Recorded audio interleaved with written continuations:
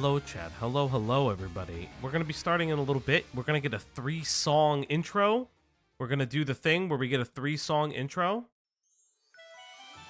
So this will be our second song, and we will get there. Okay, hello, everybody. I'm going to put myself back on mute. Chat, entertain yourselves for a little bit, and then we'll get our third and final song.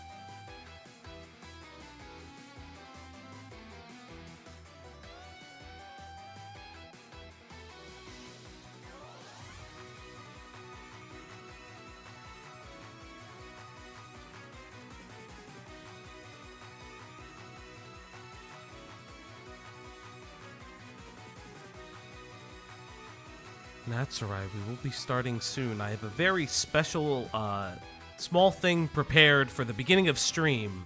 So, you can play us in the background. That's all I'm saying. Something very special is gonna happen. Chat. Very soon.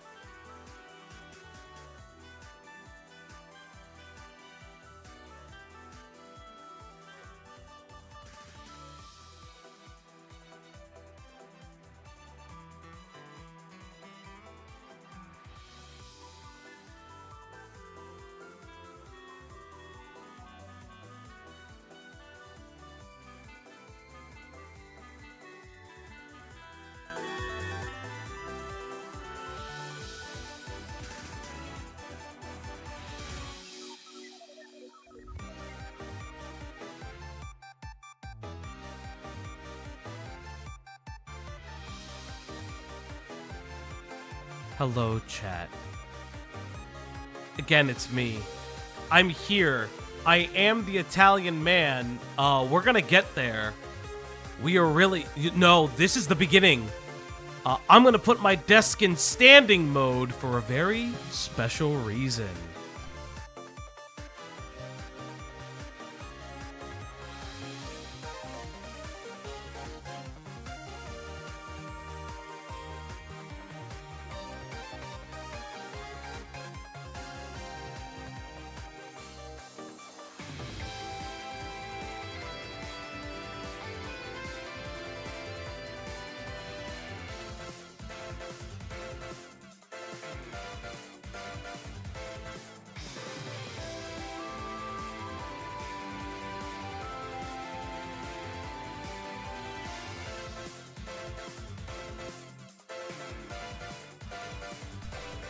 Ciao bella, Cloud Time. Ciao bella.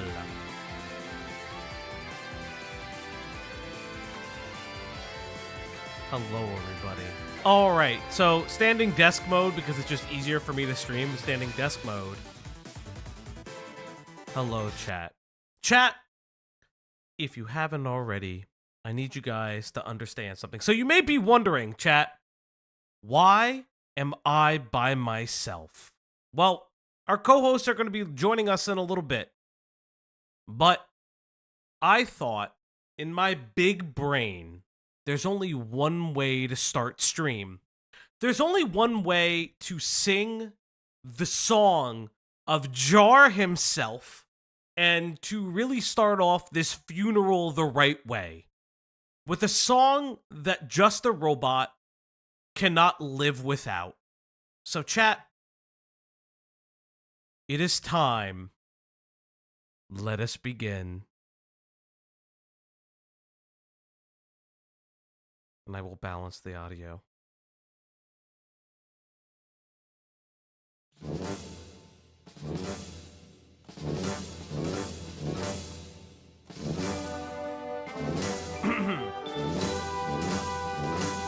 Mine eyes have seen the glory of the coming of the Lord. He is trampled on the vintage where the grapes of wrath are stored. He has loosed the faithful lightning of his terrible swift sword. His truth is marching on. Glory, glory, alleluia. Glory, glory, alleluia. Glory, glory, alleluia. His truth is marching on. Glory, glory, alleluia. Glory, glory, hallelujah. Glory, glory, hallelujah. His truth is marching on. Mine eyes have seen the coming of the Lord. He is trampling out the vintage where the grapes of wrath are stored. He has loosed the faithful lightning of his terrible swift sword. His truth is marching on. Glory, glory, hallelujah. Glory, glory, hallelujah. Glory, glory, hallelujah. His truth is marching on. Glory, glory, hallelujah. Glory, glory, hallelujah. Glory, glory, hallelujah. His truth is marching on.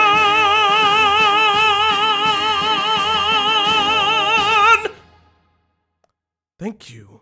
Hello, everybody. Hello, hello, hello, and welcome back to the Opp Block. Let me go join my co-host. I thought this would be a great way to start the stream. That was the funniest way to start the stream. Hold up. Let me actually join my friends. Yo! Let's... Hello, hello. Oh, let me move myself.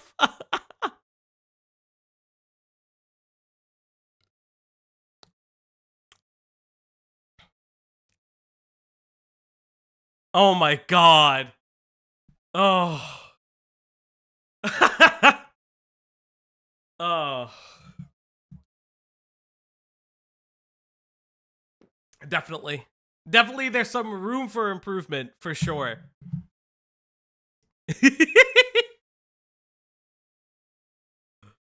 Oh, that was... Oh shit, you guys are muted! You did it again. I did it again! No! So chat, they were accidentally muted. They were saying terrible things about me. Prove it. That for the first time ever, we were being really nice to It him. was genuine. Oh, and no boy. longer. We were being so nice to him and his singing, but he forgot to unmute us, so you guys did not hear anything. Oh, that's so funny. Anyway, It's no longer canon. It's no longer it's canon. not canon. You know what? Honestly, that's fair. Chat, people always ask me why they call me the drink. Well, here's what happened. Basically, I came back from the future, and Frieza was waiting for me. Here we go. You think you the drink? You're not even the cup.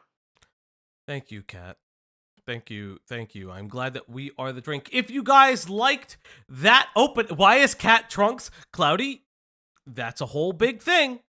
I will If you were say here this. last stream, you would know. Yeah, if you were here no. Okay, don't say that. Don't be mean. I am not Trunks. I am the drink. Thank He's you. the drink. He's When the he was drink. a kid, they called him the juice box. His dad is the cup. What do you mean? Chat, I want to thank you guys very much. If you too liked that song, please donate above. Donate above. Hello, everybody. Hello. And hey, Westside Tyler, take it away from us. Ladies and gentlemen, What is it? it's the Opp Block. Thank you so much, Westside Tyler. Big shout out to Westside Tyler, a speedy recovery from his upcoming health things that he has to go through. So Upcoming. upcoming. They're wishing? happening now, but very speedy recovery. I'm your host, Falgi.Exe, and welcome back to the Opp Block. I am joined, as always, by my very, very special hosts. They call him the drink. It's Cat. What's good, everybody? How's everyone tonight? He's somewhere in the universe. He probably can't speak right now. Hey, Cloudy with the 50. Whoa. She says, Jesus fucking Christ, Cloudy. I'm a wagey who likes to share. Y'all have been doing amazing with the jar stuff and everything else. Heart, thank you so much, Cloudy with the 50. And you love him. He's on mute because he probably can't speak because somebody's over his shoulder. It's Q's Hood Ornament. Exactly, Q. Thank you so much. My thoughts exactly. Yeah, you can't speak, and that's okay because we still love him. And finally, without further ado, it is the man of the hour himself. We love him for everything he is, was, and will become. It's Uncool Greg. I'm currently painting minis. He is painting minis, and once again, I am Falgi.Exe, and I am your host for today's show. Guys, there's a lot going on. You've seen the stream title. It's a farewell to Just a Robot. Cope and Seethe, Beckett with 2 T's, Beckett of Crabs is finally... Oh, wait. Or as they're known by the YouTube closed captions, Cope and Seed. Cope and Seed. Cope and Seed. Formerly Chucks. As you all know, Cope and Seed. But yes, Beckett with the 2 T's, Beckett of Crabs, has finally put out his entire retrospective on Just a Robot. I have watched it earlier today. It is amazing. It is a very, very good video. We will be reacting to it live today. But before we begin, and I'm going to share my screen with my friends. But before we begin, a very special thing happened kind of right as Beckett's video had come out, which is just like, you know, icing on the cake. So let's go to here. Pack watch. So, no, I'm not playing Fortnite. Hell no. We may That'll react. pass. We will react to that call as well as the document later. I have thoughts, feelings, and concerns, but I really want to go over Beckett's document. But I will say this. Leah says something. Leah Spinetti on Twitter says he deleted his YouTube and Twitter. So today, October 22nd at 12:25 p.m. EST, Kumo has deleted his Twitter as well as his YouTube page. Imagine. It was all the Spurgs, guys. It was all of our faults. Chat, you don't understand. We did not understand how smart Kumo was. Had we understood how smart Kumo was, we wouldn't have done anything wrong. How could he have done anything wrong? He just wanted a story on Birdie. To my co-host, what are your thoughts? Take a break. Get off the internet. Touch some grass. You know, reflect. He's what, 20, 21? I think he's like 2021, yeah. you got a whole life ahead of you, separate from the internet. Mhm. Figure out your shit. Figure out what you're doing. Live in the real world, separate from ACC bullshit. Like, figure out who you are, and then, try again. I don't know. Like, Yes. El Bozo, rest in peace. And rest in piss, El Bozo. I'll be a little bit meaner. Don't come back to the internet. Just don't do it. The best thing for you to do is pretend like you never existed on the internet. You shouldn't be here. You shouldn't be creating content this way. I don't trust you with a fucking story ever again. I'll be a little bit meaner. You're 20. Here's the thing. Just disappear. Your merch is shit. Your music is weird. Nobody cares. I'm a little bit mean. I'm sorry. It's just like one of those things where it's like, if I got dunked on and then tried to do this weird, I'm gonna dunk on everybody for dunking on me, go fuck yourself. Literally, hey, we're pack watching. If I had the fucking meme, I would play it. Normally I'd say something less mean, but falsely copyright striking someone over a drawing, in a thumbnail. like a thumbnail. It's like, Yeah. damn, that's fucked up, man. El Bozo, rest in peace. And then hiding it behind, well, somebody did it to me and nobody else cared. Nobody knew about it. Nobody And knew also, about it. The person who did it to you took it back. So El Bozo, rest in peace. Yep. Rest in piss. You know, maybe you'll find the bussy of your dreams. We didn't review his music. It's not very good. But what I can tell you, listen, I will say this. The bussy is real. But his music ain't that great. I'll tell you that for right now. But that's not the point. The point is this. What are we here for, chat? We are here for one thing and one thing only. We are remembering, and I do mean remembering, our dearly departed friend, Just a Robot. If you're just joining us, go to the beginning of the stream. You'll hear me do a rendition of Jar's favorite song. And I really am gonna miss him. Falgi, are you telling me a bunch of mumble rap about butt sex isn't good? Hey, okay, I'll say this. It can be good. I don't like mumble rap personally, but you can make a good song about having butt sex. It's true, it has happened before. I mean, yeah. I mean, Lil Nas X makes great music. So that's all I'm saying. Yes, as Cloudy will say, please like and describe. Please like and describe this stream to other people. Yeah, like please, if you haven't joined it, join. What does Lil Nas? What butt sex? What in the butt? No, I just mean like gay. See, I'm getting the one guide. I get one guy Every time. Every time. I'm just saying he makes good music. All right. I get one guide every time. But without further ado, chat, I think it's ready. Chat, one's in the chat if you're ready to go. I need to know everybody is ready.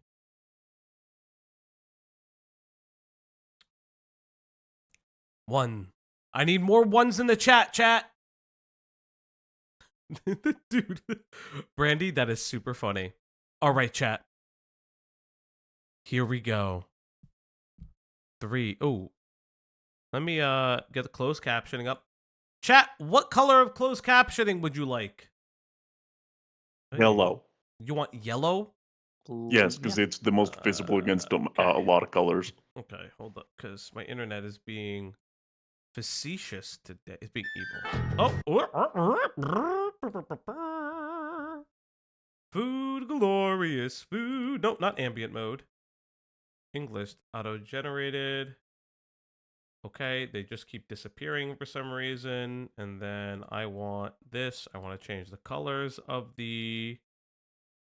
Give me options.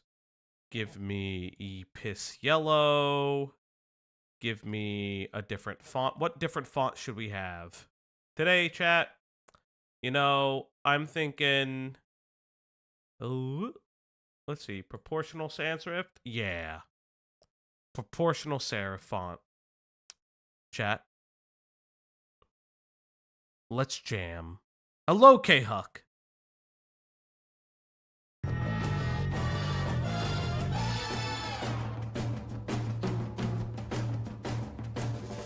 Jar is the personification of every terrible thing that has ever been said about the ACC. He is the snakiest, leechiest I have ever seen. Oh, yes. This will be a fun stream. I didn't think he deleted his entire he'd delete his entire channel. Satsu, he may all coming back to Kumo, he may also have just put like deleted and just like can reinstate it. You do have time to reinstate your channel. I'll be very honest, Kumo reinstating his channel right now, maybe not a great idea. But those are thoughts. Thoughts, feelings, and prayers. Recently, in the wake of his video defending Synnibear from serious grooming allegations, Just a Robot found himself involved in one of the most insane livestream interviews of all time, being ripped limb from limb by Chud Logic. Right, so you were trying to use my platform in order to spread your message under the auspices of, oh, I just want your feedback. That's extremely manipulative, and I'm amazed that you think I would fall for that. I'm astounded that you think you could pull a fast one on me like this. So for those who don't remember... Oh, can I turn the volume up? Yes, I can. I apologize, chat. For those who do not remember, part of the Synny DMs, the DMs between Just a Robot and Synnibear, was that he wanted other people to react to it, like a Chud Logic, like a Nicholas Diorio. He wanted all of these things. And he also wanted to use other channels through their reaction to get Synnibear off the hook. It was a very weird thing, because Kumo would also talk about that, how they were going to sow the seeds of doubt. And so when people were reacting, they wouldn't know what to believe. Because if you remember, they both fell for a groomer. Who grooms the groomer? Well, two fucking idiots. Well, I did want your feedback. Who are you kidding? Now, you might be misled into thinking that Jar is some sort of new kid on the block, but his history on the internet goes way, way back, and it's wrapped up in multiple dramas and controversies. In fact, drama and controversy may be the one consistent thing about the guy, because his earliest content was wrapped up in the anti-SJW skeptic community. And while I've held off on talking about Jar for a while now, there was one moment in the Chud Logic interview that really caught my interest. Oh, hello, If dog. I am in the wrong, I will happily take down my video. I've been lied about plenty of times, and I've always fought back against people slandering and lying about me. I'm not fighting back this time because I know, after chatting with you and watching through your video, that I am in the wrong here. Now that claim. Quantum, anytime, Quantum. Thank you so much for the 20. If you too want to donate to the stream today, you can please go to the cum jar link above. I did not even see that. Oh yeah, you didn't see the pinned tweet says the pinned comment is cum jar? Yes, you can donate to the cum jar yourself through the Stream Elements tab. If you follow right there, you can just donate today. Thank you very much, Quantum. That Jar has been lied about and slandered over the years is a really, really interesting one. Because its history is so messy and convoluted, there's no comprehensive timeline that really exists for Jar. So alternatively, I've interviewed many of the people who've interacted or had issues with Jar over the years, because I think the best way to show you who Jar is to show you who Jar is. Thoughts on Jar? Yeah, gay, autistic. The stuff. Oh God. Is it Queeman? Yeah. That's Queeman. This is gonna be a video.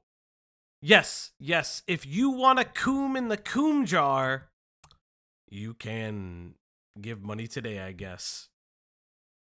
That's recently occurred with Synnibear isn't an outlier, it's part of a much larger pattern for the way he behaves with other creators online and presents himself to an audience.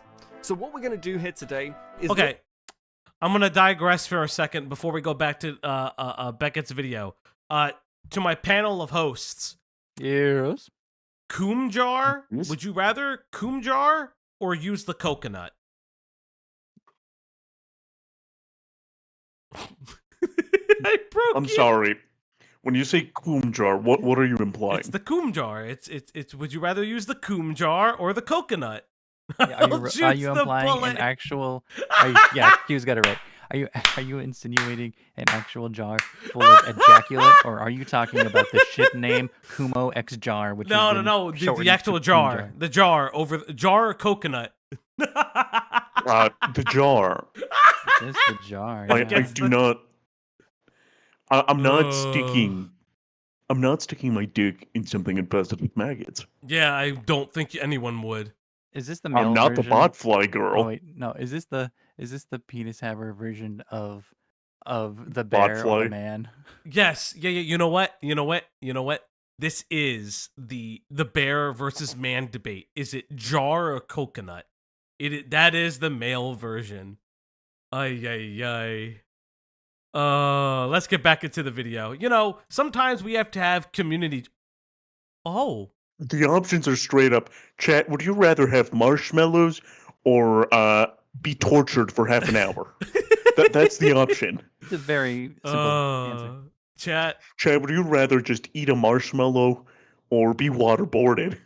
I mean, waterboarding can be fun. You never know. Listen, I actually... marshmallow's like 50-50 for me. 1 is enough, 2 is too many. Are you Yeah? debating waterboarding and marshmallows? No. The it pros isn't. of waterboarding versus the cons of marshmallows. You have 30 seconds. I think s'mores are the optimal way to eat a marshmallow. That's pretty much Falgi's it. a vegan, therefore I must be waterboarded. I am not a vegan. I told you what I ate this morning. God damn it. Chat, we're going back into it. Many of his previous actions and build a profile of one of the most crazy internet autists I think currently exists on YouTube. The black... For those who don't know, we are now going into the blackface arc. This one goes out to my coolies. I think a good place to start with Jar is his professional victimhood, which is at such astonishing levels it beggars belief. I avoided talking about the ArtCC dramas because ArtCC people tend to be a bit backstabby. Interestingly, this is a sentiment he'd repeat to Synnibear in his recent and now deleted video where he goes to bat for her. That's why I hate ArtCC people. They're insanely backstabby. So this is something that I feel like we've learned over the course of our coverage of this, is that the ACC is filled with people who, or at least from what I understand from the quote-unquote pillars of the ACC, all of them have very interesting and damning skeletons in their closet, and they're all just gathering information on one another until they can fire the first shot. And it's a very, very weird thing that Jar himself thinks that he can be agnostic from that, when he is one of the prime reasons to do so. Again, he self-proclaims himself as the Nicholas DiOrio of the art commentary community. Think about that for a second. But you know, let's get back into it. But what does Jar mean by this? What situations has he been in that he just assumes everyone is out to stab him in the back? Well, this is most probably one of those cases where you just assume that others are going to do to you what you will do to them. Because if anybody is a backstabbing bitch, it's Jar. He's very willing to sort of like put the knife in and twist it. And from what I hear, it's because like he'll hold a grudge for like 5 years, 10 years, whatever. Yeah. I mean, let's Think about that. He holds a grudge for 5 to 10 years. Chat, imagine holding a grudge for that long. That's called a hyperfixation. At that point, you're hyperfixated on holding grudges. It's very bizarre. Kat, you were about to say something? I think he said BRB. Oh, BRB. I'm gonna put contacts in. It's okay, Kat. I'm here for you, buddy. But yes, imagine having a book of grudges That's just like his little black book. Like Very burn interesting. book. His Yeah. little burn book. That's right. Just like Pretty Little Liars. Yes, chat. I do know what Pretty Little Liars is. I also know what Gossip Girl is. The burn book is from Mean Girls. I know so- it's from Mean Girls. I'm also just. Mm. They had a little book of grievances. Little Pretty Little Liars was like adjacent to I Know What You Did Last Summer. Things like that. I do know where it's from.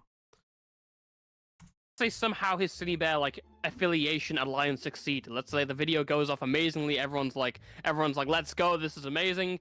It's pretty likely that sometime in the future, when they have a falling out, Just a Robot would forget all of that and then completely turn on his previous position just to go at Synnibear for whatever reason. Like that's what that seems to be like what he's done, and everyone just kind of skirt past it because everyone just thinks like, oh, he's just got the right opinion. Like it's fine. The video we're currently watching clips from is his one on Hopeless Peaches, and like many other dramas in the past, the minute Jar has an opportunity to take a shot at somebody, regardless on what terms he is on with them, he will take it. Which makes this next bit incredibly ironic. It doesn't matter how many times you shout them out, defend them in a drama, or anything else. To them, you're just another potential target for them to make a video on. So, I, unfortunately, had the displeasure of going through your Susie video today, because I had it beforehand. For context, for those who don't know, this is from what Lio Convoy would eventually release as his conversation with Jar on his YouTube channel. I've heard the call. I can talk. Hi, Q. Hi. So I don't know everything about Lio Convoy. I know bits and pieces about Lio Convoy, but here is what I will say. I don't like how preachy he is based on all of the shit that he's done. He's literally preachy. Like That's what he does. That's all Lio does. He quotes He the just Bible. preaches. He's literally preaching. Yeah, it's very much like glass house, throw stones kind of thing. From what I know, he's had his own controversies. I know we covered a little bit yesterday. Mod Rena knows a lot more. We may be looking into Lio Convoy a little bit. But that would be if we dip our feet back into the ArtCC.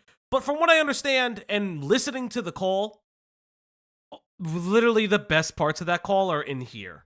So This man, by the way, bullied someone while talking to them on his phone at a McDonald's in a Walmart. yeah, he was using the McDonald's Wi-Fi. Don't listen. Use the McDonald's Wi-Fi. Don't whoa. Hey, hold on. He can't get traced that way. Yeah. Don't you understand? smart. He's using the IP from the Walmart. Listen. He needed that Happy Meal for Peaches. Okay, hold up though.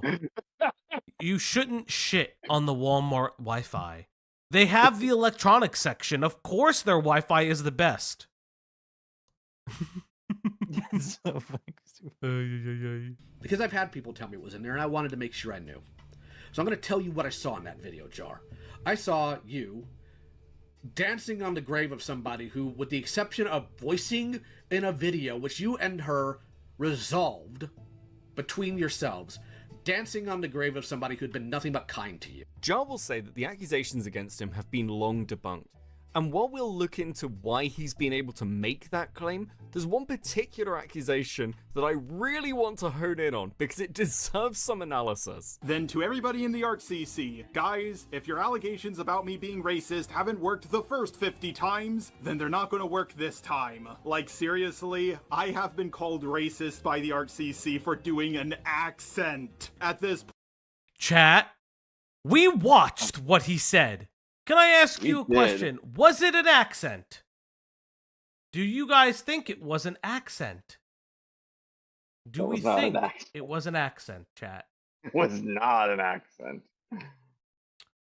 I don't think it was either. If it was an accent, it was an accent for what comedic purposes? Like I don't know what. Like that's not a good enough defense or an excuse for. Right, and also there's also the he does the weird race swap art too. Yes, he does the weird race swap art, which was he very literally bizarre. says, I'm black. Yeah, well, we gotta remember his roommate is black, so he's allowed right, to he- do right. these things. You gave him the Oh, pass. he gets the pass. He gets the pass. pass. He he gets the pass. If your roommate is black, you can just say the N-word, I guess. I guess that's the new thing. Is that a rule? Is that a rule that I didn't know? I don't think that's a rule. Q, I think I'm making a joke. I can't believe sure? you. I can't believe you would do this. Point, things are just getting petty. At the risk of making Jar sound dangerously This fucking image. When fucking my Beckett came on and showed us some of this shit, I was dying. Holy shit. I'm Oh, so happy God. to be alive to see this image. Yes, I'm so happy We to ne- be alive to see this. We need Based. this with Let's like just say the the Getty racism image accusation- stamp on it somewhere.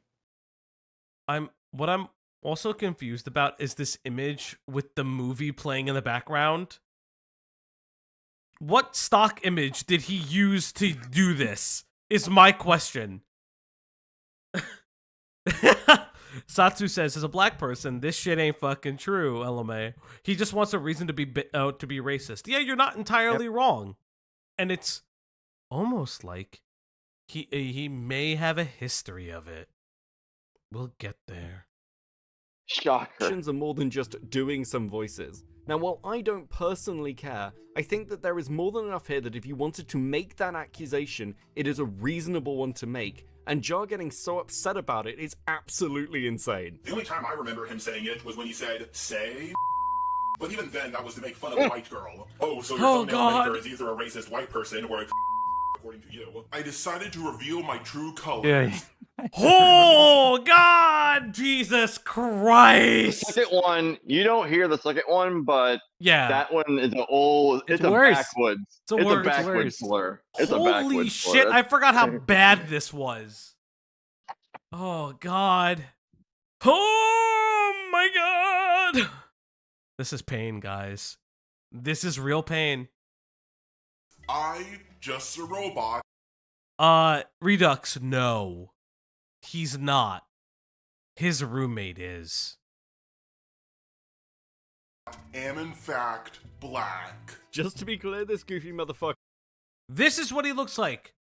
This is what he looks like, by the way. He is a goofy white boy. Not goated with the sauce at all. No Riz, no skibbity toilet. He's just a goofy little white boy. He did not praise Skibbity. He did not praise Skibbity at all. This is what happens when you don't. Yep. This is what happens when you miss your Ohio. These are your consequences. Yep. He's like the whitest person I have ever seen. And let's not forget about the outro song to this dude. Remember, guys, at the beginning of the stream, if you weren't here, I sang a version of the song that he will now sing. Again, if you haven't seen the beginning of the stream, you should. It's old videos. My eyes have seen the glory of the cleansing of YouTube, debunking SJWs and feminazis too. We criticize reactionists in hopes they get the boot. Just the robot marches on. And before you say, hey, Beck. So, how do we feel about that song? Would you call this Would you call this a skeptic community strongest soldier? I think this is the skeptics community's strongest soldier. He survived where everyone else did not. Well, yeah, because he somehow survived in the art community. It's bizarre. It is so. I think what's funnier is what's going to come up next. Also, song goes hard on mute. This is really funny. Again, it's Beckett with 2 T's. But no, again, this is wild. This is crazy. But it somehow gets worse. Yeah, that's just the Battle Hymn of the Republic. What are you talking about, bro? It was noted by several sources that this rendition bears a striking similarity to the rendition in American History X. Jew by Jew by Jew, the white man marches on. He was begging for.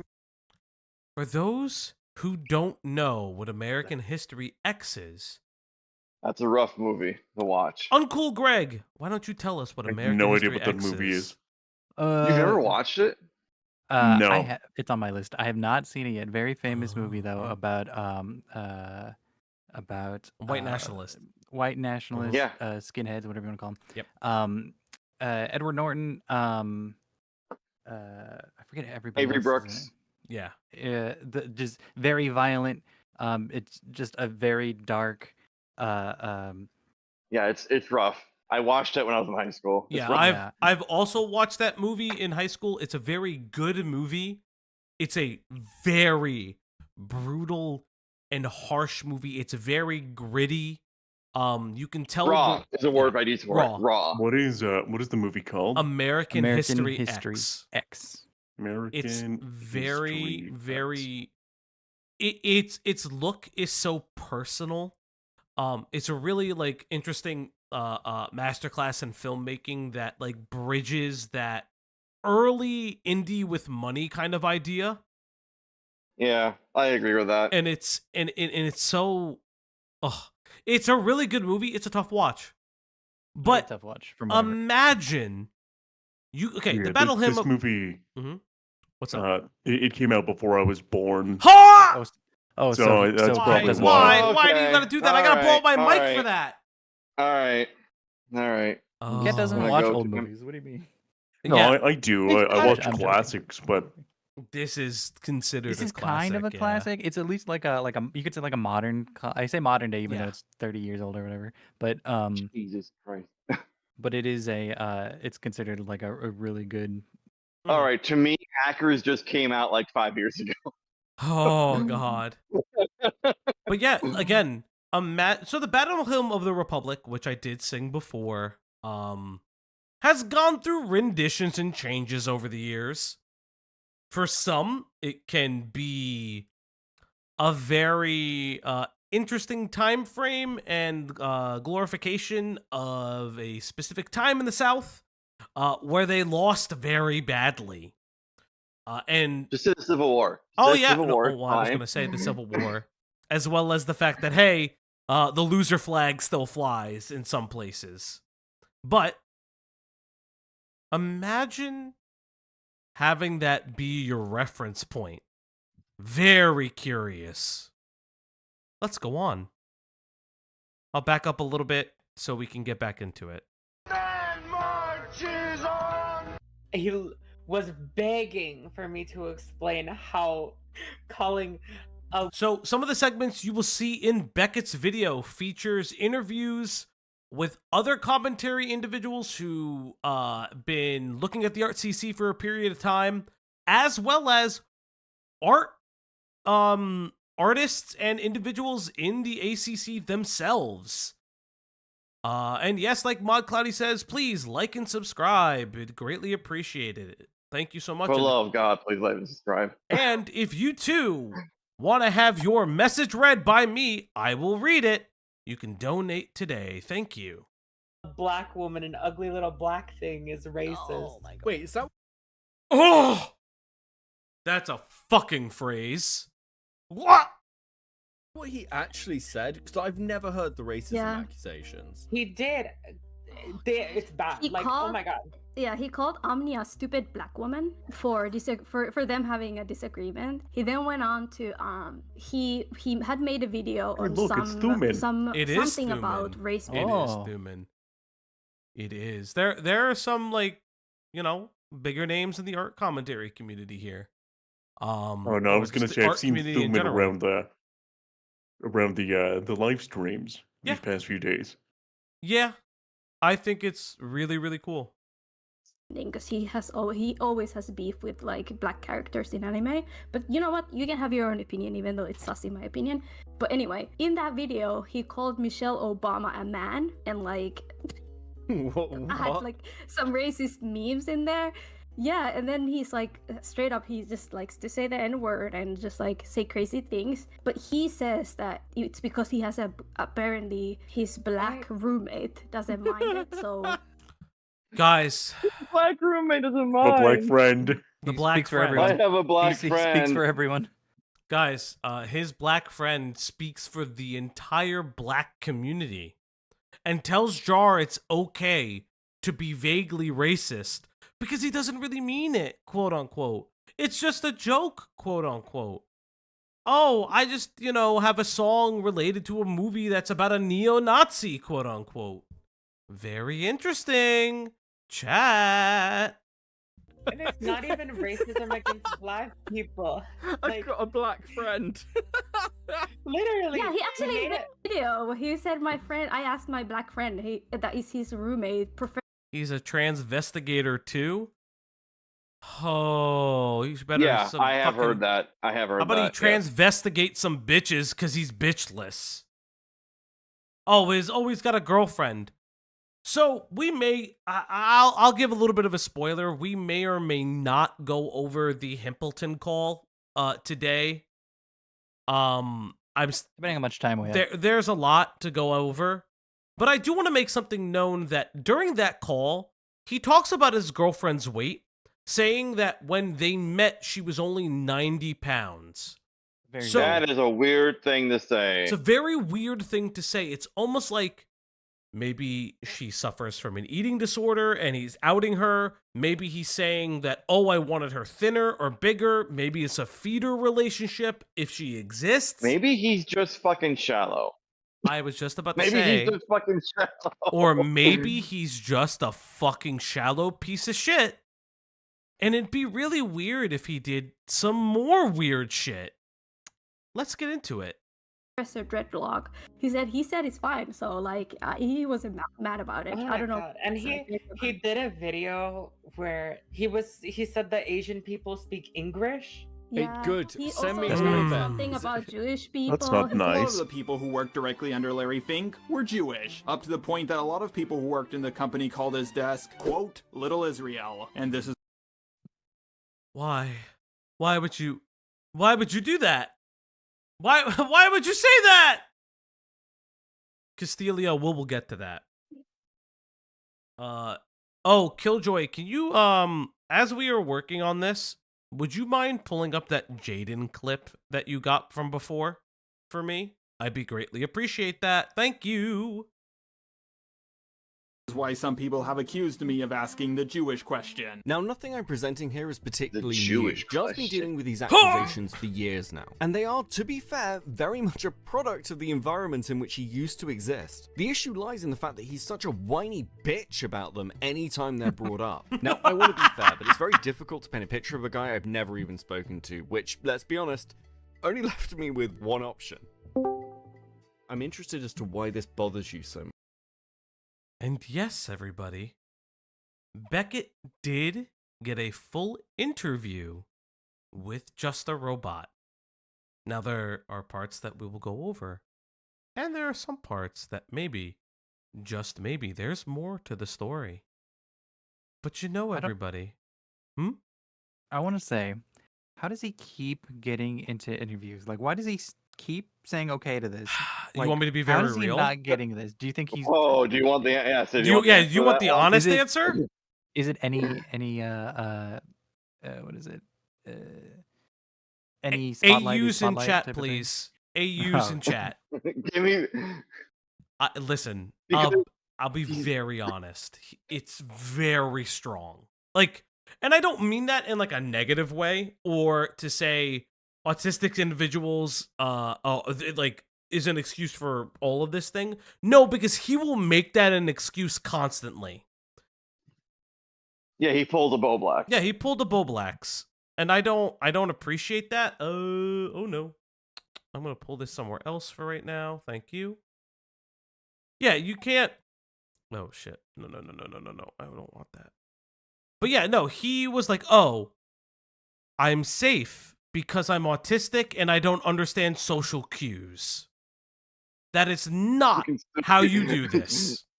I call You that can a still be skill issue. racist while not understanding social cues. Amazing, isn't it? Exactly. Again, chat, his excuse is that he doesn't understand the social cues. Thus, He likes trains too much. oh boy, he does like trains. But we'll He get likes there. trains too much. Maybe. Let's go on. much because, you know, I think those of us who've been around a while all have sort of our edgier elements. You actually talked about that in the video you did with Kumo. I mean, Kumu. You did, remember? I remember. Yeah. I think I you know, I've mentioned some things along those lines. You know, and it's interesting watching your reaction to that. I know. The reason why I think I had such a visceral reaction before the Synnibear stuff, that was the closest I have ever. That was the closest I have ever come to being canceled. Prismate Luke talked about it. Thuman, Kai, and a bunch of other people were going to talk about it, but I apologized very early on. And then it kind of went away, but people kept on bringing it up. And it's kind of become a meme, in a way. It's like I even brought up in my video. So this is something that is very interesting to me, is that he will constantly say that he is been defended or vindicated in different dramas, thus is why he feels so powerful against them. Because he feels, in his own words, he feels like he is impervious to them. And what I think is a more telling thing is nobody really could talk against him for a variety of issues. But, I mean, it's very, very interesting. Come on, you don't even think I'm racist? Boo. Like, it's kind of... Why do you want people thinking you're racist? Why is that a thing you want? I don't understand. How the fuck do you want people to think that you're racist? Ay. I'm a meme, I've kind of accepted it, but when it first happened, my biggest connection with another YouTuber was Kuro the artist, and Prismate Luke painted me incredibly uncharitably. Like, he claimed that my roommate's avatar, he wasn't my roommate at the time, but now he is, but my roommate's avatar, Professor Dreadlock, was a quote-unquote blackface version of me, even though the only thing they have in common is it's in the same art style. Okay. I mean... But we also know that you used a black avatar to describe yourself in a way as a gotcha for other people. So it sounds like you constantly forget your own fuck-ups. Interesting. I wonder if that's a through line for the rest of this video. I don't think I've seen that image. I've only seen the one where you've got sort of your robot character properly sort of race swapped in your video where you're talking about, I believe, Sean King and some of the stuff that's happening around black identitarian politics. Yes, that's another...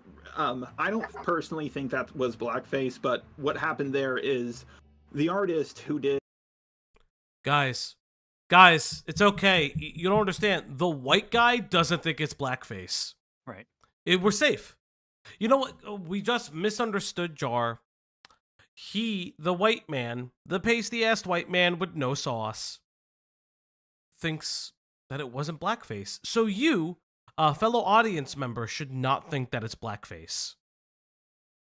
But also, chat, I pulled both of these images straight from this frame when I was building the whatchamacallit. I forgot what it's called, the thumbnail.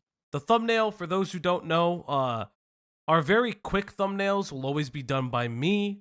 Our very in-depth thumbnails for streams will always be done by Kat. He's very, very good at it when he has the time. I've done like 2 banger thumbnails, and they're a pain in the ass to do. I don't have an eye for it, but yeah. It's very, very interesting, guys. My original avatar drew that picture of me because that's how she assumed I looked in real life. Why would someone assume that you're black? I have so many questions. And not even... Sorry, that's a cough. Not only just that, why would you allow someone to assume that you're in another race like that? Like, listen, I get it. anonymity on the internet, all the things. That's right, Mr. Mollusk. That sounds like the worst lie ever conceivable. I don't think I've ever heard a lie any fucking worse. I am not eating today, chat. I ate before stream. Because somebody in the chat and in the comments said, for the love of Christ, can you please stop eating? So I've stopped eating on stream. He doesn't listen to his co-host, but he'll listen to a chat. No, because the chat pays us. Oh my god. You don't He doesn't pay listen me. to the people he's known the longest. What but if he'll they listen say- to the chat? What if they say Because chat fucking pays him money. This is the inverse of a parasocial It is. relation. It is the inverse. So if you want to create character development today, you can pay. Oh, fuck me. No. Some people had said it. They said it makes them anxious. So, I did it. It's because I like you guys. That's what he says. What do you mean I'm doing Jar's water diet? What the fuck does that mean? What does that mean? I've heard that. I've heard it's kind of water diet. I don't know much about it though. He's always talking about how he doesn't eat and then how he's always fainting because he's hungry. It's and something, then... yeah, it's something weird. Is he doing like a weird religious thing? Is he only eating crackers too? Like, I don't know. Like, what is happening? Oh, This Lord. sounds more like he he might was have. homeschooled, like in a highly religious household. Yeah, and he's so talked about it. Yeah. This sounds more like he has an ED. Yeah, maybe. Maybe. He was he was doing a water fast. That is correct. I did hear that in the Himpleton interview. That's right. The plot thickens. And if you've seen any leaked pictures of me, you know I don't look a thing like that. I am aware of the leaked pictures. I will say I know that your sort of face isn't out there. So if any like image of you is used, it will be blurred. So I'm not sort of face revealing you. But I know those images are sort of pretty widely shared around. I think I've seen them on Twitter as well at this. I just hate that everybody uses the lowest res image of me. I'm like, there's literally every image of me that I leaked. Okay, so that's a weird comment to make. He's leaked He's self-conscious. images about himself? I'm so very confused. Maybe he's looking for validation. I don't know. It's maybe that comment kind of caught me off guard when I first heard this. I'm like, okay, so it's not really a leak. It's not really leaked image if you are providing it to people, unless you're anonymously leaking images of yourself. Which then begs the question, would he anonymously leak images to throw people off? Considering his history with how he talks to women, I would not be shocked that he sent them pictures of him, which they then did whatever the hell they wanted to. That's what I was thinking. So if he's saying Keep in mind, he's also really weird around women. He is. If he's saying leaked in the sense of, I sent this to somebody in a DM privately, and then it turns out he's a creep, or he's a creep, and then they posted it online. Fuck. That would be my theory. Yeah. I should have started this stream with "I'm a creep." You can end it with that. I could end it with that. No, yeah, no, we could. Don't do Radiohead. Don't do Radiohead like no, that. that's an instant copyright. I'm singing it. I know. I'm pretty sure he showed what he looked like in a video. Good for him. Then it's not a leak. Yeah, it's not a leak. You showed what you. Yeah, that's just a face reveal. Yeah, that's just a. Like, it's not a leak. Did Dream leak his face? I mean, he thinking about probably that should have too. put it back, but that's not a leak. That's not how leaks work, dumbass. Dream, like the living troll face meme. Oh God, God, let's just get into it. Do you guys remember that time when Dream got into an argument with the kid who did the voice gumball? actor. Oh yeah, the gumball. Gumball. Yeah, That's he was crazy. drunk as fuck. Yeah. Yeah. And how he kept that recording for like 3 years as blackmail. Yeah, this Oh, hey, look, I recorded an underage kid drinking around me. I definitely wasn't also making sure this underage kid got alcohol. Like, that's not the flex you think it is, Dream. Like, that's not how that works. Yeah. Hey, look at this drunk kid having a manic episode. Yeah, look at this drunk kid Roasting making me. fun of me for being weird with my fans. My underage fans, being weird around them. No big deal. Was higher quality than that one, but everybody loves to use the one where I'm in low resolution for some reason. I think it's the Superman shirt, mate. I'm going to be honest with you. I think that has a lot to do with it. I think it's embarrassing to admit that I'm wearing a Superman shirt right now. Fair enough. Oh my. So I will. I would not have said that. Okay. So, I spoke with Beckett a little bit before stream. I asked him just a basic question. How did he feel about this interview?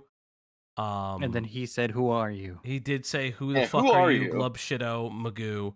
No, but I do want to just like put it out there because I do always. Hey, if you're a video creator and we ever cover your video, this is like a public service announcement. If we ever cover your video, feel free to come on. I personally think it's really fun interviewing the people that make the video just as much as it is to interview the subject. We have a planned one in the future Yeah. for I know of that. It's just all this jar shit and Yeah. Synnibear shit kind of took over the week. Yeah, we definitely got into it. We're gonna be trying to set that up hopefully next week, or like maybe this week. I do love doing that. So if you're a creator that we ever cover and you want to talk about your video creation, by all And we means, piss you off. No. Listen, I get it, but more importantly, I spoke a little bit with Beckett, and I think something really telling about the interview, and there is a full version of the interview. We do have access to it. We'll go over just a few key moments. Is he wanted me to stress how uncomfortable this interview was, and this was just like for the purposes of information gathering, and Jar would just make it weirdly uncomfortable. Like, from what I can tell just from watching this interview, I don't think Jar can help it. I think this also goes into Jar being unable to hold a job in the real world. That part of his issue is that he just cannot, he doesn't have the self-awareness enough to stop it. And yes, that is, he has self-admitted that he has autism. And that, hey, I understand that, but it's so much more. It's just like there are levels to this. It's so bizarre. You could call it a spectrum. Yes. You can almost say it's a spectrum disorder. Yeah. Interesting. Falgi, do you think he's just a robot because he's uncomfortable in human skin? Yes. I think if I had to guess, the robot persona is a little bit of like a kind of like a trauma feeling that people have said that maybe he's too hard to read or he's just incredibly uncomfortable to be around, which I do believe he's incredibly uncomfortable to be around. But it's very interesting. Or it might be a reference to the movie I Am Robot. It could also just be a reference to I Am Robot. That's never brought up. But, Just being real with y'all. Yeah. I'm not a cat person. I'm a dog person. My username just comes from when I used to play Gmod. Fucking liar. Wow. What do you mean, liar? I've never said that I've been a cat person. Yeah, he's never said that. He's just, worked with the cats. And yeah, I used to work with feral cats. And he was the cat whisperer. It was a thing. But yeah, that's okay too. Let's get back into the video. Is ruined. But okay, I think that sort of clears up that question. No, actually, no. Sorry, I had one other thing. The song you use at the end of your videos, the Battle Hymn of the Republic, that you had for the way those videos ended. I heard through one of the people I spoke to, in fact several of the people I spoke to, that it bears a striking similarity to American History.Exe. I sort of just wanted to ask whether that in any way was an inspiration, because the wording has similarities to that particular song in ways that it doesn't have to the original hymn. Oh, no, that's perfectly understandable, and that is accurate. I heard the song growing up, Glory, Glory, Hallelujah. Then I watched a movie, American History.Exe, while I was actually creating my channel, and I thought, when I heard that... So it is a reference. It is. It is. It's totally a reference to that movie. So imagine people are calling you racist. You're like, I'm not racist. I have a black friend. I can say these things. And then you say, oh yeah, so the fucking song that I'm referencing is from the movie about neo-Nazis?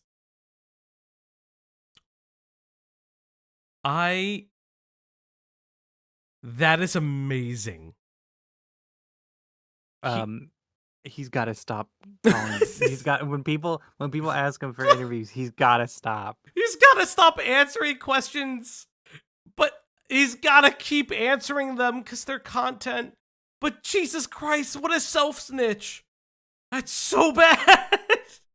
It's self-report. So weird. Oh, yo, yeah, he did say the neo-Nazi be spittin'. And, okay, he could have stopped and said, hey, it's a reference to the hymn. It's not a reference to the movie. I understand that, like, there's some allusions, but I promise it's not that. He said it with his whole ass chest. It's insane. Holy fucking moly. Greg, do you have an alcoholic beverage with you? In the other room. I'll be right back. Because that's insano in the motherfucking braino. Drink, everybody, and drink. That's a drink. We do need to get a drinking game set up one of these days. For people of age in your countries. Yes, people of age in your countries. You should never... Okay, you should never underage drink, and I swear to everything that is holy, you will never, and I mean ever, I don't want to find out. If you're underage, please don't watch these videos. This 18 plus, please, respectfully, do not. rendition of it, I thought, oh, I'm gonna make my own rendition of this song. Like, it's a rendition of a rendition, and one of my friends, who's not my friend anymore, helped me come up with the lyrics. Also, if you're sober, please drink water or a mocktail or anything that kind of makes you... Or a Shirley Temple. Or a Shirley Temple. Can I have ice cream instead? Of course you can. Of course you can. If you are in recovery, first and foremost, congratulations. You are doing the right thing by yourself. Second, liquid death is, for me personally, I'm not in recovery, but I don't drink very often. Liquid death is a good substitute for me, so people don't fucking ask questions. Water? Yeah. It's just water, yeah. But it's just water, but it's it's supposed to look like the can is like resembles like the like a 40, the IPs or the lagers or whatever. Yeah, exactly. Though real quick, this is a big little break for a second, but manapotioncoffee.com, please, if you want to get... I actually sold Mana Potion Coffee to somebody I was hanging out with recently. They were like a D&D nerd, and I showed it, and they're like, oh my god, they have body pillows? And I was like, yes. Manapotioncoffee.com, you can get all your coffee, tea, and gooner needs there. Did they get the diesel one? You can get the diesel standee. You can get the John Chair standee, the Johnny standee. You can also get some body pillows, and sweet Mishi art, as well as teas and coffees and even some hot cocoa and lemonade. Again, that's manapotioncoffee.com. And if you use code D10, again, the code D10 on select items, you can get 10% off. I I can't don't believe pay we it, so I shill, won't we even shill his acknowledge it. coffee harder than Diesel shills it, and he's a fucking owner. Yeah, because he's our friend. Why would I not shill his coffee? That's fair. If just a No robot paycheck. can fucking, in his groomer defense video, put something that's about like his friend's restaurant, Rich Friend's restaurant. That's right. Yeah. I can at least shill our Good friend's point. coffee. Lord help me. And yeah, that's where the song came from. By the way, highly recommend the movie American History X. My one problem is when the white nationalist guy is shooting that gun. That's your only problem with the movie. Oh, hold up. Just listen to his problem with the movie. Had way too much ammo for a pistol. As a final element, his only problem with the movie was that the pistol was not realistic enough. Just want to point that out. And again, I think American History X is a really good movie. It's an uncomfortable watch. And that's kind of the point. I'm sorry, the magazine was not very realistic. But to say the magazine is not realistic is wild. Yeah, it's supposed to be an uncomfortable watch. That's kind of the point of the movie. But insane things to say. Chat, I'm going to feed my dog. I'm going to leave you in the illustrious and luscious arms of my co-hosts. A bit much. This was a mistake. Hello, chat. How you doing? Imagine if we didn't say anything. Imagine, yeah. Just like it real awkward. Just like we're all just gonna keeping sit it- here, silence. Just keeping it as awkward as possible. Yeah, So we're just a robot. Did you guys have any experience with him prior to like all this drama? Did y'all watch him beforehand, or is this like I first time? actually had. I had watched him, not like consistently, but like randomly. One of his videos would pop up on a subject I was watching. This is like, 5 years ago. Yeah. I don't even remember what the topic was even about. I just remember his avatar. That's literally all I recall. I would remember this avatar if I'd seen it, but I've never seen it before today or before this week when we started covering his stuff. I think I knew about him back when I was in, I want to say like high school, maybe first years of college. I never liked him. I fucking hated his the fake voice, the voice changer thing he did. That He was like sucked. that was so irritating. I hated it. I've only seen the Goku Bible. I don't know what that means.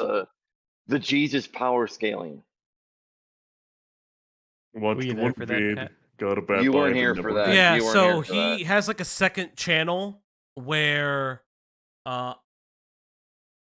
wait, Star Sprinter, what do you mean he was my first Dungeon Master experience for a D&D campaign I ran? Star Sprinter, what do you mean by that?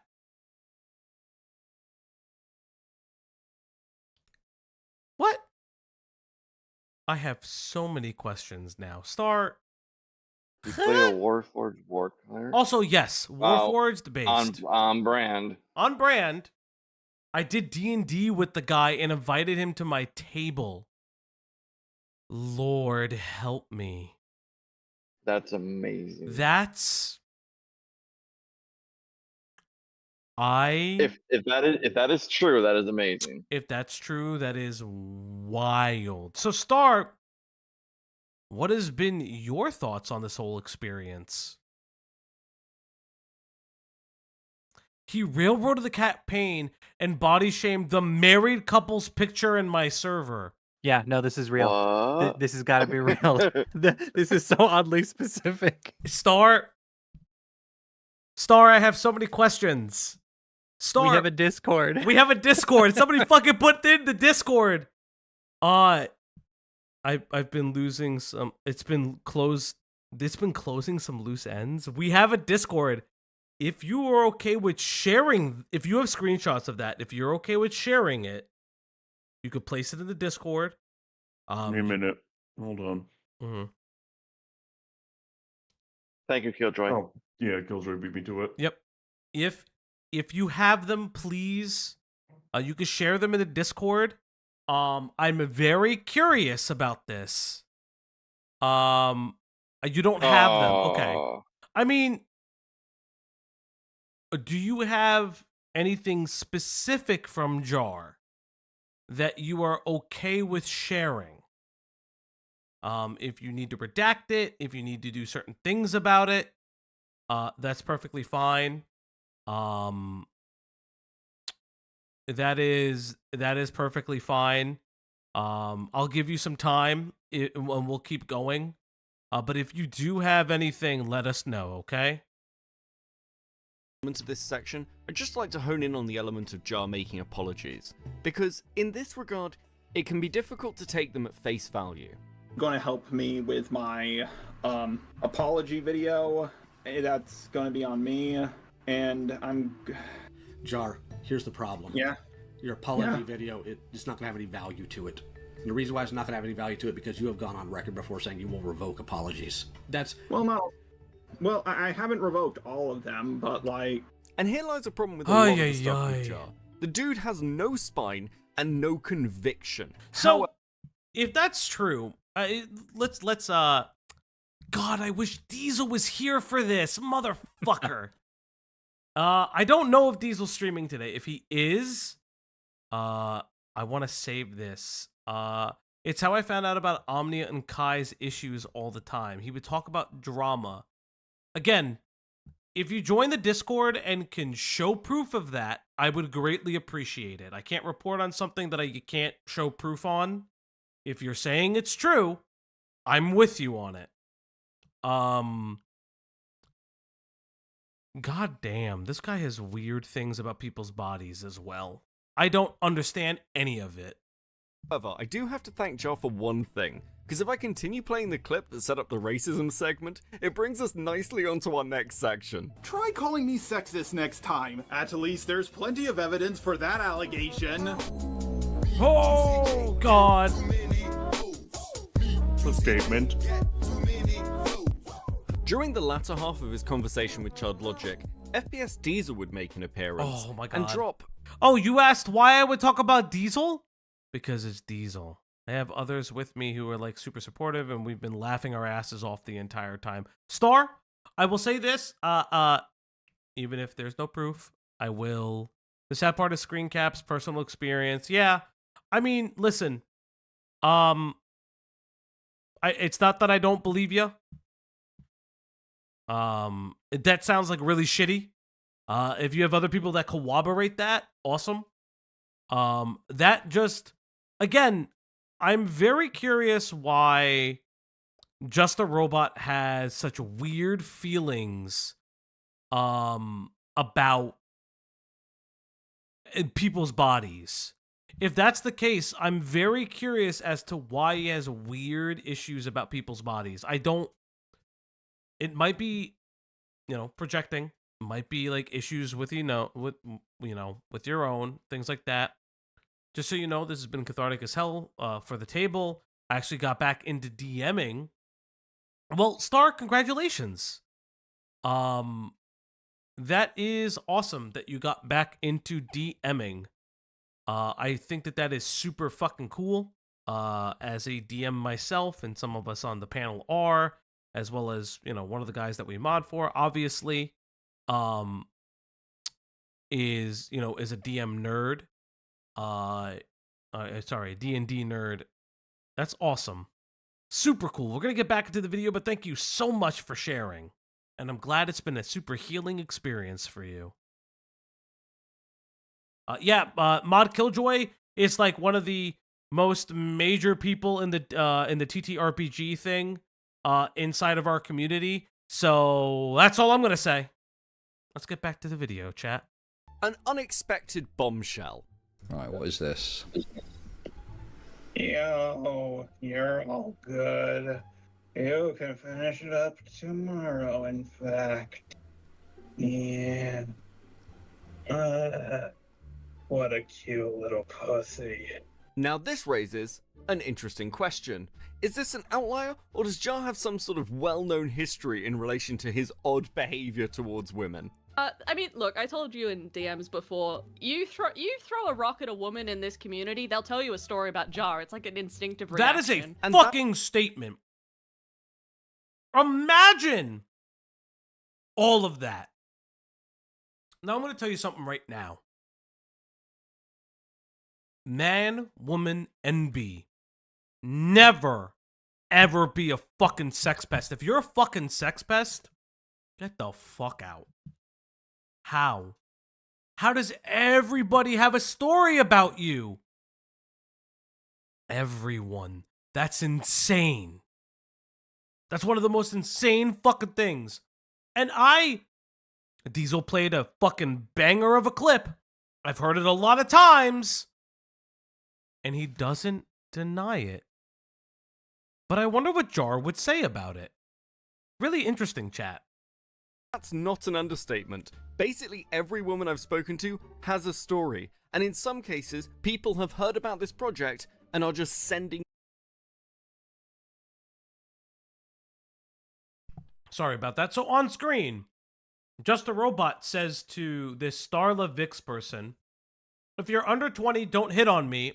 And if you want me to help out with drama, I have too much on my plate at the moment. Oh, I didn't friend you for that, XD. I promise, I'm not like that. I friended you because you spoke, because you're also a friend of Harley's, and I've spoken to you a couple times and you seem cool. Oh, I see. Yeah, it's all good. And this was in July of 2021.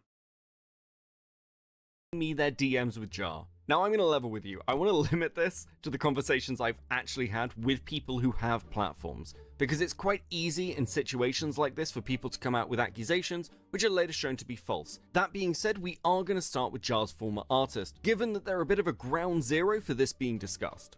You worked with Jar as his artist. Mm-hmm. Can you tell me some of the interactions you had with Jar?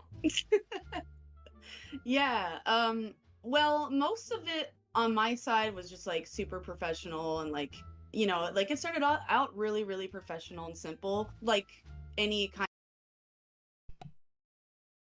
Mr. Mollusk. Jarvie That's Weinstein. Good.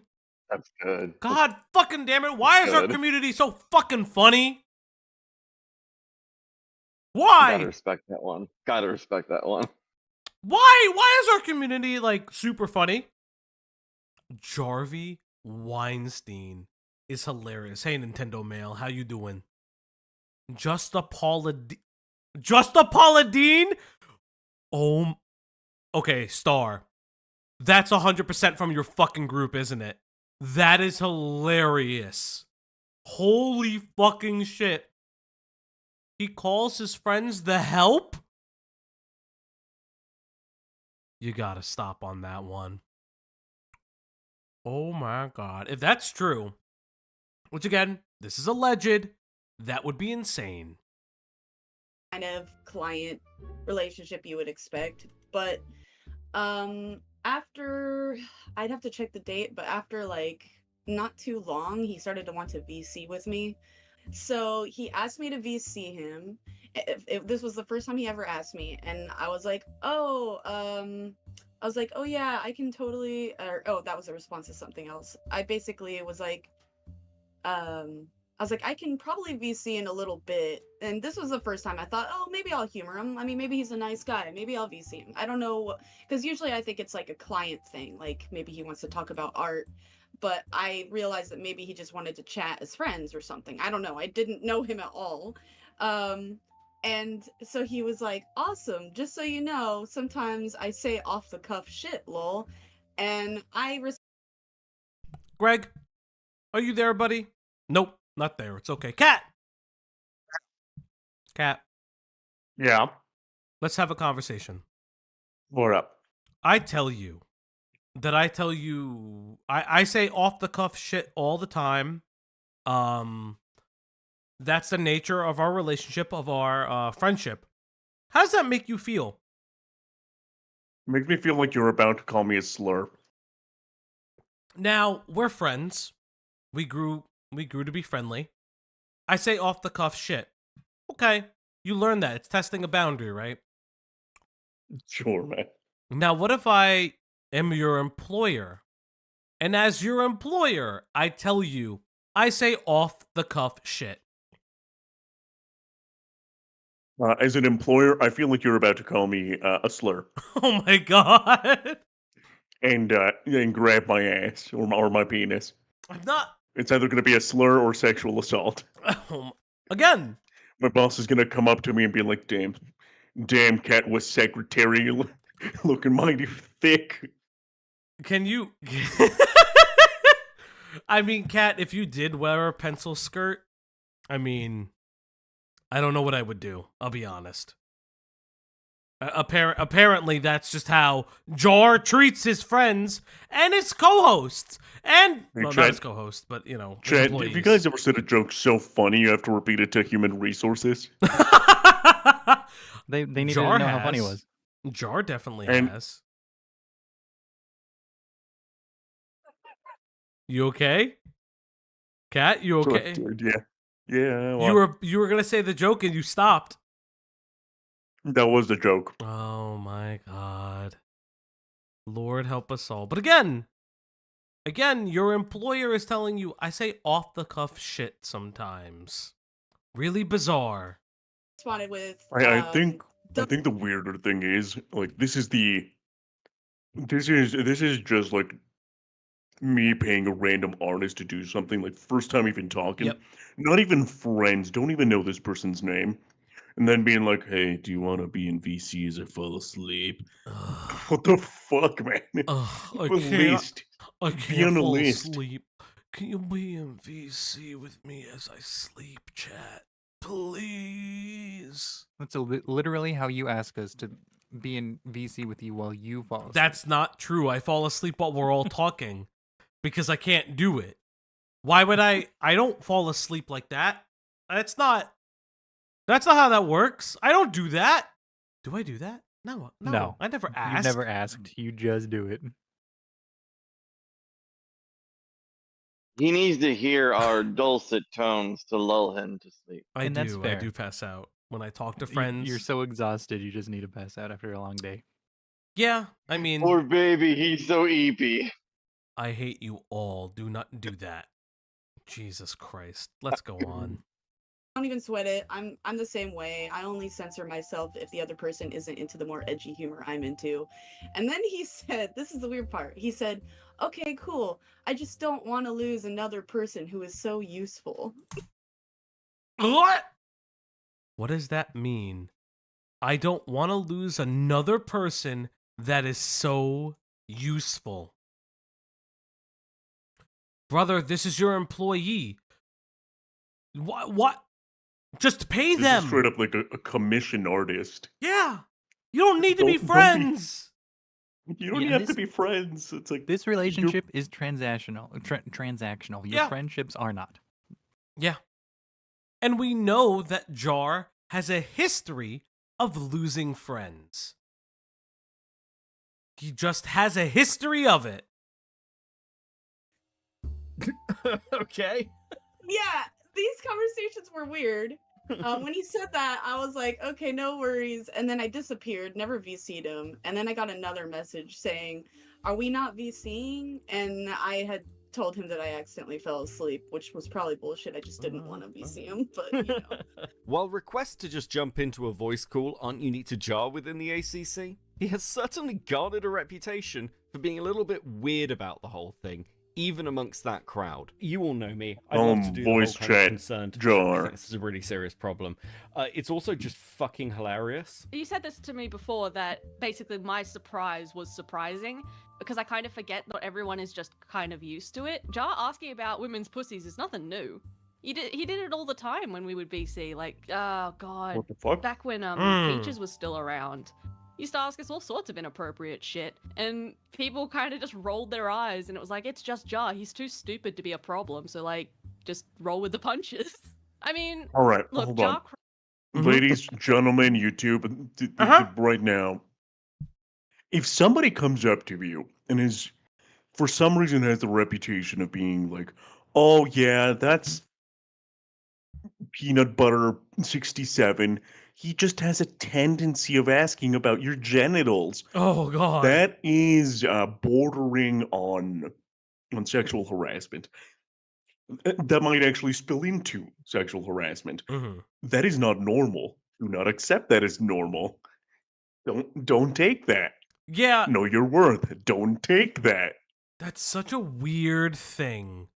Like, you should not be asking anyone about their genitalia. Nobody. Just a crotch inspector. Oh god. Do the Xylee, tell them no, block them, and screen cap. Exactly. If people on Discord give you the ick, you have every right to just block or ignore them or whatever you gotta do. Yeah. Listen, we have rules in our Discord, but sometimes if you don't fit the vibe, it just happens. Like, it's just like one of those things. You gotta fit the fucking vibe. Let it Fail be. the vibe check, you get banned. Yeah. Because, listen, sometimes you can, quote-unquote, follow the rules and still kind of be a dickhead about it. People will do things like that. Be nice. Be helpful. But don't be fucking weird about it. Thank you. Trying to get in VCs with people is really common. The cock joke is really common. What do you mean asking about... Oh? What do you mean by crying to get into VCs with people? When my first ever interaction with Jar, the first time he ever DM'd me, he was like, hey, can you get into VC? I'm really sad and want to talk to someone. And I was like, what? What? Yes, Nintendo Mail, there is a Discord, but what? What do you mean? That he's just sad posting so he can get into a call with you on Discord? Okay, fellas, ladies, NBs, the sad boy shit, the sad person shit, do not fall for it. That person is really weird and emotionally manipulative. Do not do it. Do not pass go. Do not allow them into your life. It's also not the Riz you think it is. It so is don't not. do it. It's very different if this is like sad and pathetic. It is sad and pathetic. If you have a partner and there's a post of there's 4 of you to post it, shaking my head, and there's 1 of you. Hello, Crash. Hello, Eric's Blue. But no. Oh, Falgi? What's up? I have a small minor non-related update. What's your small minor non-related update? My small minor non-related update is Tyler came out of surgery. He's doing pretty good. Good. I'm glad to hear. I'm very happy to hear that. And again, Westside Tyler, if you're somehow magically here, you better fucking not be here. You should be recovering. This shit. Don't fucking be here. This shit hurt. Well, I mean, you can be here, but this shit would hurt me. But congratulations. Yeah, I mean, yeah. But I'm glad to hear that he's okay. I don't know about you, but if I'm like just laying in a hospital bed, I'd at least want to listen to something stupid. Oh, so we're stupid? Yeah, absolutely. Yes, we are. We are stupid. We are second monitor content. But no, again, wait. I had Rena says, I had a guy once try to rizz me up by comparing me to his ex and how much he misses her. And you got married, right? No. Fell in love instantly? No! Don't do that. He's your ex because he's no longer your ex-boyfriend. He's your husband, right? Is he the cup? Oh, Axis, we're picture-in-picture content for you. That I actually appreciate. But yeah, don't. God damn it. Do not do that. That's fucking weird, man. Ay. I'm like, so...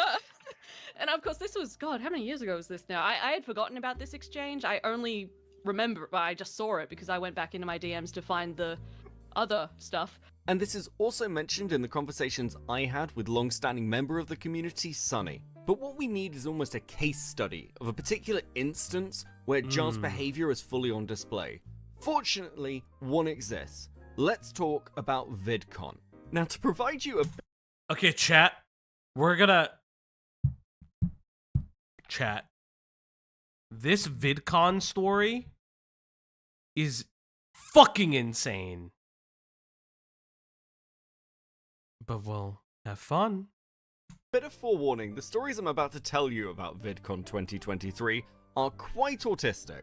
Allow me, though, to set the scene for you. A few days prior to the event, Jar would release a thumbnail for his upcoming Spoctor video, which included a reference to EDP. Even with the allegations against Spoctor, some people felt this went a bit far. One of whom was Mally. I had seen that, and I replied to his thumbnail thing on Twitter being like, hey, this is fucking dumb. Don't imply someone is, as bad as EDP when they're not. The fallout from this thumbnail was actually pretty significant, and it's become its own little bit of Jar lore within the art commentary community. Imagine having, fucking lore about you. Imagine fucking having lore about you. You know what, Abyssal Grey? Before we move on about this, I want to point out something. I don't know if, where is it? Where is it? I'm looking for it. So, digital art. Who drew this? I love. Who did this? Well, the problem is that when you're on streamer mode, it lovingly hides people's server names, Hold but on, it also let makes me it find impossible. it for you. I have it. So, Jen Pearl created a piece of art, and I do want to show it off, even if it hurts me. Before we go on, most things do. Oh, that one. It is me as Waluigi. Oh yes, because you made the sound yesterday. If you too want to create art live, if it's relevant and appropriate for the subject at hand, I will feature it on stream. Again, if it's relevant and appropriate for the subject at hand, we will feature it on stream. Falgi.Exe. Please don't. Falgi. No! Falgi.Exe. Thank you. Alrighty. Faligi? Faligi. Let's get back into it. Actually even ended his friendship with another creator who goes by Harley. But personally, I think the far more interesting story is the fallout that occurred during VidCon. It seems that Jar was very keen to meet up with other creators and have a conversation during the convention, with Mally bearing the brunt of his attentions. The DMs she would receive over the next couple of days are incredibly fucking weird. I don't want to read them in full, but I will give you a solid summary. Jar begins by making it clear his intentions are to talk about the current drama. Mally is not very receptive to that. However, when she refuses a VC, Jar makes the very sensible move of suggesting they meet up for drinks and then possibly going to his hotel room. He does phrase this as a joke, but all right. So let's read this for a second. Like everything else is a joke, right? I hate this sometimes. Okay, so the DMs read from Just a Robot. Yep, both Peaches, Lio, and others who you more than likely don't know. Mally Malware. I'll ask them why they gave the go-ahead then. I don't really think talking your video with them makes sense because it's your video. But maybe they'll have something to say about it, about why they thought it was fine. Just a Robot. Well, if you would like to talk it out in VC with me and them, we can. I don't articulate myself very well over text. Mally Malware. I'm still in transit at the moment. Haven't gotten to the Airbnb yet, but maybe once we're settled. Although I'm not sure there'll be time for VC during VidCon. Just a Robot. We could talk in person. At VidCon, just me and you over drinks. Maybe you could come to the hotel room with my lol JK. What does that? So gross. That's so gross.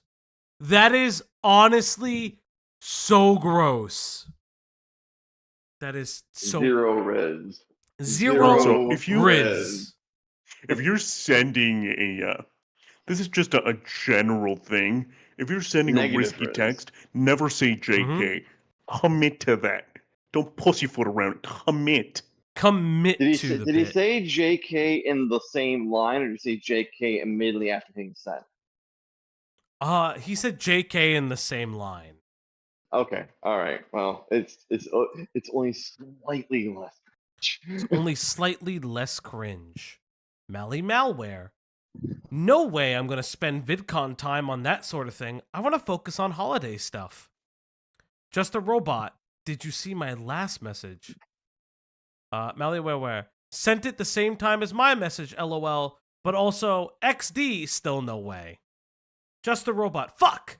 Well, I would still like to meet you. I hold your opinion as high as Peaches and Lyos, but they do not like Spockter at all, so they might like milk. Have had a lapse in thinking. He also spelled lapse, L-A-P-S. I just haven't seen anyone say, you went too hard on Spockter until you came along. Hell, most people said I went too soft on the guy. Spockter drama, I don't know much about it. I don't care much about it. It's just all Art CC drama is fucking weird. Aggressive nonetheless. After this, a few days would pass. All right, after this, a few days have passed. He says, hey, want to meet up at 12 at the water fountain? Mally Malware says, I'm not at VidCon anymore. Going home to rest, so nah. Enjoy your day. I meant tomorrow. I also left. I think it closes at 9 or 10 p.m., Just a Robot says. Mally Malwa says, "No, I'm just good. Take the hint. I got a lot to do over VidCon as is. All right, but what do you look like? Because the badges are too hard to read fast. I also can't hear everyone's voices at the same time. What? That is so fucking. So, hey, what do you look like, chat? I want to meet up. I know I can't get the hit. Give me the deets. Can I get the deets, I wanna- please? But can I hit? Can I get Okay. your face? Can I get your face card? Here's the thing. If he was like early, very, very early, 18, 19, very early 20s, I could see someone literally being this cringe. Yep. I have been this cringe before. Yeah. But he's 30. Yes. He's 30. But it's, I mean, listen. This is me at VidCon. Do you see Mr. Mollusk? What? But this is one of those things where it's like, I don't understand how this guy got away with it for so long. I mean, Beckett will go into it, but this guy is just so fucking cringe. If anyone got a hold of this, they would have destroyed him in a fucking instant. I don't know how this happened. Yeah, this is a growing pain you have in dating when you start dating. Not like at fucking 30-something. This is just insane. Joe's pleas for meeting up become even more desperate. At one point saying he wouldn't threaten or berate her for not getting in a VC. with her. Part of the problem here is Wouldn't that Joe's verbally interaction- harass you. Guys, I'm not gonna. Oh, yeah. I'm not gonna threaten her. Hold up. I stopped reading, so let me get back to reading. She said, Mally Malware says, I don't really want to meet up. Don't want to talk about YouTube/work/drama. Don't want to talk about the video and Twitter stuff either. Just vibing with my girls. Just a Robot. I don't want to. They read it. No, it goes on. It Keep goes on, going, buddy. fine. Just a Robot. I didn't want to talk about any of that. Just wanted to say hello, have a handshake, and leave. But it's a really bad time for all this drama to go down right before the con. TBH, Mally Malware goes on. TBH, it's not because of the drama. I just want to spend time with my friends and enjoying my VidCon meet and greets and stuff. Don't think this is a drama thing. Just doing my own thing on holiday. Again, how many times does she need to say, please leave me the fuck alone? I'm begging you, please leave me the fuck alone. Keep in mind. Go on. Keep in mind. I don't know how many of us. I know I have. I'm assuming the majority of the chat has at this point. We've watched a good portion of the Chud interview. And does anyone else recall just how many times Chud tried to end the conversation and he wouldn't just take the fucking hint? Yeah. It's just so wild. It's just like this guy is like going fucking sicko mode as a sick pest. Yeah, again, like it's just this is sicko mode sex pest shit. But continuing to go on.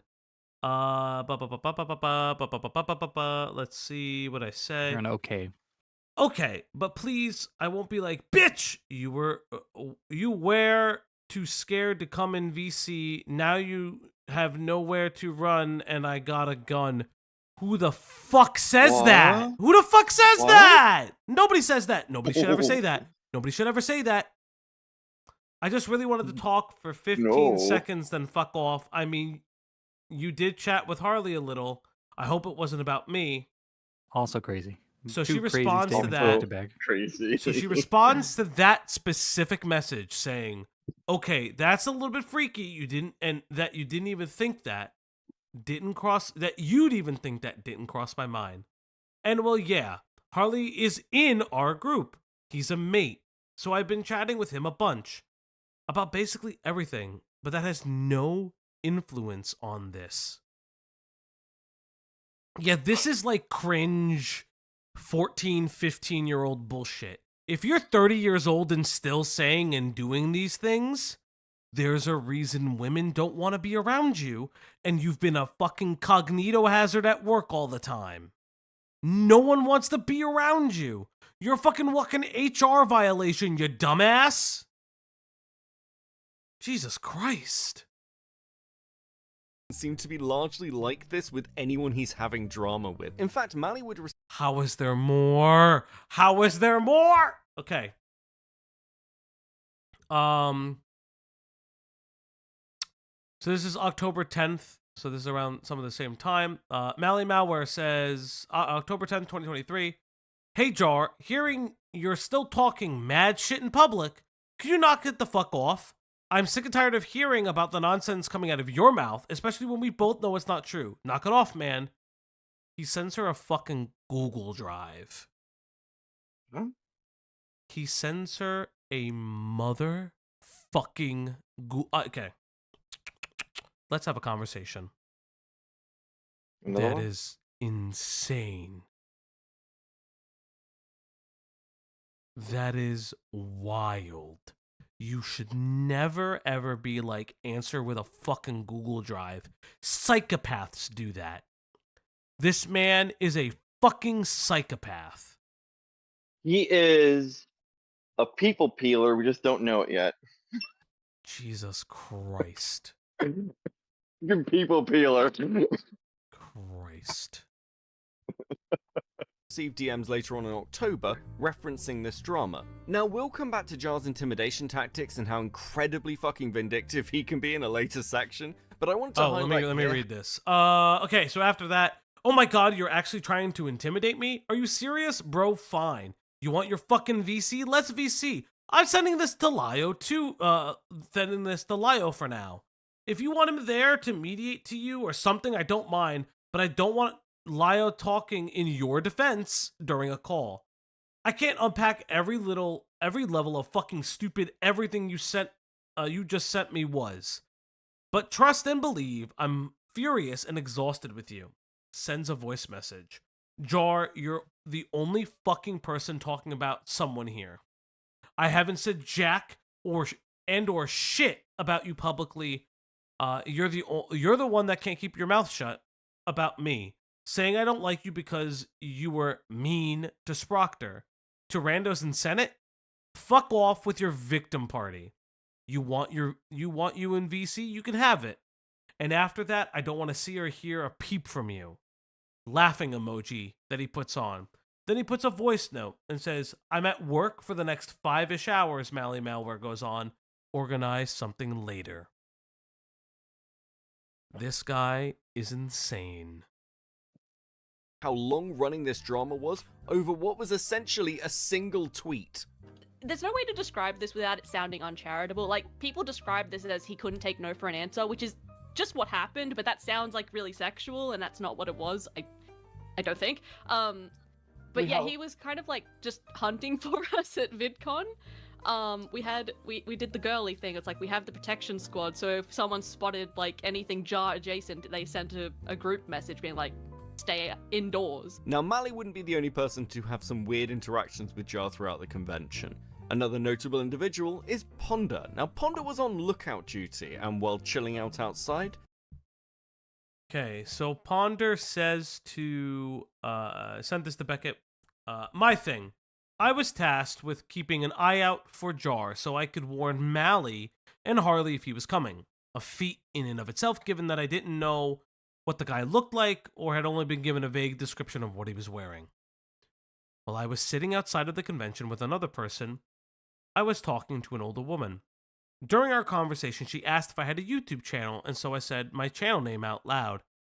After the woman walked off and I was approached by a man who had been sitting nearby, he started talking to me, but I wasn't able to properly hear what he was saying because of how he and I were positioned next to a giant fan, so I was mostly reading his lips and going off context clues. He reached out to shake my hand, and when I reciprocated, he clasped his other hand around mine, cupping it. At some point, I thought I read him say, I have a channel too. So I asked what his channel was.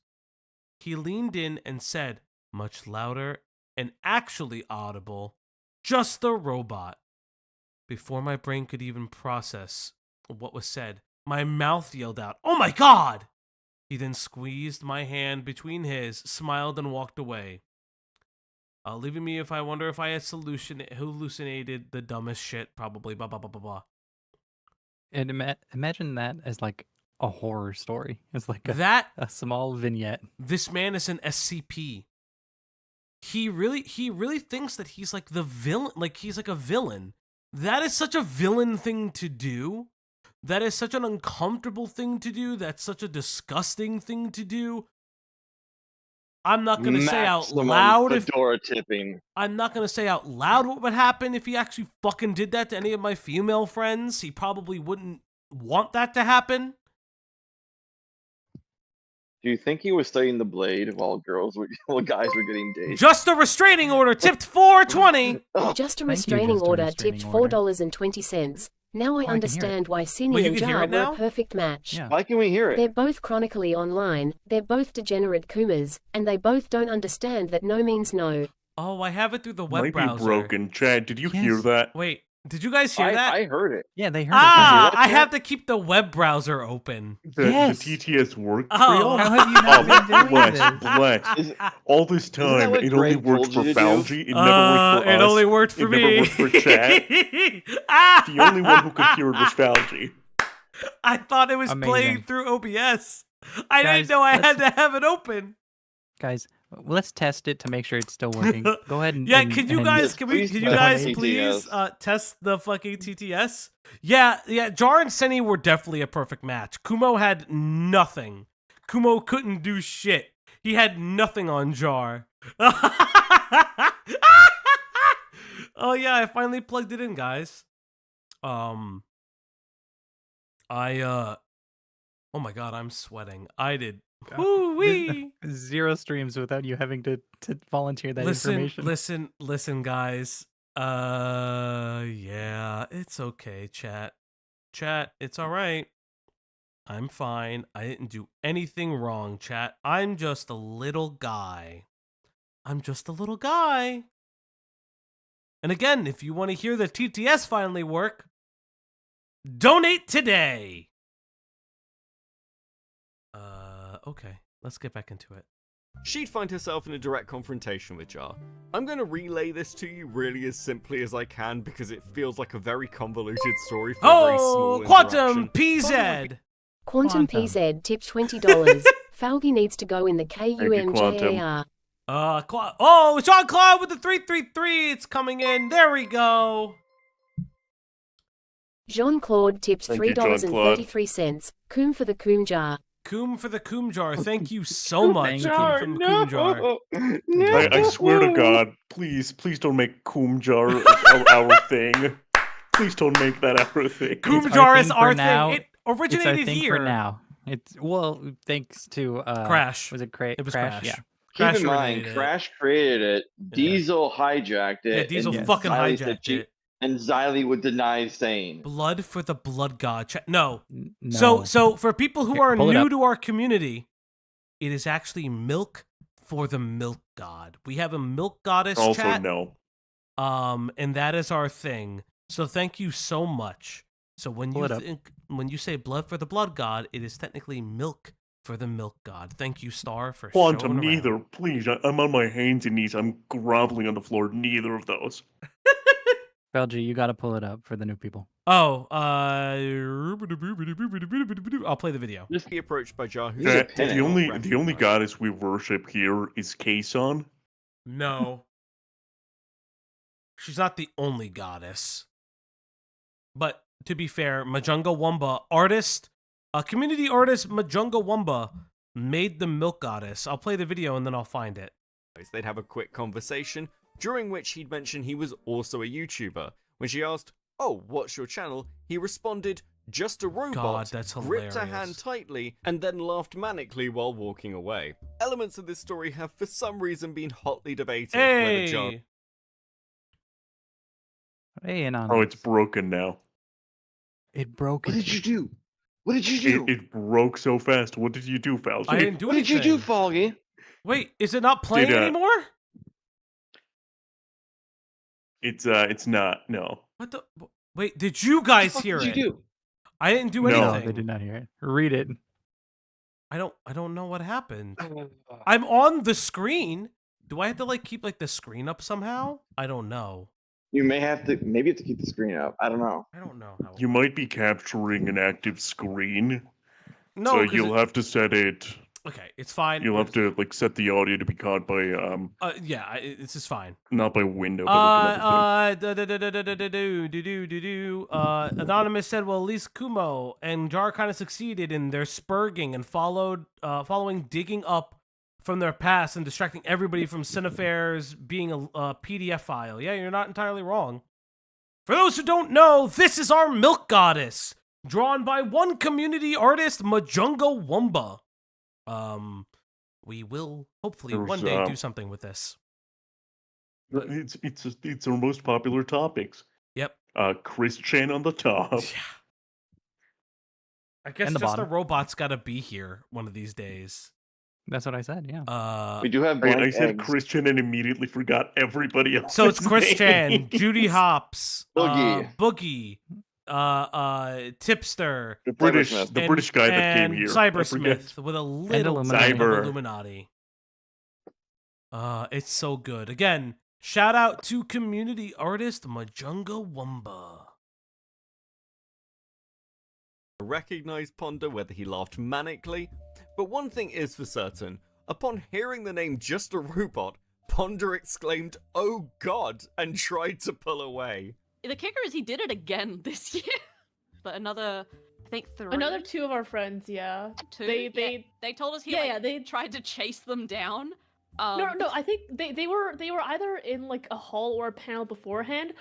Jar spotted them, started coming towards them. Oh, wait, they I was started there. like running away. Okay, good. Julie, Jesus Christ! Yeah. Imagine Okay, so fucking literally- Jar. fucking running after people.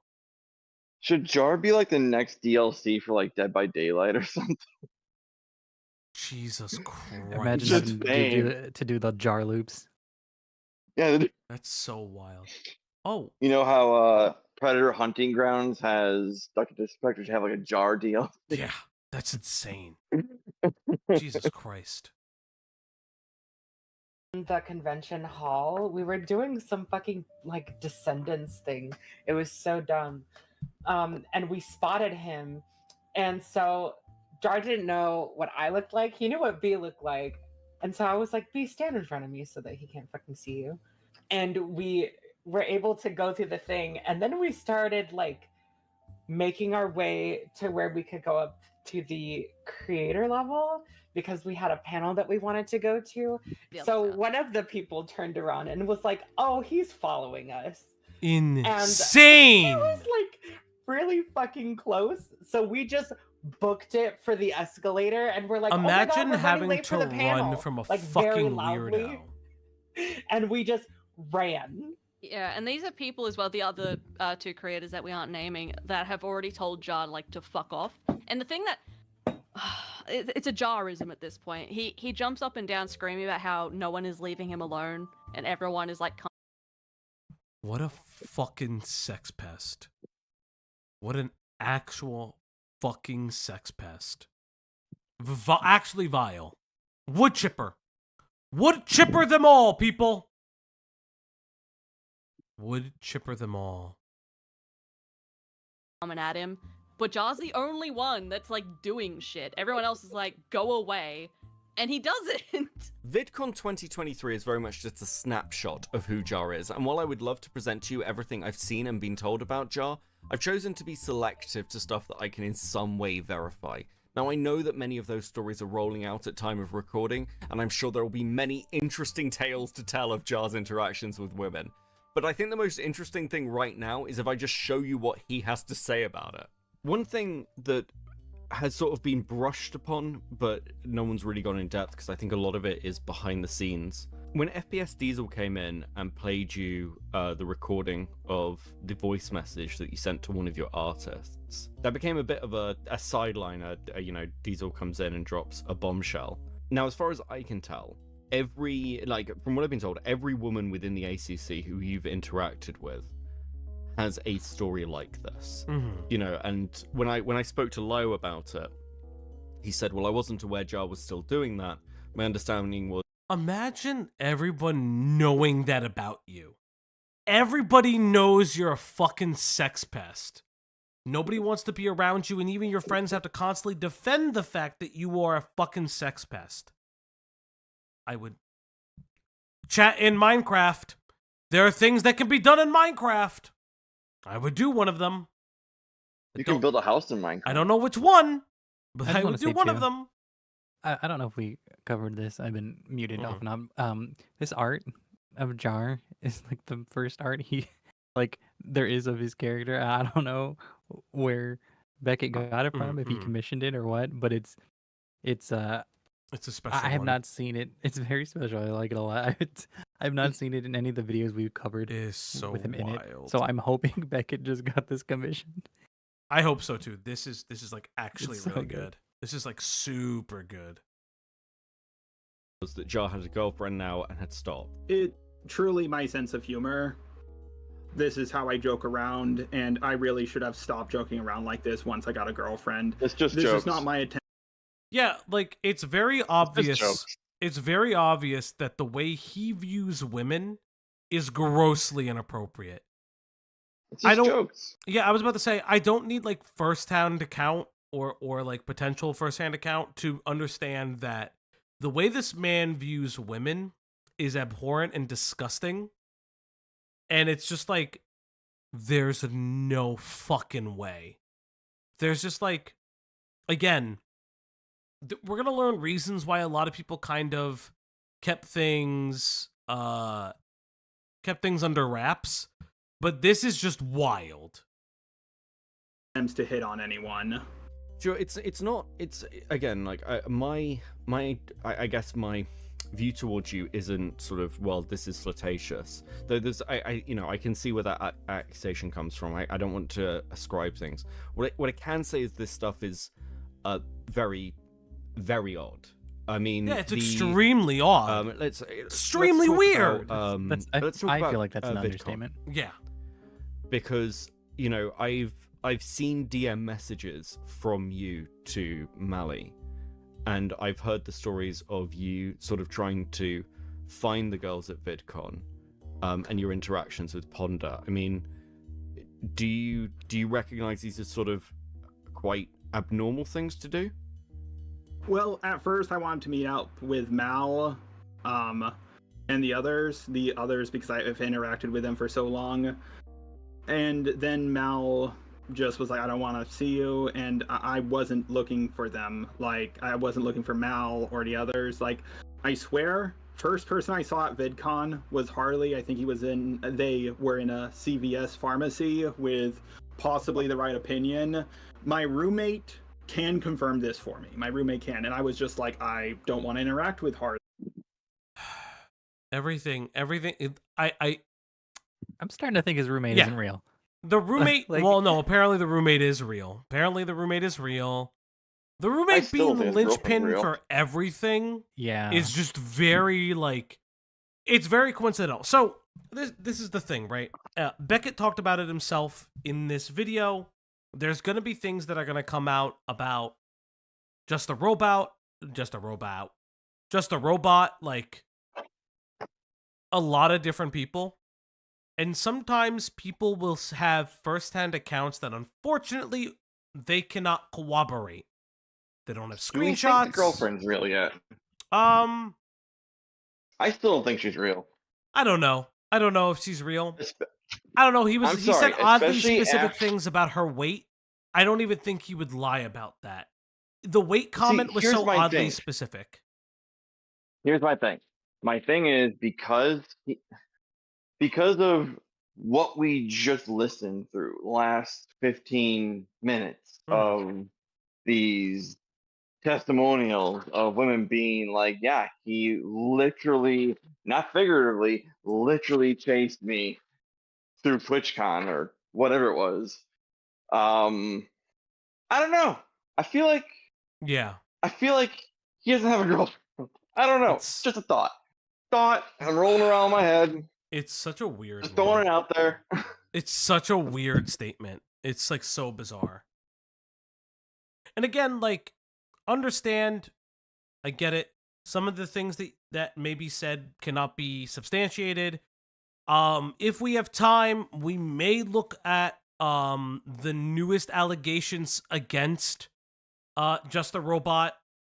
They are interesting, and we will, I think, if we do go over it, I think that it's a very interesting, I don't want to say case study necessarily, but kind of looking at how people who have run-ins with individuals like this should maybe organize their thoughts and documents.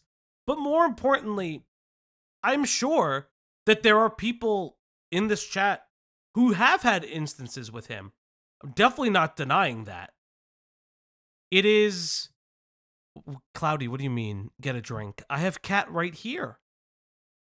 He's What's the up? drink. What did I do? You're the drink. Cat's the drink. You're the drink. I'm the drink. When he was the kid, they called him the juice box. And in this form, I'm called the beverage. A beverage of sorts. The beverage. But no, but like for real, I'm sure that a lot of people have had weird interactions with this guy that couldn't speak up. And they don't have everything on him now. He sounds like he's gotten around and been fucking weird with everybody. Like they're These Harley two, and the other- Drew, it's taken us 2 hours to get through 25 minutes. We are ahead of schedule. We are ahead of Let's schedule. go. Hooray! Yeah. Yeah.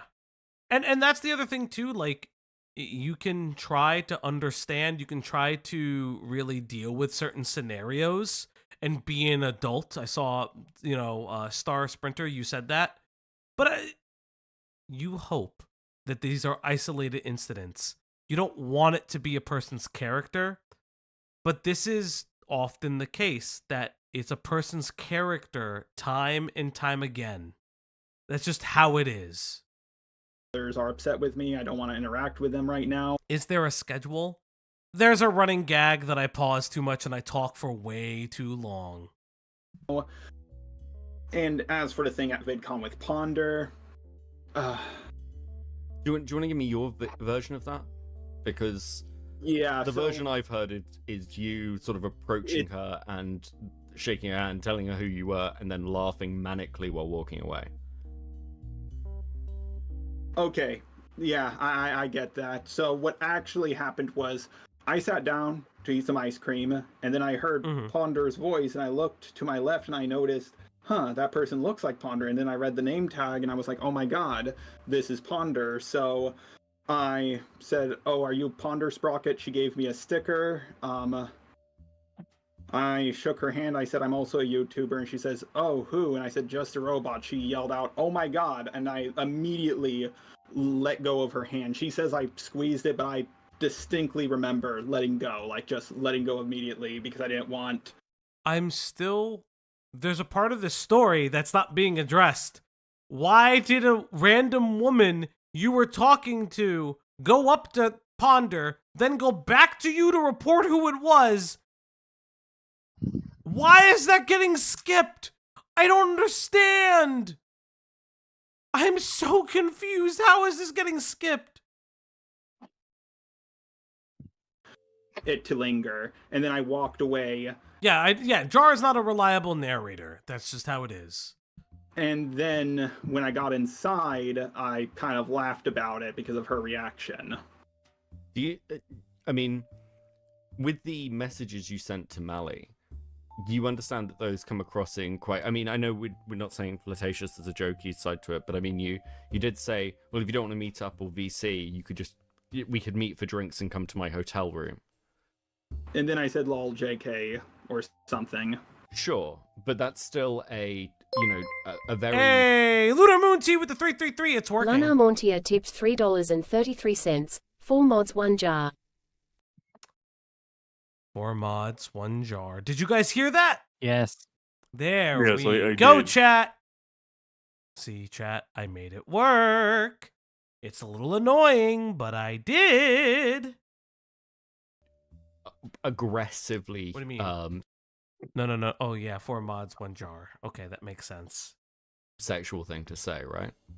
Yes, I realize that. I know I need to stop this. I've been given warnings about it. It's just now finally catching up to me, but this is something that is... This is one of my biggest character flaws, and it's always been my style of humor. More than a character and flaw, buddy. I don't know how... pause it. Yes. A character This is flaw more is than something... a character flaw. A character flaw is something a fictional character has. These are just your literal failings in life. Like this is on you. This isn't on like your judgment of character. This is who you wait, are. hold on. That brings up a very good point. Like what you just said. This is a character in a book. Does Jar believe himself to not be the person that he actually is? Persona. It's I don't know. It's a very weird thing. I wasn't going there, but that's good. It's a very weird I don't know. This story gets weirder and weirder because again, he's not a reliable narrator. He doesn't really know about the topics that he's talking about when it comes to himself. So it is just I don't know, it's very interesting. Okay, what is Jar's Arcana? What is Jar's Arcana? I have no idea. Jar's Arcana. Lord help me. No, you don't hear the boss music! Don't do it! Ba-da-bup, ba-bup, ba-bup, ba-bup, ba-doo-doo-doo-doo-bup, ba-bup, boop-bup, ba-bup, okay, I gotta stop that. I'm gonna try. No, Jean-Claude. You'll never see it cooming. To get better, but sometimes I think, can I even do that? Because I mean, again, looking at even minor players like Sunny, you posed, I believe, her to voice a character, a mouse that would be in love with you for your videos. No. Okay. Wait. Okay. I don't think her character was supposed to be in love with me. There was just... Okay, so... You know how... What was it? Resident Evil 4, I believe? How there was this, mouse... people were memeing that, the president's daughter was, this mouse version of herself. Sure. Okay, I do remember those memes. I do remember this. The first time watching this, I forgot what they were talking. There's a meme. It was Ashley. So Ashley in Ashley was RE4 remake, they made her look like a mouse. Some people made it a sexy mouse. Some people didn't. It was a whole big thing. Mousely. Mouse. Okay, Yes. all right. One moment. We are 2 hours in. Yeah. And we've only gotten 2 subs. Hey, Only thank you 2. so much for subscribing. If you haven't already subbed, thank you so much. Like the stream. Thank you guys so much for sticking around. You guys are the best. We cannot get rid of the stupid Streamlabs link until we get 500. Yes. No, we can't get rid of it. We'll still have the Streamlabs We'll link. still have it, but we'll have the YouTube, options. it'll be able. The TTS on YouTube will be more efficient. It's okay. Let's go on. Yeah, and as I've never So it's a played bit Resident Evil weird 4, I that do not know if her and Leon. We can monetize the stream before we can monetize the channel. Yeah, I It's get weird. it. I get it. I guess. It is what it is. We just need to hit 500, guys. If we somehow hit 500 subs, we will do it. We're more than halfway there. In about Also, 3 when we months. hit 500, Falgi wears a maid dress. Yes, I will wear a maid dress live on. You will get a face cam stream with a maid dress. I promise. So if you'd like to see that, subscribe. If that's something that you're into.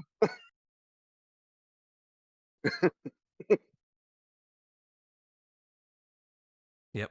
Let's go into it. Get into a relationship, but the Miles was supposed to say things like "cheese whiz, Mr. Jar" and stuff like that, and then she told me she didn't want to do that, and I assumed it was because of the cheese whiz part, but later she explained to me that she's from Wales, and Mr.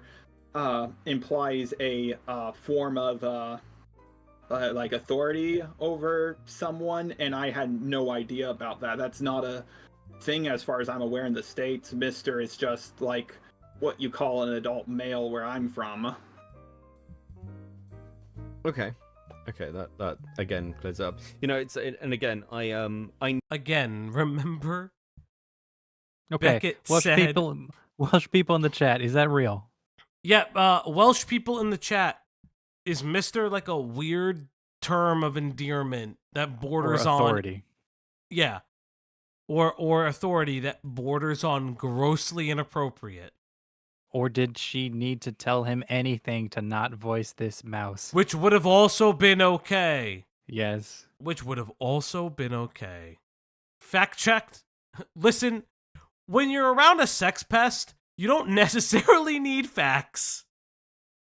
Yeah. Yes, big thing here. If you are in the chat and you like making stream clips, please grab them. We will turn them into shorts, maybe. Hopefully. It super helps us. So if you too want to grab clips, you can place them into the Discord if you're already a part of the Discord. Thank you so much, guys. We really do appreciate it. I know the artist in question. Who you sent those voice messages to. Oh, who is it? Okay, that's fucking insane. I heard that and I got so annoyed. Hey, this person that doesn't want their name out there, can you tell me who they are, please? 1 HP voice? Like, what the fuck? They don't want to be known. And you should know. You sent the voice. How many people did you send this voice That's the clip other to? thing. How many people did you send a similar voice note to? No, not people. How many women did you send that voice note to? Because I know you're not sending it to your male friends. I know that you're not. Exactly. So, so Phobia says, okay, so Mr. is connected to sire or sir or sire in Welsh. So it is a term for a respected male. Thank you. It's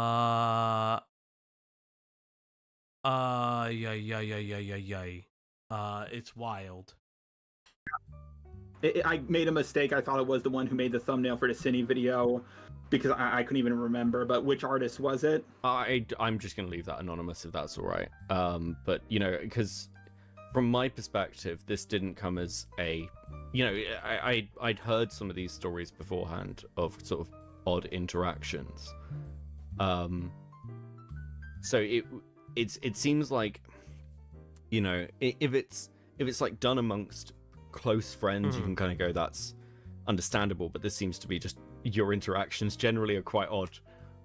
Yeah. Overall, Yeah. you know. No, I want to make this clear. I'm not using this as an excuse, but just as an explanation. I'm not saying this completely. Cat, what are your thoughts? Oh no, did we lose our cat? No, Amir, what's up? What are your thoughts about him just being like, I need to know who this is. I don't know who this is, but I need an explanation about why my behavior was bad. He's unfathomably creepy. Yep. It's weird as shit, man. I'm gonna be real. Yeah. Very, very creepy.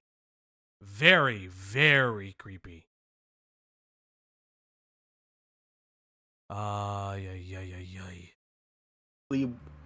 Means what I'm doing is okay. But not only do I have autism and dyslexia, so... Hey, look at that. It's the autism and dyslexia defense, guys. Oh, hi, Bo Blacks. Hello, Bobby. How you doing, buddy? Welcome. Remember, Welcome. you too can just have autism and dyslexia and just still be a fucking weirdo in person? I don't get why. I mean, granted, Bo Black said it was BPD. But, Yes, Bo Blacks whatever. did say that he found out he had BPD from a girl that he was seeing. The small bean defense, exactly. Communication between people, especially through text, is horrible.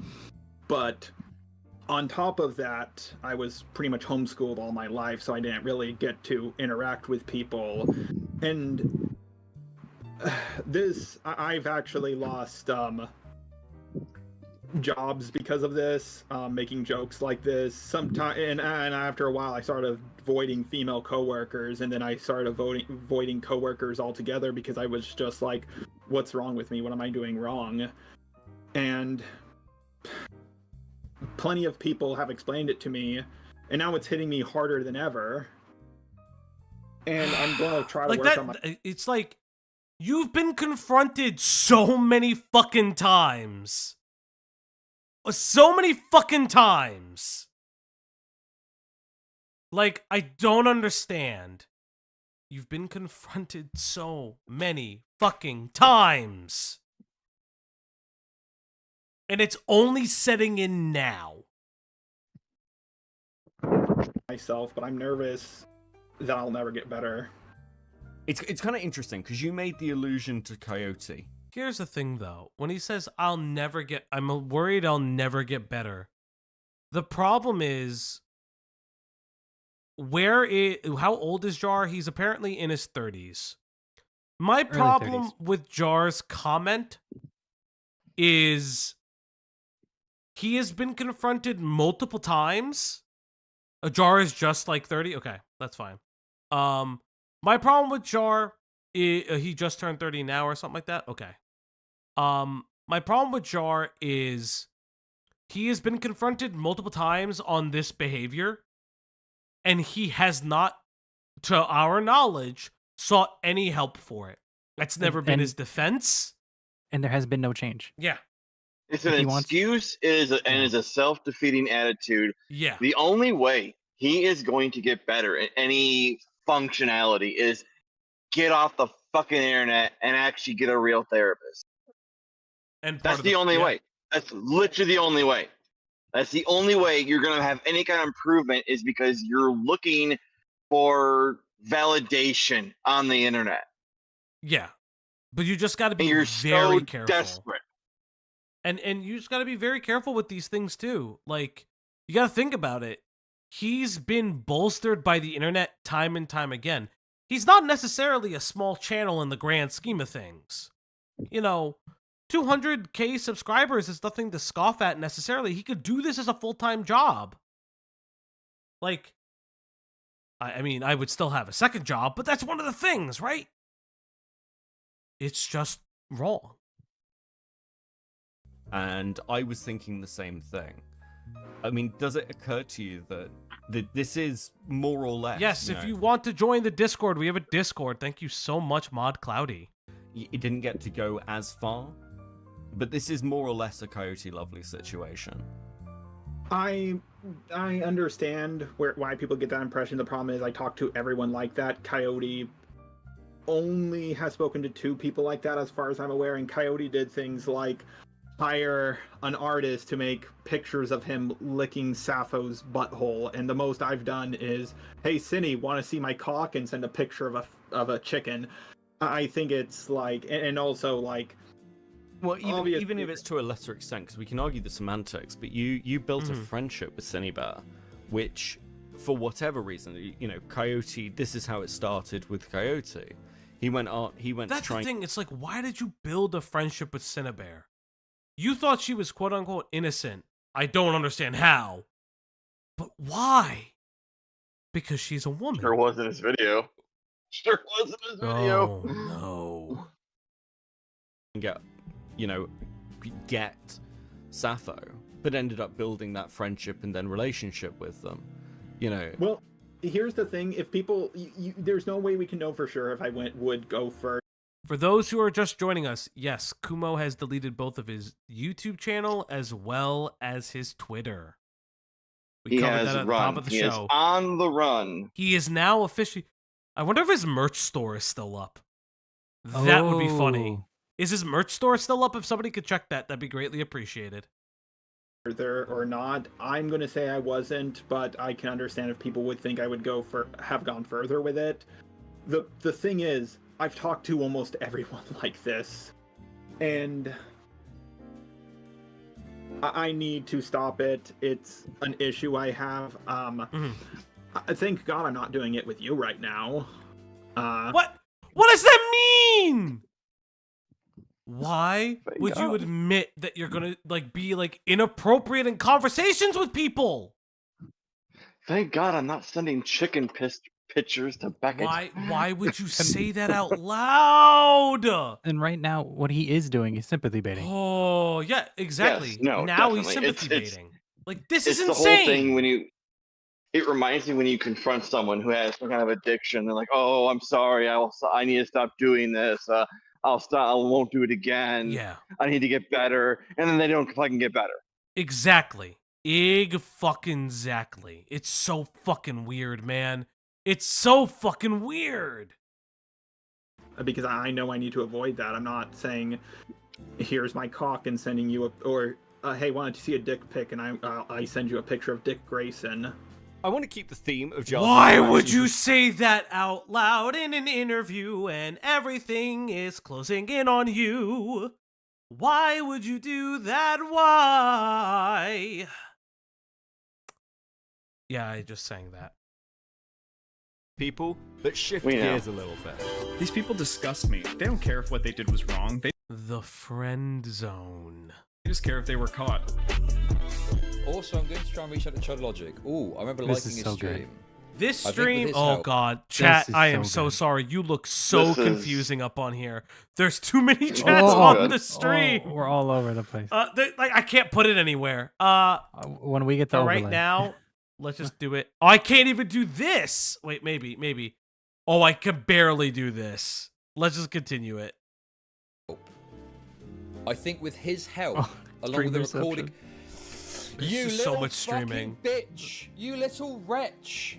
Is that what you thought was this was wild to me. When these leaked, it was so much of he tried to get Chud Logic to just vibe check him. So, it would work? No, he didn't want that. No, he wanted Chud to defend him. Yes, he wanted Chud to defend him. Post hoc, he's explaining that he wants a vibe check. Yes. He wants a temperature check from Chud because he respects Chud. But before that, he wants to get ahead of it with Chud so that he can get Chud's good graces. Exactly. And then he'll be, coast clear. So fucking weird. It's absolutely no surprise to you that that's exactly what Jar thought. Now, you may have noticed a little subscriber count number popping up when anybody's speaking, and that's because I wanted to give you an insight into how Jar sees the world.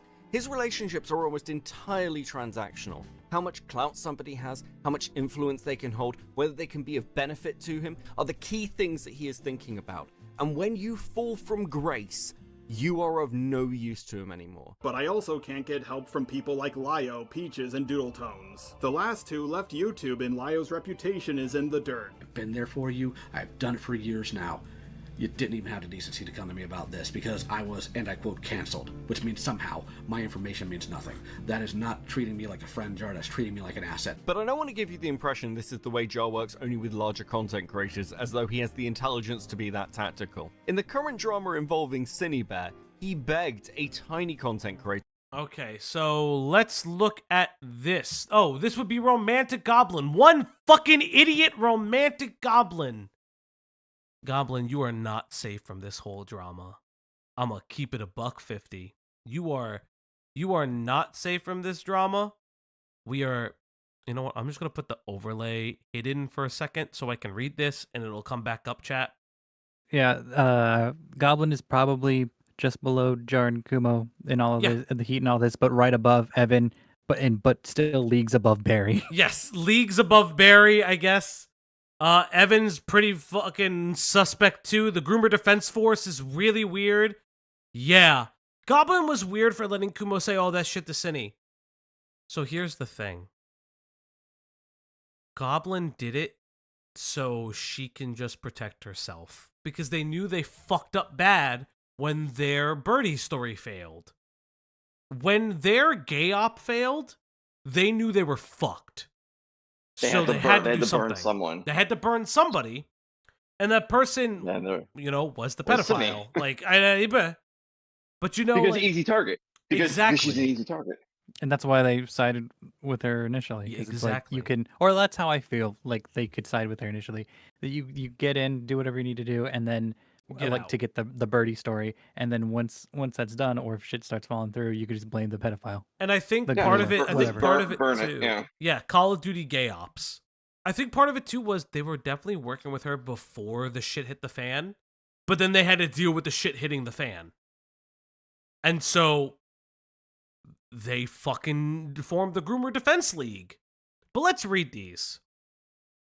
Just a Robot says, thanks to what Kumo did, this is going to be 10 times harder. For those who don't know, I think it was Romantic Goblin specifically, or what? I think it was. Just by process of elimination, I will allege it.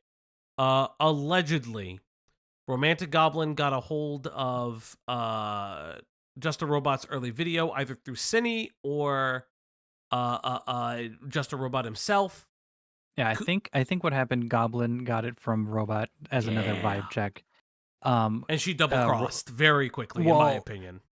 So Jar asks Goblin if they gave it to Kumo. Goblin said no and thinks it was somebody else, but we don't know. They said Goblin said the name. I forgot who it was. It was another glove shit floating around. Yeah, but I don't believe I can't that. remember.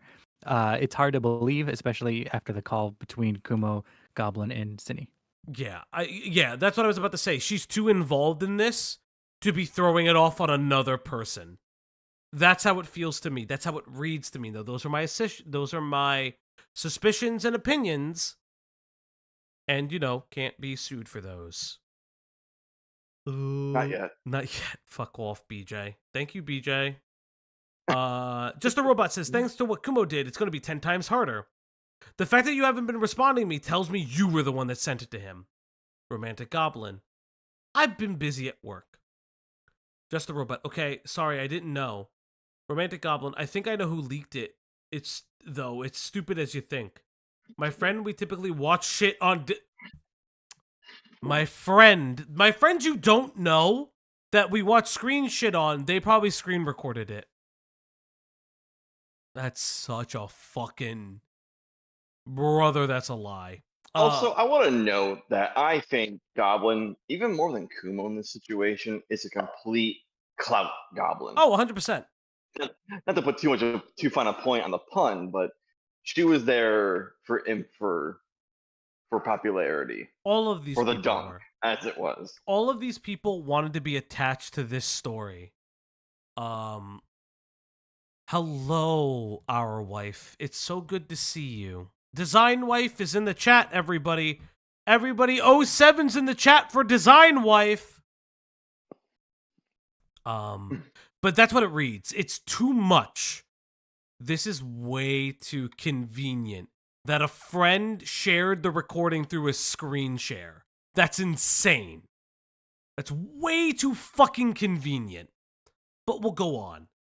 My friend asked about it. We saw it was an unlisted video. They screenshotted the link or some shit, I guess. You don't know. How the fuck do you know then?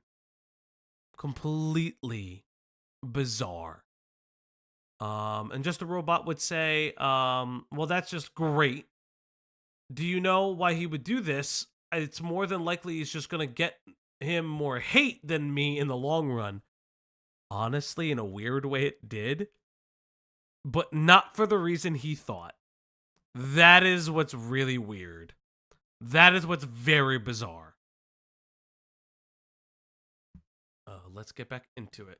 To Romantic Goblin to come and fight in his comments section with people who disagreed with him. And because Jar's only concern is whether you can be of use to him, it means he has basically no moral standards for the things he talks about. There's so much. Now, I don't want to get into the whole spot. I gotta go back. I gotta go back. Oh my god. Romantic Goblin says, how so? Also getting off of work now, maybe 20 minutes. But you want to know, Kumo told me this morning he had issues with your video. One, he's still adamant his coverage and in his coverage, so was I. Sydney still did wrong with the obscenity / sexual misconduct, but it wasn't grooming. You are fucking idiots. You are fucking morons. You have zero brains. You don't know what a fucking crime is. You stupid bitch. Sorry, that's insane. That's one of the most insane things you've ever said. You wanted your goddamn stories, you stupid fucking idiots. And what is sexual misconduct with a minor? What is the obscenity law? Tell me what the obscenity / misconduct is. She sent sexual images to a minor. Yes, were they drawn? That doesn't matter. And in what world is sexual misconduct not as bad as grooming? That's exactly like what you are fucking Not just splitting sexual hairs. images. Not just sexual images, but a literal rape comic. Exactly. You are a fucking moron. You're a piece of shit for thinking this. I got no fucking qualms about calling you a piece of shit. You're a piece of shit. And he walked back the locker room talk thing, not realizing it was downplaying she did wrong. Interesting. Interesting he walks it back when they're getting backlash. Really weird, chat. Really fucking weird, chat. I'm gonna do this again. 2, he got mad about the pot shots taken at him. 3, your interview with Cinny, not gonna lie. I took issue with that and was gonna tell you about it, but I got sidetracked and you went to bed. I was gonna tell you today. The segment was asking a lot of leading questions. You wanted her to do a gay op. Stop with the fucking leading questions bullshit. I'm tired of people talking about leading questions. They were leading. I'm not even disagreeing. But I'm so tired of people talking about them like it's a black mark on something. Because it was clearly a PR move. He's asking her questions. They're not leading. They're PR questions to make her look good. Just like you guys were going to run stories to make her look good. You fucking morons. You are so stupid. So fucking stupid. Literally. Oh, yes, gay ops the line. That's the fucking best thing you could have said. Gay ops the line. All right. That is an amazing burn because I fucking love that game. Spec Ops the line is amazing. I love that joke. I love that joke. K-Huck, yes, Spec Up the Line is such a fucking good joke. Also, K-Huck, you put up such a good thing. Can you imagine if these guys were able to get away with it? Imagine if they fucking published their story and someone's like, well, here's the truth behind the issues. This would have caused so much fucking problems. Holy shit. For what? To keylog someone you don't like on the fucking internet? Who you can't prove did anything wrong! You just want their history of doing things wrong, not currently. What are you gonna do with illegally gained info? Like, what the fuck? You do know doing that is a crime, right? if you guys are such fucking lawyers, you do know gaining that information is a fucking crime. Even if, let's say, Synnibear. Hey, let's talk about something real quick. Let's say Synnibear put the keylogger on Jack's computer. You can't just go, well, guys, I didn't, I wasn't the one who didn't put the keylogger on.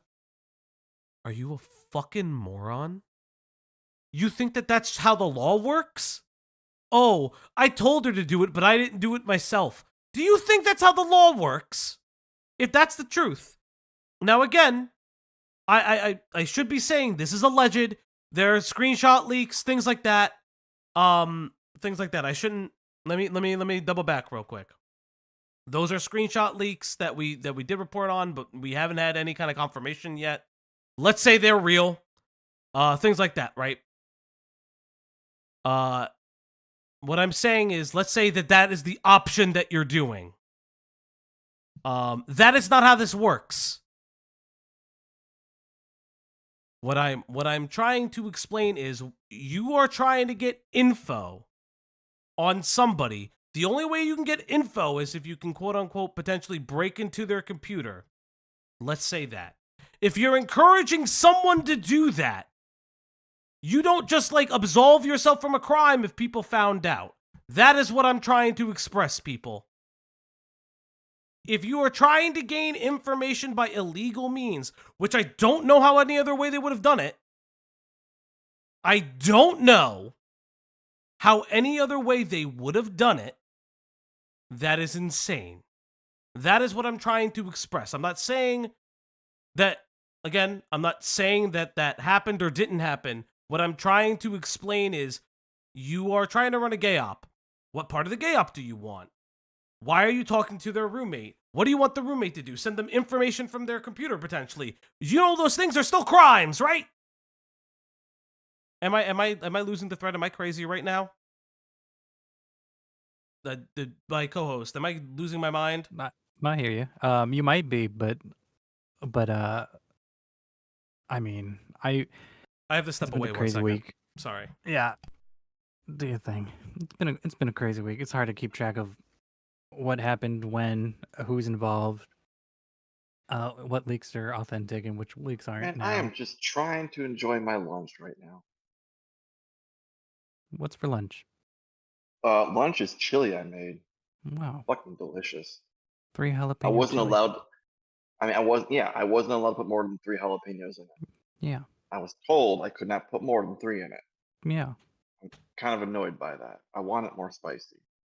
But I live with someone who thinks butter is spicy. So, Lord. she's probably listening. You okay, buddy? Yeah, no, I'm good. What I'm trying to say is,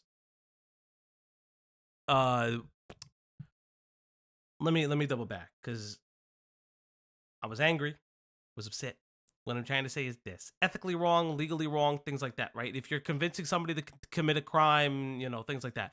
What I'm trying to express is, why are you trying to defend the groomer? The groomer has information that you want, right? Now, I'm not saying, again, like I said, I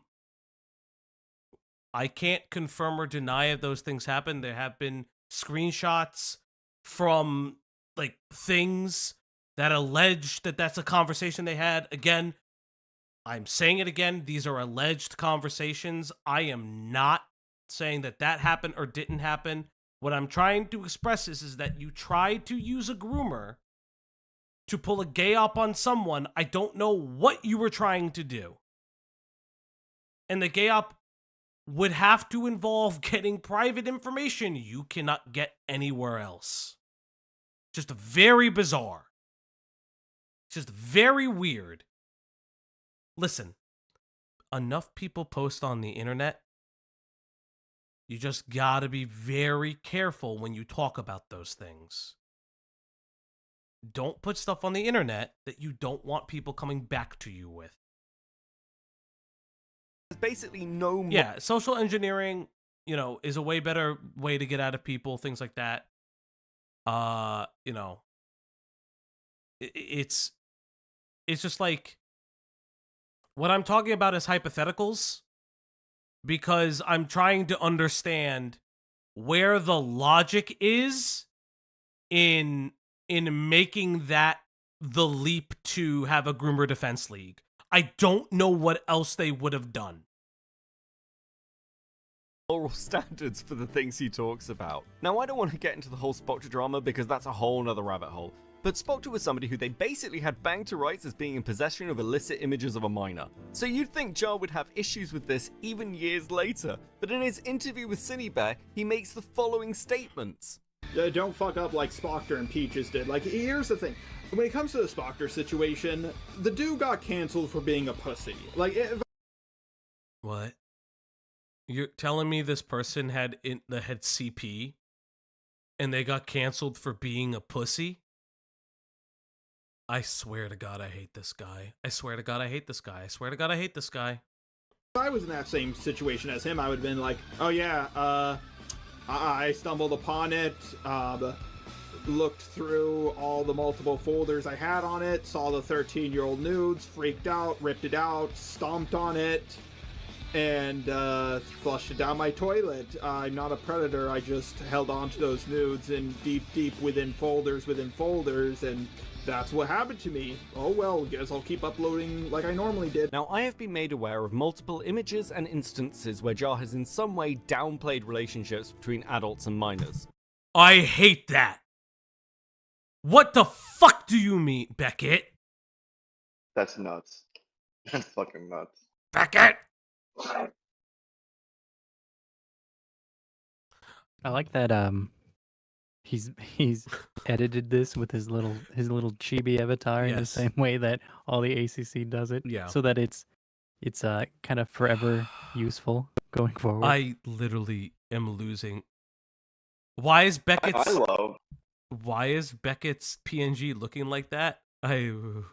No. I love the fact that Beckett's using Smash gameplay. Yes, well, I think it's No, it's that's his. the interview. It's his. That's Smash Jar's gameplay. Smash gameplay. No, I love Beckett. I just like. I don't know how he did it, guys. I don't know how he did it. God bless. You know what? I'm starting to like the British now. Whoa, oh, calm Discord down. again? Discord Oh, again? hey now, God hey damn now, it! whoa. Hold up! I'll be right back. Chat. I'm fixing it. Robot voices. All right, Hello. we're there. Stream. I don't get why it keeps doing This is what that. happens when you say nice things about the British. You don't do that. Yeah. I'm starting to like the British again. Don't. I am. Wait, why do you hate the British? Again. I'm American. Why do you think I hate Yeah. the British? Yeah. We have our reasons. USA. We have our reasons. Have you Just seen their the food? robot. Oh, no. But in all seriousness, it's just like, God bless him. I don't know how he fucking did it. However, from what I've seen at time Quantum's of recording, I don't think Quantum's Jar an is running these exception, not the rule. No, Quantum, you were always liked. Not you. You're fine. plays and defenses because he in some way has some skeletons in his closet. I think he was probably just going along with the common consensus, and for those of you aware of the Fruitcake server leaks and the Toby drama, he wasn't the only one. Though it is worth highlighting that if Jar has friends who have done serious things wrong, whether it be Synny or Spoctor, who bear some striking similarities, he will defend them because what's important to Jar is that his friends are useful, that his friends owe him, and ultimately that he is getting validation for the takes he gives. And please note that I'm saying takes he gives, not his takes, because Jar doesn't have any fucking opinions of his own. Jar's opinions are formed by committee. And what's insane about this statement is that isn't something I'm saying, it's something that Mally said to him when they were having drama. I've been insulted saying my... Chat, I'm losing my mind, chat. Yeah, this guy, there's a blowblacks. There is a Bobby feeling to this, I'm not gonna lie. There is very much a Bobby feeling here, chat. Ay. Videos are designed by committee instead of just me, and I think they're right. Jar is so incapable of having opinions of his own, he has to take criticism from years ago and rephrase it as self-reflection. I know this is going to sound petty as hell to some of you, but it really is a perfect example of what Jar does. The reason that Just a Robot has been involved in so many fucking dramas is because as a drama is nearing its end, what Jar will do is jump in, waving his banner saying, "Don't worry guys, Just a Robot's here," when the battle is already won. And the only way Jar has been able to continue this grift is by parroting the takes that have already won the day. Which is exactly what happened in the Synnibear drama, by the way. Just a Robot saw Chud Logic covering it and laughing at Birdie and assumed that meant public opinion was turning. And then he just simply stole Kumo's opinions. Unfortunately for him, Kumo's opinions on the topic were fucking retarded. And if it sounds like I'm losing my mind, it's because I've been losing my mind this entire time. Like, this is actually insane. My man is constantly putting himself in drama he should not be in. No, there is no beans on toast. Like, you don't put beans on toast. I don't understand why you people do it. I saw. What we're saying is that Jar has no actual ideas for a video. He just copies everyone else's takes. Oh, 100%. 100% that's what he's doing. Yeah, it makes sense too. Like it's hard to get a read on him and what his like stances on anything are because of how often he just backtracks stuff whenever he gets caught in weird dramas or racism allegations or even these weird moments with women online. It's just and then this putting in perspective from Beckett's phrasing and how he comes in at the end of everything and just gives his 2 cents and then kind of moves on because he's already on the right side, quote unquote. That's how he keeps getting away with always winning these dramas that he talks about. That's right. The Synnibear drama was settled a month ago. Mm-hmm. Everyone saw. I remember Beckett talk. Yeah. Beckett was talking about this during the Demon Mama drama. Yeah, we didn't cover it at the time because I was like, okay, there's 2 videos out, and she apologized. Like, she admitted to it like 3 days later. Open chat. Yeah, I'm not gonna like fucking throw myself into that. That's insane. There's nothing for them to talk about at that point. Exactly. How often this has happened. And by the way, just before you think I'm some sort of conspiracy theorist, I'm not the only one who's noticed this. Jar to me has always kind of been like a snake in the grass. I think that's the best way to describe him. He comes around only when like all the situations are over and he tries to act as if he was like the voice all along that people should have listened to. He has this I feel like he has this sort of like hero complex in a way when he makes his videos. And the reality is that he just kind of, he looks to an opinion that he can repeat that's the prevailing one. And then I feel like he can just kind of goes with the flow of the community, and that's how he's been able to just kind of get away with being this this fucking idiot, you know. I guess I wonder looking at this when you've got a decently sized platform where your job on the internet. Synthetic, no. Synthetic, no. That's so mean to Moist Critical. How could you? That's so fucked up. Autist Moist Critical. Fuck, that's funny. Ay. Internet is to commentate on things where you're sort of saying to me, well, yes, I commentate on things, but I'm not actually sure I have any actual opinions, which is, a bit of an odd juxtaposition. I do have opinions. I do. It's just I want my opinion to be right. Well, I guess everybody does to a certain extent. My opinion to be right. Sometimes That's I'm so trying pathetic. to. That is so. It's so weak. It's so weak. Are your opinions all that you have, and you're like so terrified that you might be proven wrong, or you might have to, I don't know, grow as a person, as a human being, to realize, my thoughts and opinions have changed over time because I've been presented with evidence and reasonings and logic that is enough to actually change my mind. I think there's something really But interesting. no, he can't. He can't do. It's almost like it's like pride. It's a weird sense of pride. I think the thing is that's very interesting is that a lot of drama channels, like us, for instance, and other people, will wait for a story to develop a day or two or a little bit more to cover it. Because there's too much going on. We don't know what's true. We don't know what's not true and things like that. This, brother, this is insane. This is an insane statement to say. That you're just like always worried that you're going to be wrong. It's why I try, like, we here try to say things, that,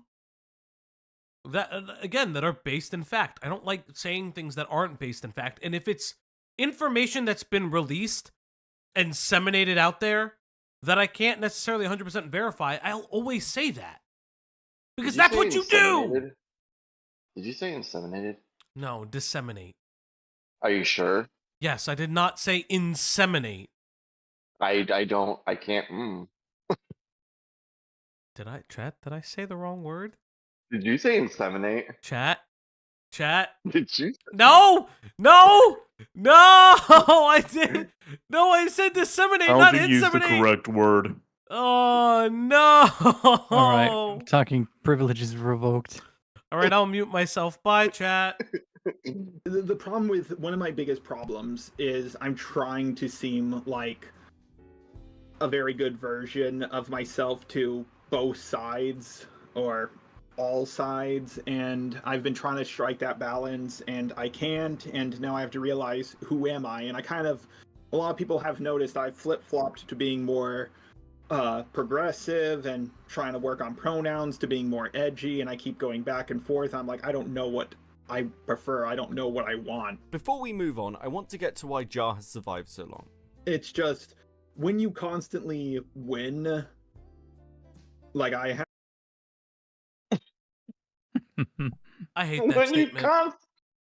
When you constantly win, like, I mean, I'm just suffering from success here. All I do is win, win, win, no matter what. You're not winning every single drama you're in, dog. That's not how this works. God, help me. Give me strength. I just keep winning. Just keep winning. Give me strength, chat. Give me fucking strength. Ay. Now, this might seem like a slightly odd statement given what we've seen recently, but I promise you there is actually an explanation, and it's highlighted in the recent call Kumo had with Synnibear. Actually, let me just say something real quick before we go on. The idea that he wants to look good for both sides and he's constantly flip-flopping his ideas and ideals really screams that he's trying to play the algorithm the best way humanly possible. Or the best way he knows how. Or the best way he knows how. Or what I think that's partially true. Mhm. Or he literally doesn't know who he is as a person. Yeah. And he's trying to please everyone. Mhm. He wants to make everyone happy, so he looks the best, while at the same time trying to play both sides so he wins in order to make himself feel better about his own crippling self-esteem issues. 100%.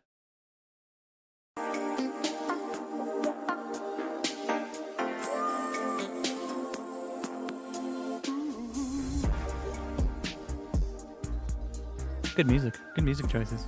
Sexy. Like, I Yeah. knew how this guy was. I warned you how he was. I told you what position you were in, and I back was in very this conscious and call. scared on your behalf. Chat, we're back in this call. Can never escape it. I Chat, I cannot hate this escape call. I've I hate heard this this call call. 4 times. And it's always bad. It never gets better the more you hear it. I still hate Kumo more than Jar, though. I do. I still hate Kumo more. Okay. I can agree that I hate Kumo more than Jar. Jar Jar's just pathetic. Yeah, Jar's just really pathetic. Kumo is just a piece of shit. Well, you know, we have more people in chat now. We can do another poll. Yeah, Who's worse, Jar or could. Kumo? All right. Just get another. Chat. Still, who is Chat. worse? Okay. All right. Chat, we're gonna start a poll. Who's worse?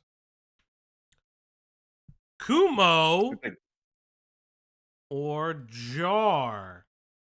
If you pick Jar, you're wrong. Just so you know. Poll has been started. Cast your vote now. Thank you very much. Also, 89 viewers. Thank you guys so much for being here. We here at the Opp Block try to have a lot of fun. If you like what you're seeing, please like and subscribe. It'd be very, very appreciated. We are on our way to 100. We're on our way to 500 subscribers. Yeah. At 500 subscribers, I will be wearing a maid dress. Just remember, every time you like and subscribe, add a comment on everything, you too are supporting me buying a maid dress. Never forget that. I'll even do You're also karaoke supporting in the his- maid dress. You're also supporting his dog. You're also supporting my dog, but you're supporting the channel. Anything that we make from this stream goes directly back in the channel. We're currently working on a stream overlay, and we're working on it. So thank you. Because of what position you're in. Jar could have raped you, and that's probably Bro! That was probably his dream, his end goal. Jar's history includes Still some of the most crazy. insane false allegations I have ever seen, including in one instance a grooming accusation against her niece who does not exist. And this has been to Jar's net benefit, because whenever people level criticism at him, he's able to point to those allegations and say they were false. So how can we trust these ones? What were the Fluffy Turbo allegations? Fluffy Turbo and Chaos 55T came out of hiding to make up false allegations about Jar grooming and sexually abusing his niece, who doesn't exist. So nuts. So, for context, Chaos 55T was originally a part of the people who drove Jar off of DeviantArt. Right. This is like Uh-huh. Check your DMs. I know, I'm reading it right now. Thank you. This is insane. Beyond crazy. bits of the pieces that I remember from his DeviantArt whatever story. She made up some allegedly. So for those who don't know, Beckett actually came on stream when we were covering this, and he was like, "Oh yeah, so this is a lie.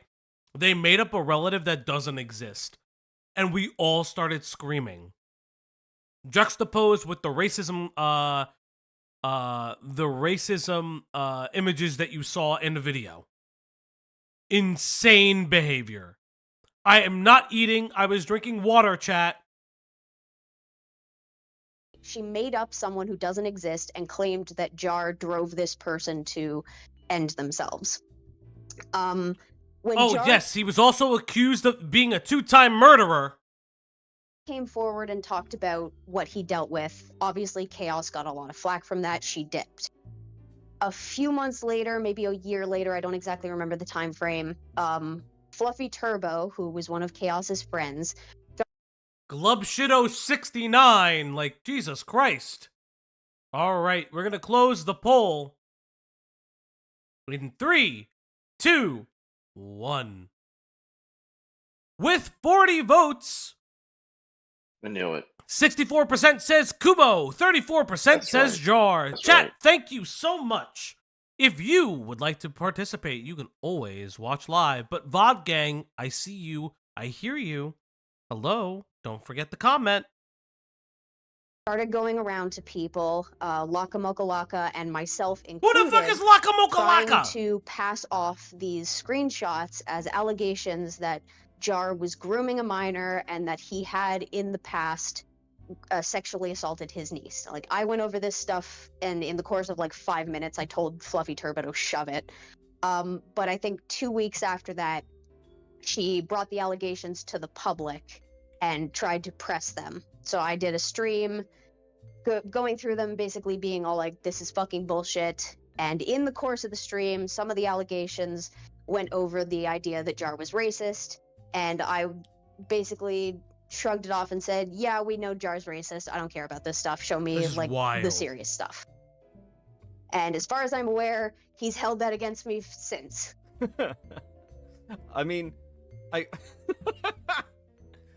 only in the ACC could you have a drama about sexual assault against somebody who's not real.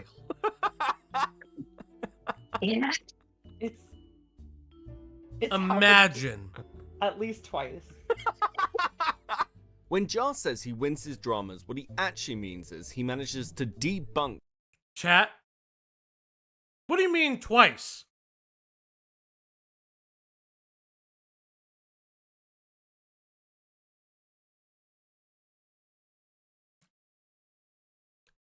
I don't know. What do you mean twice? I'm asking. What the fuck did they mean twice? There's did you no expect? way there are two of these. God, the ACC just needs to burn down. Holy fuck. Holy shit. Jesus Christ. Some guy named Trevor says, you know, if the people who went after Jar prior to his most recent fuck up weren't somehow more stupid than him, his career would have been gone to shit years ago. Exactly. No, that's exactly true. Like, that is wild that these people have made up either fake allegations or nobody's really cared about the racism, which I understand. Should have been cared about, but the internet doesn't give a fuck. I'm going to be very honest. The internet does not care that way. Especially, I assume, in the ACC. Jesus Christ. Some of the insane accusations coming from people who've been A-logging him for 10 years. Which is why, if you're going to make accusations like this against somebody, you better have some solid evidence and some reliable sources. Though I do want to be charitable. Many of you will be aware of my drama with known dentistry dodger Wick TV, who in early 2023 removed me from a panel so he could rizz up another member of said panel because she had more subscribers than me. Now, Wick's history of scumbaggery is well documented. We also clashed in early 2024 when it was discovered that he was working with Progressive Victory undisclosed to his audience while promoting them. And if you're confused as to why I bring up a completely unrelated person who has nothing to do with any of this in the middle of a video on Jar, I don't blame you. So please explain to me why every single Just a Robot drama video has a section rehashing his grievances with people who are nothing to do with anything, and they're randomly inserted in the most awkward way possible. In his hit piece on Doodle Tones, he basically stops talking about her for Christ. I don't care about any of these fucking people. Why is this like so much shit happening? I'm watching, I'm listening. People are weird. They need to stop, chat. They need to stop being weird. 3 minutes, so he can talk about how much better he is than all the other commentators he's fought with over the years. And in case you think this is an isolated incident, no, this is just how Jar works. In his recent conversation with Lio Convoy, when his credibility and reputation is crumbling, he promises never to make a drama video again. Though he does have one question. Quick question. I do have one drama video that is all finished, and I was thinking of just making it a Patreon exclusive. Do you think I should do that? No. Jar has a pathological need to go after people who have slighted him in the past. And while he is talking about how he will never engage in drama content again, this is something I would be deeply skeptical of. This isn't the first time Jar has taken a break. And secondly, because deep down, Jar is deeply, deeply vengeful. Every time I go to bed and I'm about to fall asleep, I just feel angry about sometimes things that have. That is the most sad and concerning statement I've ever heard from anybody. Chat, if somebody says that to you, that's fucking weird. That is like the saddest statement I've ever heard in my life. Holy fuck.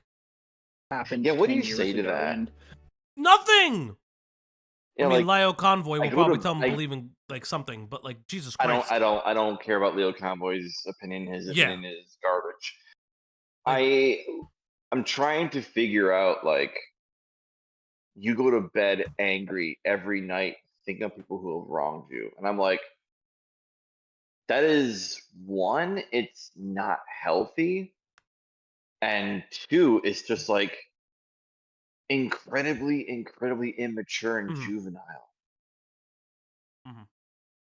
Like, do you not know how to process your own feelings No, I don't in think he any does. kind of healthy manner?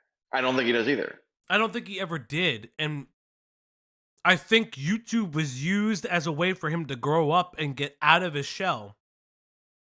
But the problem is that he never had a chance. And at this point, he's just a fucking asshole and a fucking weirdo. Yeah. Sometimes I feel like revenge is the only thing that keeps me going. And don't get me twisted, I personally love a little bit of vengeance, but one of the frustrating things about Jar is his need to be seen as the hero and never the villain. When I'm winning in a drama, I try to show my opponents mercy. I guarantee you. That is such a weird thing to say, dude! That is a tips fedora. That is teleports behind you. Chat, I'm gonna use the Nothing bathroom personal, real quick. kid. Chat, I'm gonna go wash my hands when I use the bathroom. He's gonna pee live on stream. No, I'm not gonna pee live on stream. That's weird. Greg, you've been quiet. What's up, buddy? Back end stuff. Uh-oh. What is it okay? Yeah. Okay. It's hard to talk and listen and read at the same time. Yeah, it's the reason I muted for like 20 minutes. Yeah. So you guys sharing secrets? You didn't tell me anything? If we no, you stop. You're doing the thing again. It's about me, isn't it? It's always about you. I'm not penalty. That doesn't work on me. I know it's about me. Somehow I did something wrong. Yeah, Cloudy says to leave my back end alone. Arena asks what's wrong with my back end.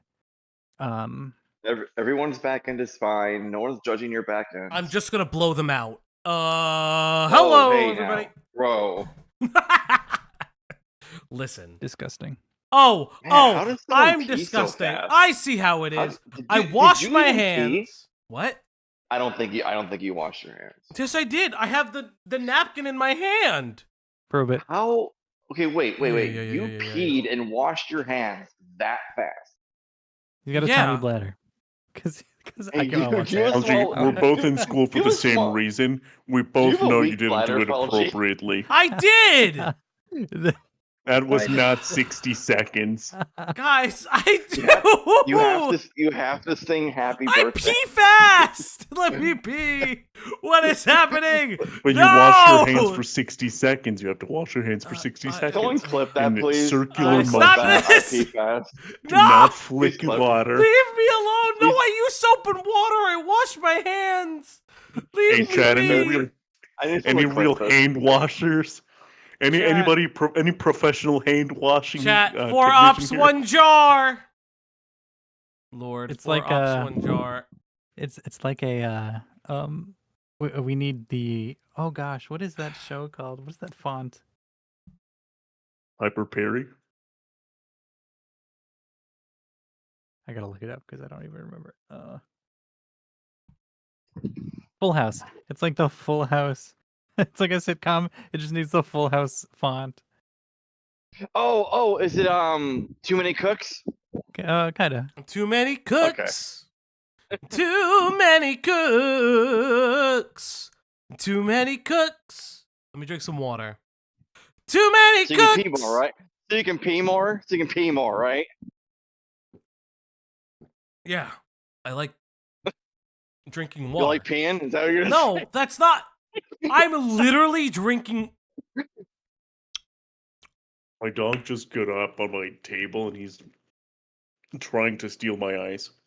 Why is he trying to steal the ice? Because it's ice cubes. Yeah. Are you going to tell me your dog doesn't like ice cubes? Not really. She gets confused by them. She is missing out. She'll eat them, but it like takes some time. Like she will. Have you ever wait for it done to the melt. thing where you buy like a cucumber and you lay it on the floor and see what your pet does to it and they freak the fuck out? Mm-hmm. How does Leia feel about cucumbers? I don't think my dogs have ever had cucumbers. If the situation they was love flipped, carrots diaper though. tones would... Yeah, my dog likes carrots. She smells them and goes a little crazy. Because that's I always give her like fruits and vegetables because her food has like obviously the protein. So I like making sure that the snacks I give, aside from like the few ends and odds ones, are specifically like vegetable or fruit based. Bananas, apples, and watermelon are just puppy crack. Yes, I get it. I get it. She cries when she looks at things cloudy. I know our child cries. What can I do? No. Would not have done the same. I knew this from the beginning our gentle drama baby. began, but I still showed them kindness. But despite all the kindness I showed them, they were not willing to show me any kindness in return. Okay, this is just insane nonsense. I've got no idea why Jar would say this when it's so obviously and provably false. It's probably time to bring up Jar's second channel, which dates back to 2013 and is basically just a huge list of hit pieces against people who have pissed him off over the years. And Jar can say that he is merciful when he's winning a drama, but I really want to direct you to one person that Jar has been beefing with for 8 years at this point. The creator in question is T-Moss Boss, who has over 100,000 subscribers and a dead Oh, Lord. channel. This T-Moss boss stuff is weird. Like, this was so much. 9.7 thousand videos. Yeah. 124,000 subscribers. And 160 view videos, 36 view videos. Yeah, apparently at this point, like, his channel is, like, super dead. How does it happen? I don't know. just- I've never really looked into that. Channel death? Yeah. Yeah. Usually it's just failure to change with the times, and my dog. Let me grab the microphone and turn it to the other side. Okay. Yeah, he was on my face. So it's usually failure to adapt to the times. Things run their course; they slowly die out. This happens to a lot of YouTubers. Their audience will get older, and they're not adapting towards a newer audience. And it's just that people outgrow them, people move on. A lot of times they're just cringe, and people move on. Yeah, exactly. Yeah. Even in the midst of the current drama as one of Jar's longest running detractors, still nobody gives a shit. Except for Jar. That final video that Jar wanted to put up on Patreon is in fact on T-Moss Boss. You literally cannot make this insanity up. However, T-Moss does help us to answer some interesting questions. For example, why is it so many people are hesitant to even go after this guy? Now, I think it's reasonable to say that there are two separate components to this. Firstly, if you go after Jar, you will be dealing with Jar for the rest of your life, as he makes video after video after video on you. The next element is Jar's audience, which Jar himself describes as quite toxic.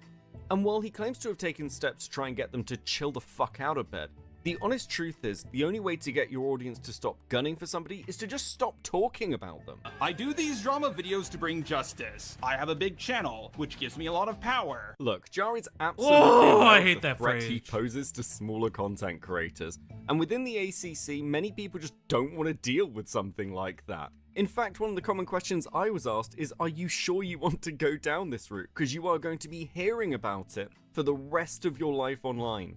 Just as an aside on this topic, I want to note Jar's startling. Hello, Jar. My name is Falgi.Exe.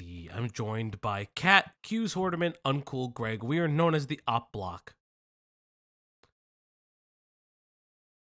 We also hold grudges. Hello. No, We do? I I don't. don't. We do? No, I can. I can. I don't want to. And do you want me to? Because I can. I don't see the point in holding a Yeah, grudge I on know, someone I that know. I don't know. I can't even be non-soy for 30 seconds. No, you God cannot. damn it. No, I don't really hold grudges, but like, hey, if mean, his I can audience hold a comes grudge. after us, that it is what it is. I don't really give a shit. You don't want to see my dark side? Inside of me, there are two wolves. Inside me, there are two wolves. They are both gay. And they're fucking. Lol. Sephiroth posting, hey, it's the ACC. You gotta do it. You gotta do with the ACC. Paranoia, which has managed to fuck him over in ways he wasn't even aware of. I'm aware that you were worried that the ACC girlies were going to go after you. And, you know, you seem to make allusions to this in the commentary video. Well, to be fair, they've been going after me. They're not just women. There's yeah. Do you know that there was only one video planned on you, and it was a defense video? No. I know that Jar has been allegedly paranoid that the ACC is like planning on making a video on him or whatever. I have not been aware of any videos that people have been planning on making about Jar, except for one. I was making a video about the Fluffy Turbo situation and talking about how the allegations against Jar were false. I canceled my production of that video despite literally almost being done because, one, I couldn't get the stupid Twitter account with his real ass name taken off of Twitter, no matter how many times I was reporting it, and I had been reporting it for months. But also because Jar decided to make a pot shot about me in one of his videos, and I decided, fuck him, he's a jackass, he doesn't deserve it. The only person making a video on you was Ponder, and it was to defend you from the previous accusations. And then you came out and took a shot, and the video was cancelled. The silence. The actual... But, like, the amount of silence of his brain. Pause.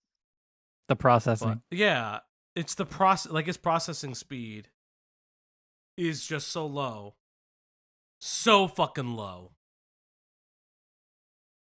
My God. I mean, you do have an entire second channel, which does seem to be sort of vengeance responses to people. Yeah, I know. I mean, going back to 2013. Back to 2013. Yeah, I mean that's that channel I thought you were talking about the recent stuff.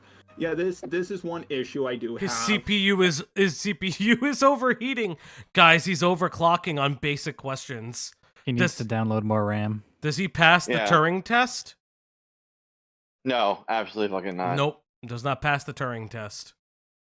I just have a very strong desire to get back at people, and the worst part is, once you do, it doesn't feel that great. It feels But why good, though? It doesn't feel nearly as great as you would think. So I know he said it. I think in the Lio But conversation. Why do you need to get back at someone? So he said it during the Lio conversation, and I think also on the Himpleton stream, or like the interview. He claims that he wanted commentary to call him out. And that's when he would stop drama.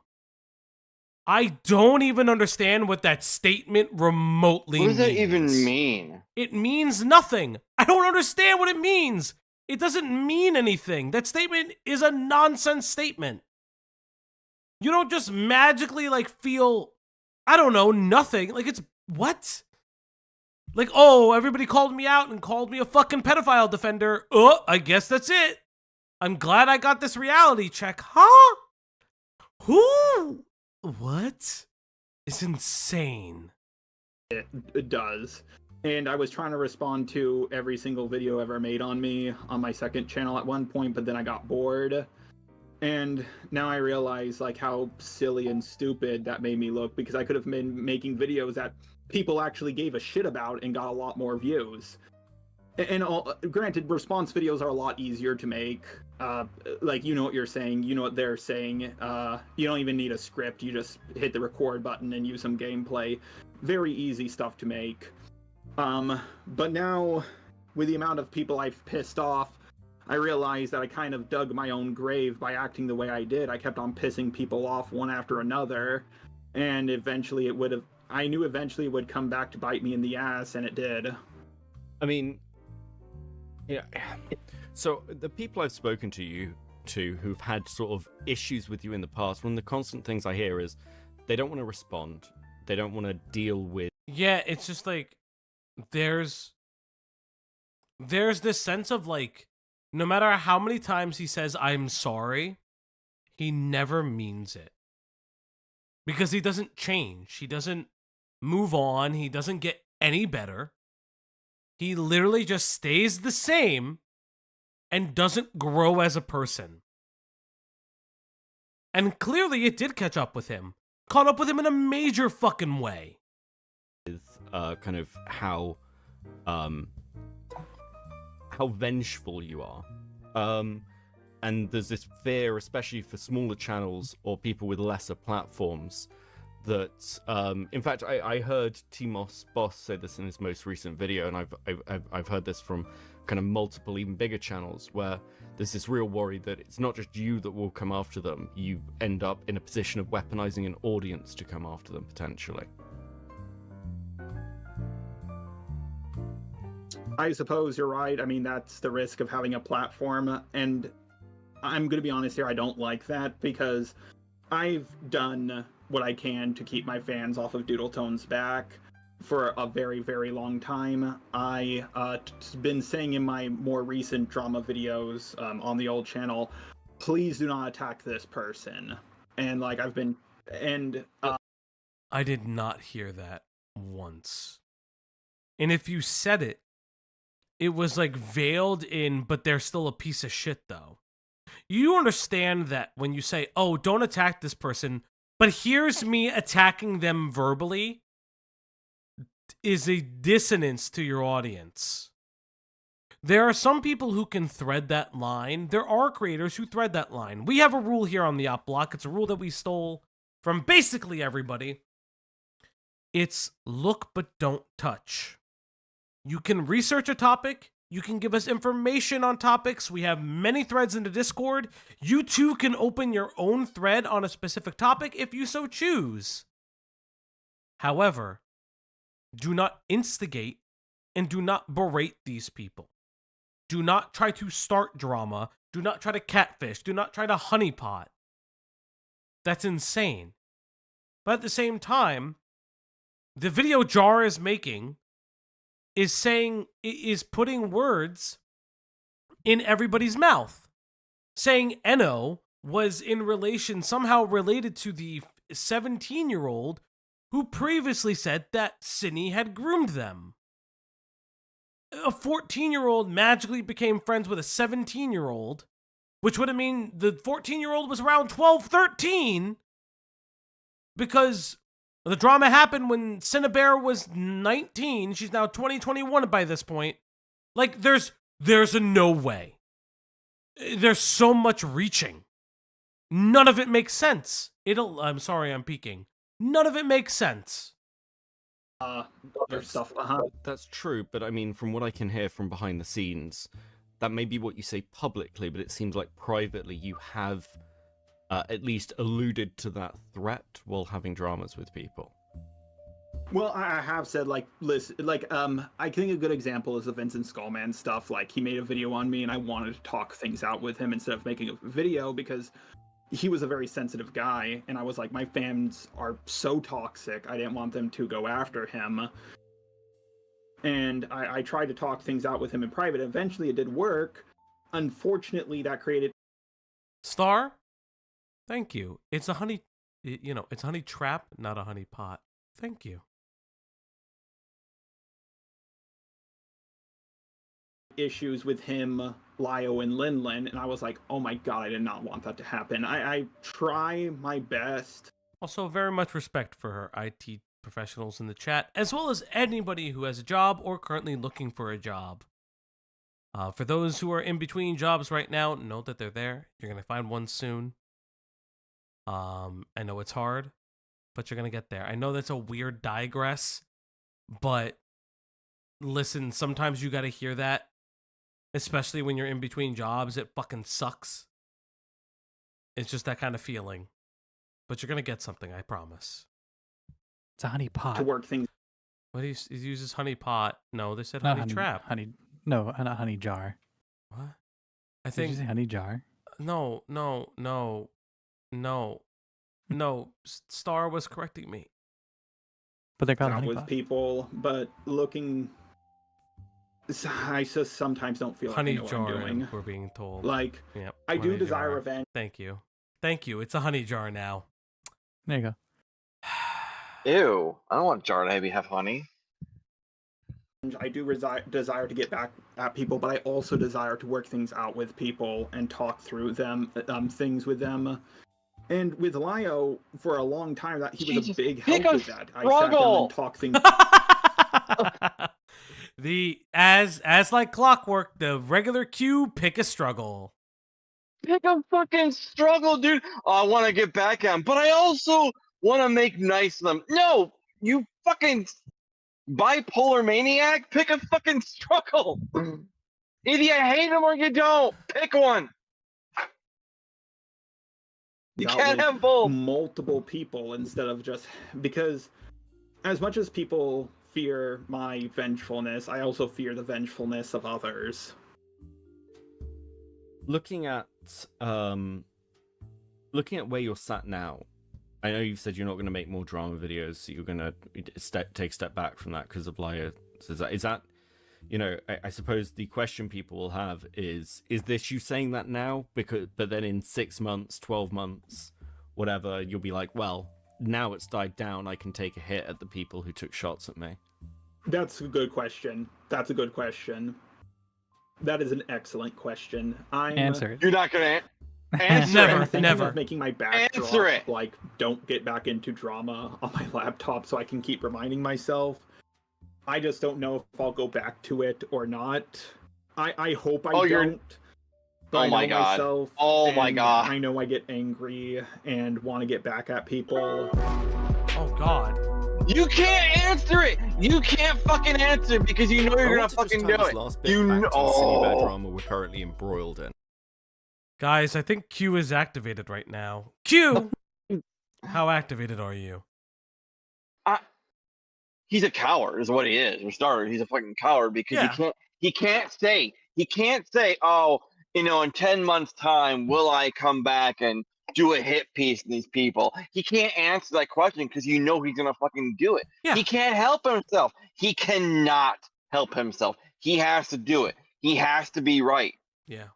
It's just like, it's this weird cognizant dissonance that if he's not fucking right, like he can't comprehend it. Like he purposely, and maybe it's not even like intentional. It could be like just something that happens in his brain that just does not prevent him from admitting any kind of wrongdoing. But he couldn't even answer the question. So fuck him. Yeah. Fuck you, dude. Fuck off. Yeah. Kill yourself. Oh. No. Step too far. Step too far. No. He broke. Get a fucking rope. A rope is cheap. Okay. Q. Rope is cheap. Q. Breathe. In Minecraft. He said in Minecraft. You can make a rope by putting things together in Minecraft. Make a ladder in Minecraft. I don't know. All right. In Minecraft. Jar's choices and decision making are highly questionable. I mean, what possessed you to go to Chud Logic of all people? And I like Chud, don't get me wrong, but like if I was looking for somebody to kind Sorry, it's gonna stick in my head all day. It's actually a very good like little jazz beat. If side up in a drama with me, or like if I needed somebody who I thought I could get, or I could use a platform for to like just even plant a seed of an idea, he would be the fucking last person I'd pick. Okay, 2 reasons, but after this, I need to go for a little bit because I need to take a dump. This is the best part of the call. This is wild. This is insane. Why would he say I need to take a dump? Very professional. This is such a weird conversation. What did you miss? I'll bring it back. After this, I need to go for a little bit because I need to take a dump. Sure. Yeah. Okay. So it might just be gas. It should just take 5 minutes. So don't like turn off the call or anything. I'll just make myself. I'll grab it. I'll grab a drink for you. Yeah. So I one is I think my brain broke. What the fuck do you mean? Start the video over? What do you mean? Why would you say I need to take a dump? Like live? Why would you do that? Why? Why? He's dropping logs. Majunga Wumba? He's dropping the logs. Majunga He's dropping the Wumba? logs. Majunga Wumba, what the fuck? Majunga Wumba, what the actual fuck did you just do?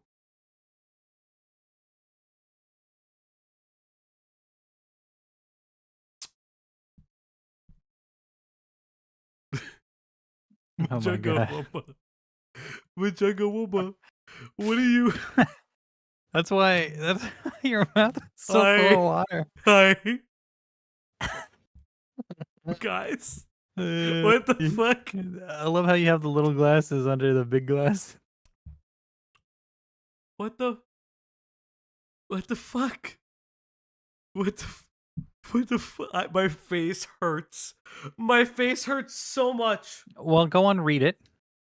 Oh. Do I have to? I'll voice act it. Okay, here we go. I can't talk right You're now. gonna voice act your own voice? I'm making piss. Now, what does it sound like when you drink water? Go on. Okay. Alga's the only man I know who would voice act his own voice. That's me drinking water. Thank you, chat. That's you making piss. What do you mean? That's me making piss. Oh no! No! Are you sure it's water? Are you sure it's water? That water doesn't seem crystalline. That looks like milk. What is happening? What is happening? I hate. Do you want to know the worst part about this entire fucking meme? That's the shape of my Brita filter. That's you drinking out of the Brita filter. I'm gonna be real. I live alone. I drink out of the Brita filter. Yeah. I live alone. It's only me drinking out of that Brita filter. How did you That's find how Cat that? drinks it too. It's a generic Brita. How did you do that? Everyone has one, Patrick. Yeah, I have the same one. Why do we all have the same Brita filter? Oh my god! Because it's a Brita filter. Yeah, everyone's gotta have Because it's affordable. How the fuck did you do that? How the fuck? Are you in my walls? How the fuck did you do this? Explain how you do How the art right now. Found I'm I think fucking it's sweating. based on like the original meme. Oh my god, I can't breathe. Oh god, I got something in my eye now. Fuck me. I'm making Honestly, I think I'm more surprised on how quickly this was made. Oh god. Yeah. Oh fuck me. This is holy shit. How do you guys make such good fucking art? Oh, we need to finish this video, but holy fuck. Oh god. Hey. I laughed so hard it hurt. That was insane. Everybody, resident community artist Majunga Wumba. If you are an artist and you want your art featured that is tangentially related to stream, please, you could post it while we are recording, and I will put it on stream. We also have our resident meme artist, Lunar Moon Tea, who is not here right now from what I can tell, but she will make memes, and they fucking hurt me every time. And they're really fucking good. My face hurts. Destroyer, I'm so glad you joined this stream too. If you like what you guys see, please like and subscribe. Holy fuck, I'm sweating right now. What a fucking image. I was suggested that he was more fair to Synny than anyone else. He seemed more skeptical. And two, Shud did a video on me back in, as he said it, his soy days. And out of any video I've ever seen on me, I thought it was the most fair and balanced, so I thought, oh, this seems like a guy who's fair and balanced. And, you know, maybe he is, but he probably, like, when I got onto that stream and I saw how angry he was, I realized, oh no, I messed up. Yeah, of course. I think it's fair to say that Jar dangerously misjudged how wider commentary would react to something like the Synnibear story. Art commentary involves an extraordinary amount of things that happen behind the scenes in people's interpersonal relationships. This leads to long-standing beefs and feuds that go on for years in some cases, but let's be honest, wider commentary's intention is quite different. No, I mean, like, it's just content, right? Yeah, for sure. Frankly, most stories we talk about as commentators, we don't have a deep emotional investment in. Most coverage is going to be pretty dispassionate. And I didn't make this video because I hate Jar, I did it because I lack impulse control and a social life. Honestly, the entire Synnibear drama highlights the issues with becoming overly invested in a story. The issues Jar, and frankly anybody else even tangentially involved in this Remember, mess guys, has Chud faced fair. should be a stark reminder to everyone of the flack you will catch if you make this mistake. Finally, I'd just like to thank everyone who's involved in helping with this project, from interviews to art assets. It's all really appreciated. I hope you've enjoyed what we've gone over today and it's been useful to you in the future, because a video like this really did need to exist, frankly. The full interview with Jar will be linked in the description below, and as I suck at sign-offs, I guess I'll just see you in the next one. I want to make something that's entertaining for people, but I want to make sure that if there is a next time, there is a solid piece of evidence and solid kind of piece of work that people can go, that's who Jar is, in one place, because I think that is well needed. I think it is needed, because I don't even think I know who I am. Shut up. Just shut the fuck up. Like, you don't need to keep speaking. You do not need to keep speaking. This fucking thing is so incredibly awkward. Sometimes, often, I don't Holy even recognize shit. my own reflection, as cheesy as that sounds. Mirror Just the in robot wall. files. Here we are again. Max Striker Films. For all the op-heads out there, you know who Max Striker is. The editor. Everybody, that was Cope and Seeth's video on Just a Robot. Freak retrospective, the Just a Robot files. What we're gonna do, obviously, is always copy link. For those who don't already know, Cope and Seeth, go subscribe to their channel. Fucking Beckett and Jenny over there do a really fucking good job. And honestly speaking, this video is so good. I can't even I can't sing this video's praises enough. This video is a fucking banger. We are gonna go over a little bit more in regards to yeah. We're gonna go into the actual unedited Jar call for the personal reason that community member, lovely co-host, and our foreign correspondent, Dew of the Mountain, Tommy C's favorite German phone call-in, has asked me to play some specific clips from this interview. Now, this interview is 2 hours. We are not going to go over all 2 hours. But Dew lovingly wanted me to cover a few things. So, I have timestamps. The first timestamp is 47 minutes. And the timestamp is titled... Damn, it's about to be another 10-hour stream. No, Yeah. we're not doing that. We're not doing a 10-hour stream. Could you imagine being in a call with Jar for 2 hours? So, again, I want to reiterate, like I said, I reached out to Beckett a little bit earlier, before we did the stream. Again, I think I would love more, like, creators just, like, talking about their works. I actually love it. He has his own platform. I'm sure he'll talk about it. And, again, really good video. This is a little cuckoo banana pants. And I have so many questions, but we'll get there. So, the title of this is Vosh and the Horse. Okay. Okay. Mm-hmm.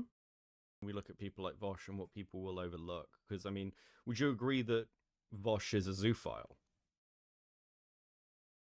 With the horses, at least when it comes to horses, yes. So, what do you mean? When it at least comes the horses? Specifically only horses. Only the horses? That still counts towards it, you know. I don't think he understands how that works. We weren't.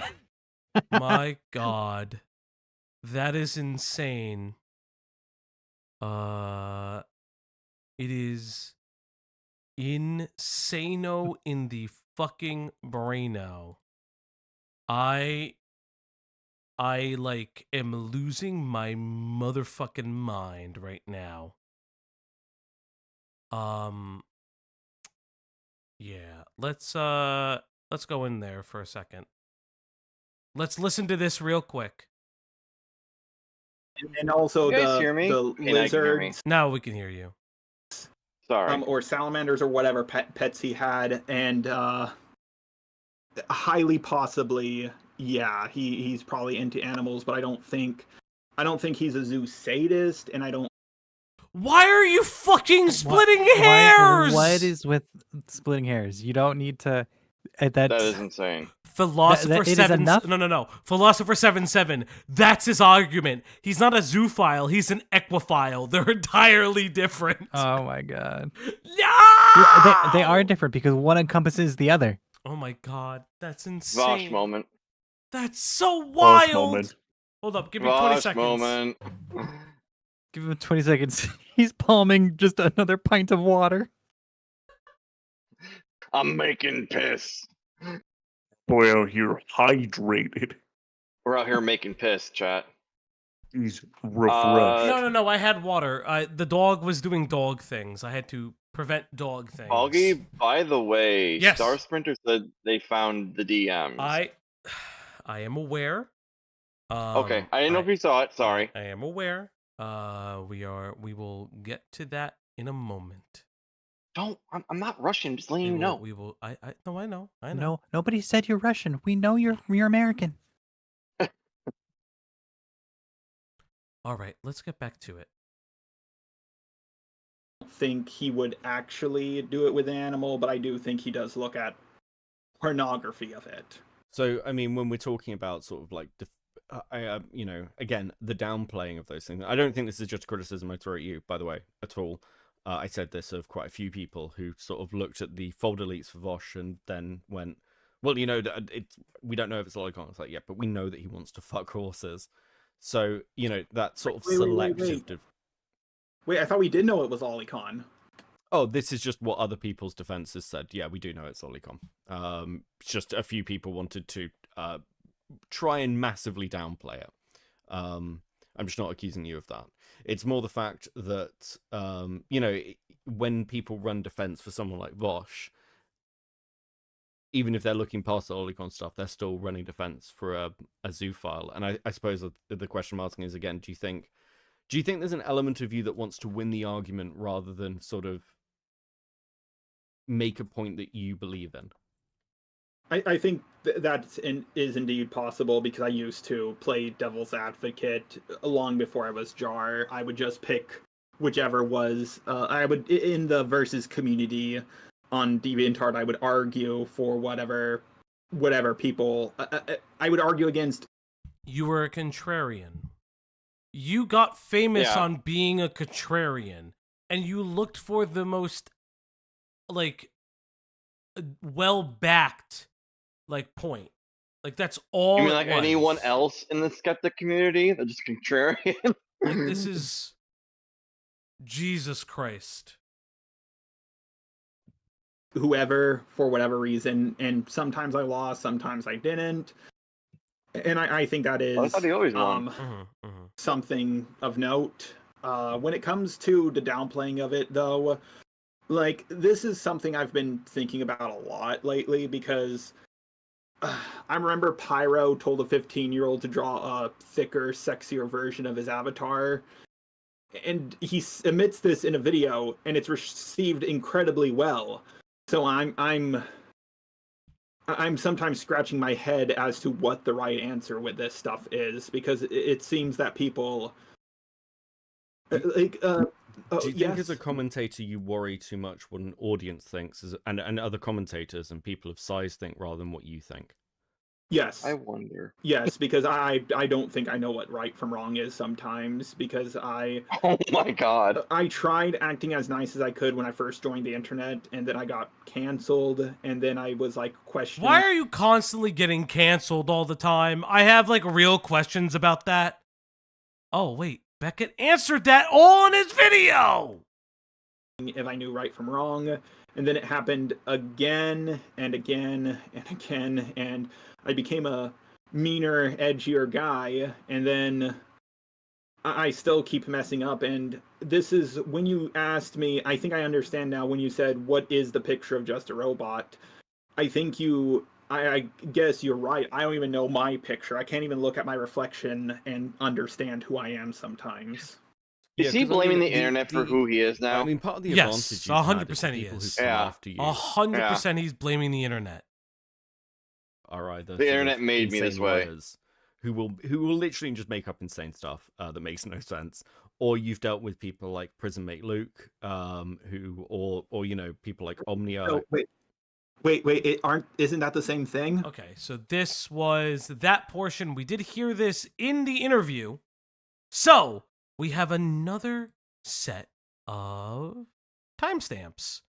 This timestamp, again, provided by Dew of the Mountain, is titled at 57 seconds, 57 minutes. Title. Beckett.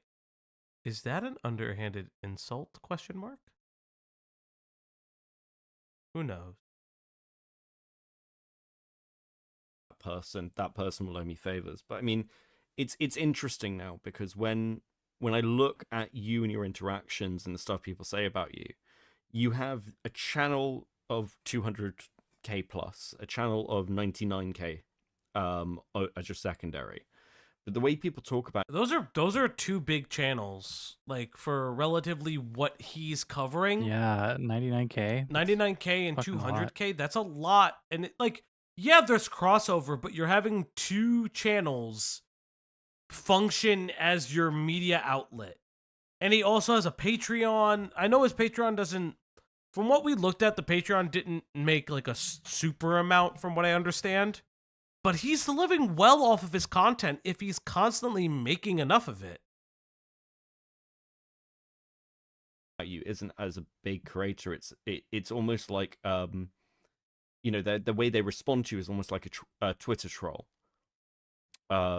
which I mean it's almost quite rare, because the interactions you've had is almost like, well, we'll just ignore this person, and you know, they're just doing their thing. I mean, has that occurred to you previously, that that's a mismatch from your station to how people interact with you? Yeah, that has come up in my mind before, and at least I'm ignoring, for the most part, what's going on now. Like, I'm staying off Twitter, I'm trying to stay off YouTube. I am talking to people because I want to know where I'm wrong, and there's the biggest spotlight has ever been put on me, ever. I cannot believe how much this blew up. And I see where I messed up. Do you? It's just, when you constantly win, like I have, you start to think you know what you're doing. And I constantly go back and forth between, do I know what I'm doing? You were constantly winning against who? Okay, that's what's always weird to me. I don't, like, you were winning against other glub shittos most of the time. You were winning against who at this point? Ay. The ACC needs to just blow up. Just needs to blow up. Do I not know what I'm doing? Should I take advice from people? Should I not? Who am I? And then I think, oh well, when push comes to shove, I showed people that this guy was worse than me, so therefore I must be the right guy. And I to this day, I just don't know. So, I mean, the reason I wanted to do it as this as a call is because I don't want to, I didn't want to sit with you on a stream and have an influence of an audience or to think about like what's entertaining. I really wanted to talk to you about some of the stuff because, you know, I hear stories. I think there's like confirmations in here, which is great, and also, you know, some kind of corrections, which I think is really important. Can I be honest with you? I would rather have you be honest with me than lie to me. The way I read this, and I mean, again, I dig. It's what Cope and Seed does. It's Hey, Cope and Seed, everybody! It's not Cope and Seed. Cope and Seed. It's Cope and my seed. There he is. Honestly, why we're as successful as we are, especially for a channel our size, we have a very outsized impact.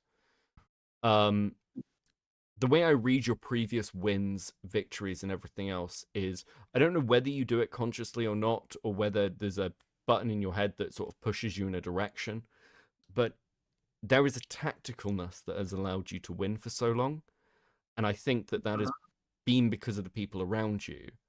And Synnibear is, you know, a repeat of your normal pattern without the infrastructure that you've had previously. So, you know, well, correction, once it didn't work, and that was the Toby drama. I had help from what do you call it, Manga Common and Future Butters, and I think if I didn't have help from at least Future Butters, that whole thing would have gone by so much better. But so it doesn't always work, but like, yeah, sometimes I do need people around me to say, stop doing this is stupid, do this. You shouldn't, I get it, right? I totally get it, but my biggest thing is, if other people need to tell you to chill the fuck out, then maybe you should have chilled the fuck out from the get-go. That's just like, it's just common sense. Let me see what the next timestamp is. It is 1:14:17. Everybody, get ready for it. I'm not going to reveal the title for this one. Oh, whoops, I missed one. Hold up. I gotta sneeze. One. Sorry about that. Bless you. 105:30, excuse me. And I've been asking myself that a lot lately, because I guess my biggest fear is people rejecting the real me, and maybe if I follow in the footsteps of other people, I will know what I'm talking. Hang on, I'm all scatterbrained. Yeah, take your time. But yeah, I have been criticized in the past for that. And I've seen what's his face, H Bomber guy do a huge video on plagiarism and how YouTubers do it. No, not H Bomber guy. I don't think I'm the only one who plagiarized. Like, I've seen people plagiarize my points before, and does annoy me when they don't link my video. What? Sure, I mean, but you're the 200K plus channel, right? Like, you're the big boy in this pond. I am. I mean, that platform seems very important to you. Well, it is. I mean, I've been working on it for years. Things I've worked on for years are very important to me. Like, what do you mean? Sorry, I didn't mean to click out of the video for a second. But, like, what do you mean? Of course, this is, like, your baby. But, like, you can't just sit there and act like... Your ego is so ahead of you. You have... Oh, shit. I fucking knocked down my water bottle. Your ego is so fucking far ahead of you, you cannot understand. Not the piss maker. Everyone is... I do not like that you called my water bottle the piss maker. The opposite of the thirst quencher. Someone's gonna send me a fucking thermos now called the piss maker. You do understand that, right? I hope so. I hope someone does that. I hope it. You do know that I'm gonna... I hate everything that The just piss happened. quencher. Not the piss quencher. I hate this chat. The thirst maker. But like, right? Olivia Bean says it perfectly. The real you is a massive creepwad. Don't be yourself. Find a therapist. Be a better version. Exactly. We don't have a PO box yet. Chill out. Maybe one day soon. Let me get the next timestamp. The next timestamp. Ooh, why is this not? 114. Oh, it was 114. Thank you. You're beautiful. You are beautiful. All right, here we go. They found me again. Oh God! And it does. This is where like. I think it's just this is where I tingle think tones. like my path downward kind of started, but I can't think straight because like I need to take a dump, so I'll be back. Go to the bathroom. I'll grab a drink. Why did he talk about pooping? Okay. Bro's gotta poop. All right, you know. Please stop. Wait, I've been told to wait until the pooping ends. I have been told to wait for them to come back. Is he humming to himself? What is happening? He's totally humming. Look at you humming. Nice. No, it wasn't pump back. Yeah, it wasn't very much. I've been It wasn't very this drama much. has stressed me out so much. Oh my God, he told them how much shit he took. He told them how much of a shit he took. Why? Why did he tell him how much of a shit he took? Why would he do that? Why would you tell someone who's doing an investigation on you because you defended a pedophile? I don't get it. Oh no! Why? Oh God! It wasn't really a big deal. Okay, moving on. It wasn't that much. Why would he do this? He was really hyping us up for this big load he was gonna drop, but it ended up being not that big.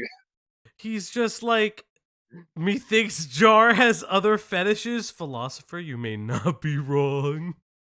Yeah, it's now Poop Jar. Oh no! Oh, we gotta press play. No, there's more. This is. I mean, you can press play. That's why I said. That's why I said press play. At all. He hasn't Only been eating. today have I actually had a decent meal. And Oh my God! the good news is I lost 10 pounds, so that's pretty cool. Oh my! Oh no! That's just didn't wait again. That is wild! What the fuck are you saying? What the fuck are you saying? Stop talking! Stop talking! Stop talking!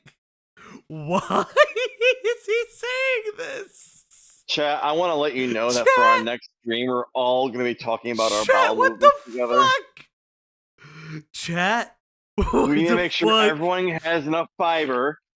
You know, I know Beckett said that this was an awkward conversation and it actually made him feel somewhat uncomfortable. And I didn't understand for a second what that meant. What he meant. And then this is just still going. And I'm like, okay, I'll move on to the next bit. Because the next bit's just as funny. But it's just, okay, play your poop song, Poop Man. No, do not redraw the meme with fiber. No. Do it with fiber. No! Do it with fiber, Majumbo Wumba. Do it. No. Okay, sure. Congratulations. Yeah. Congratulations. So, What do you moving say back to on that? sort of some of the topics around. Bro, what do you say to that? Holy shit. 21 to 39. Killjoy, are you in chat? Killjoy, are you in the chat? I need you to talk out. Base Killjoy. Killjoy? this little ditty goes out to you and Q. It's not, you've not done anything that I'm like, oh, I apologize. It's more, when you're reflecting on this, I kind of want to know where the thought process lies, because my impression is that, this is a serious fuck up, but it comes back to that, how will you feel in 6 months, 12 months? And, exactly. That is a very good point. I'm afraid I'll relapse back into my bad habits. And sometimes I feel like I should just quit YouTube and join the military, like a place where there's constant structure. Q? He says the 30-year-old man needs to join the military. I mean, you can technically, and I believe the cutoff for enlistment is, it's 30-something, I believe it is. Because there were guys in the National Guard when I was in BMT who were far older than me. 34 is the cutoff, apparently. Yeah, 34. Or 37, it depends. From what I'm seeing, there's like... Okay, Killjoy says it's 35. And he's that the sounds vet. about right. He and Q are the vets, so... It was increased for the Army. Interesting. Depends on the branch. I think the Air Force, it does depend on the branch. Air Force I think is Marines 35. is a lower cutoff. Yeah, Air Force, that sounds right. That's my phone falling. That is hilarious. I should just join the military. Get therapy! Structure? I mean... Oh, you're also an Army vet. Awesome. You don't gotta just jump right to the nearest enlistment office to give your life structure. You can do that without having to join the military. Yep. I mean, if you want to, go right the fuck ahead. You'll learn shit. What was the thing he said? It would give him structure. Structure? Yes and no. That really depends on what MOD you go into. It also doesn't address like the mental health conditions you clearly suffer from. Yeah. Like it doesn't. It really depends on what. Oh. Like going to be a cook, you'll be fine. Crisp. Yeah, prison does have a lot of structure, so I'm told. So it's prison. That's true. No. Yeah, ROTC was the government trying to weaponize autism, so he would have done great, probably. Is it the sad thing that the people I know who like, I have a friend of mine. His wife is in the Air Force. Very like sweetheart, love her to death. Like actually, love her to death. You can tell that the spectrum is real. Very much so. I mean, I don't know. I don't get to know where she is half the time. But hey. So, short story, very short story. One of the guys I went to BMT with, he tested high enough that he was able to get top secret clearance because he was going into something. Oh God, what was he going into? I don't want to say it was something computer intelligence related. Mm-hmm. Something related to that. But like, was he on the spectrum? I don't know, but maybe the way he talks sometimes, thinking back on it, I wouldn't be shocked. Yeah. All right, let's let him play a little bit, and then I have the final two comedic notes from this interview. If you want to listen to the full interview, it is linked in the Cope and Seed video. But yeah, let's get into it. Let this play a little bit. Or something like that, because I don't feel like I know what I'm doing most of the time, and I think a large part of that is due to my autism and dyslexia and the fact that I was homeschooled all my life, but I also don't know about that. Like, would I've, even if I didn't have autism and went to school and had a normal life, would I still be like how I am now? Obviously not exactly, but you get what I'm saying, right? Here 27 minutes. Yeah, and I'm just thinking it's that you're making jokes within a sphere. But I mean, how are you going to feel about those sort of things existing about you? Not great. Not great, but it's a lot better than theorizing if I was trying to meet up with Cinny and rape her. Yeah, I mean, I think Okay. that certainly some of the behavior here. He and would I rather. know I've sort of got your takes so on VidCon. I've got. I get it. I get what he's trying to say. Okay, I'm a racist. Okay, I'm a sex pest, but at least I didn't rape somebody. Not try to. Really. Not Not a really good the defense. brevity that you think it is. Yeah. Oh my god, this guy made this so weird. This is so bizarre. Jesus How does Christ. he gone back to back with 3 or 4 bad interviews in a row? I think the thing is that he's just kind of like a weird person. He's just severely mentally ill. And it's just kind of funny at this point, but also insane. Okay, he'd rather be racist than a rapist. Cool. I've got other people's as well. Are weird. And some of that can, I think, easily be put down to your autism and homeschooling. I think I've heard that as a defense, but it's also I know a lot of autistic people. I'm on the internet, and this is I think it's interesting, like with the Bo Black's drama, kind of blowing over because it's more so my homeschooling. Like my mother. Oh no! Come on. No, let's let him speak. Do you know what chick tracks are? No. They're these little. You might know them if I describe them. They're like little mini Bible comic books. Like yes, yeah, I'm familiar. Yeah, about the size of a cell phone. You know what I mean? Yeah, my mom was into those chick tracks, and chick believed in things like that Harry Potter would actually teach you how to cast dark magic.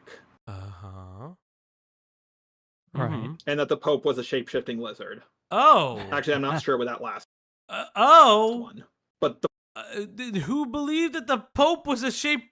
Did your mom believe you were a shape-shifting lizard? I don't even. I am so confused. I had some chick tracks too. There are. Okay. There's a lot going on right now. This is a statement that I have to unpack. Holy shit. Like, I don't. Oh, no. The lore is so deep, guys. Oh, Beckett from Copaceed, what did you do? You made this man speak forever. No. I don't blame Beckett. That's awesome. The first one is definitely true. And I had a very warped perception of reality the way I was raised. Believe it or not, this is going to be really, really sad. Out of all my siblings, I actually turned out the best.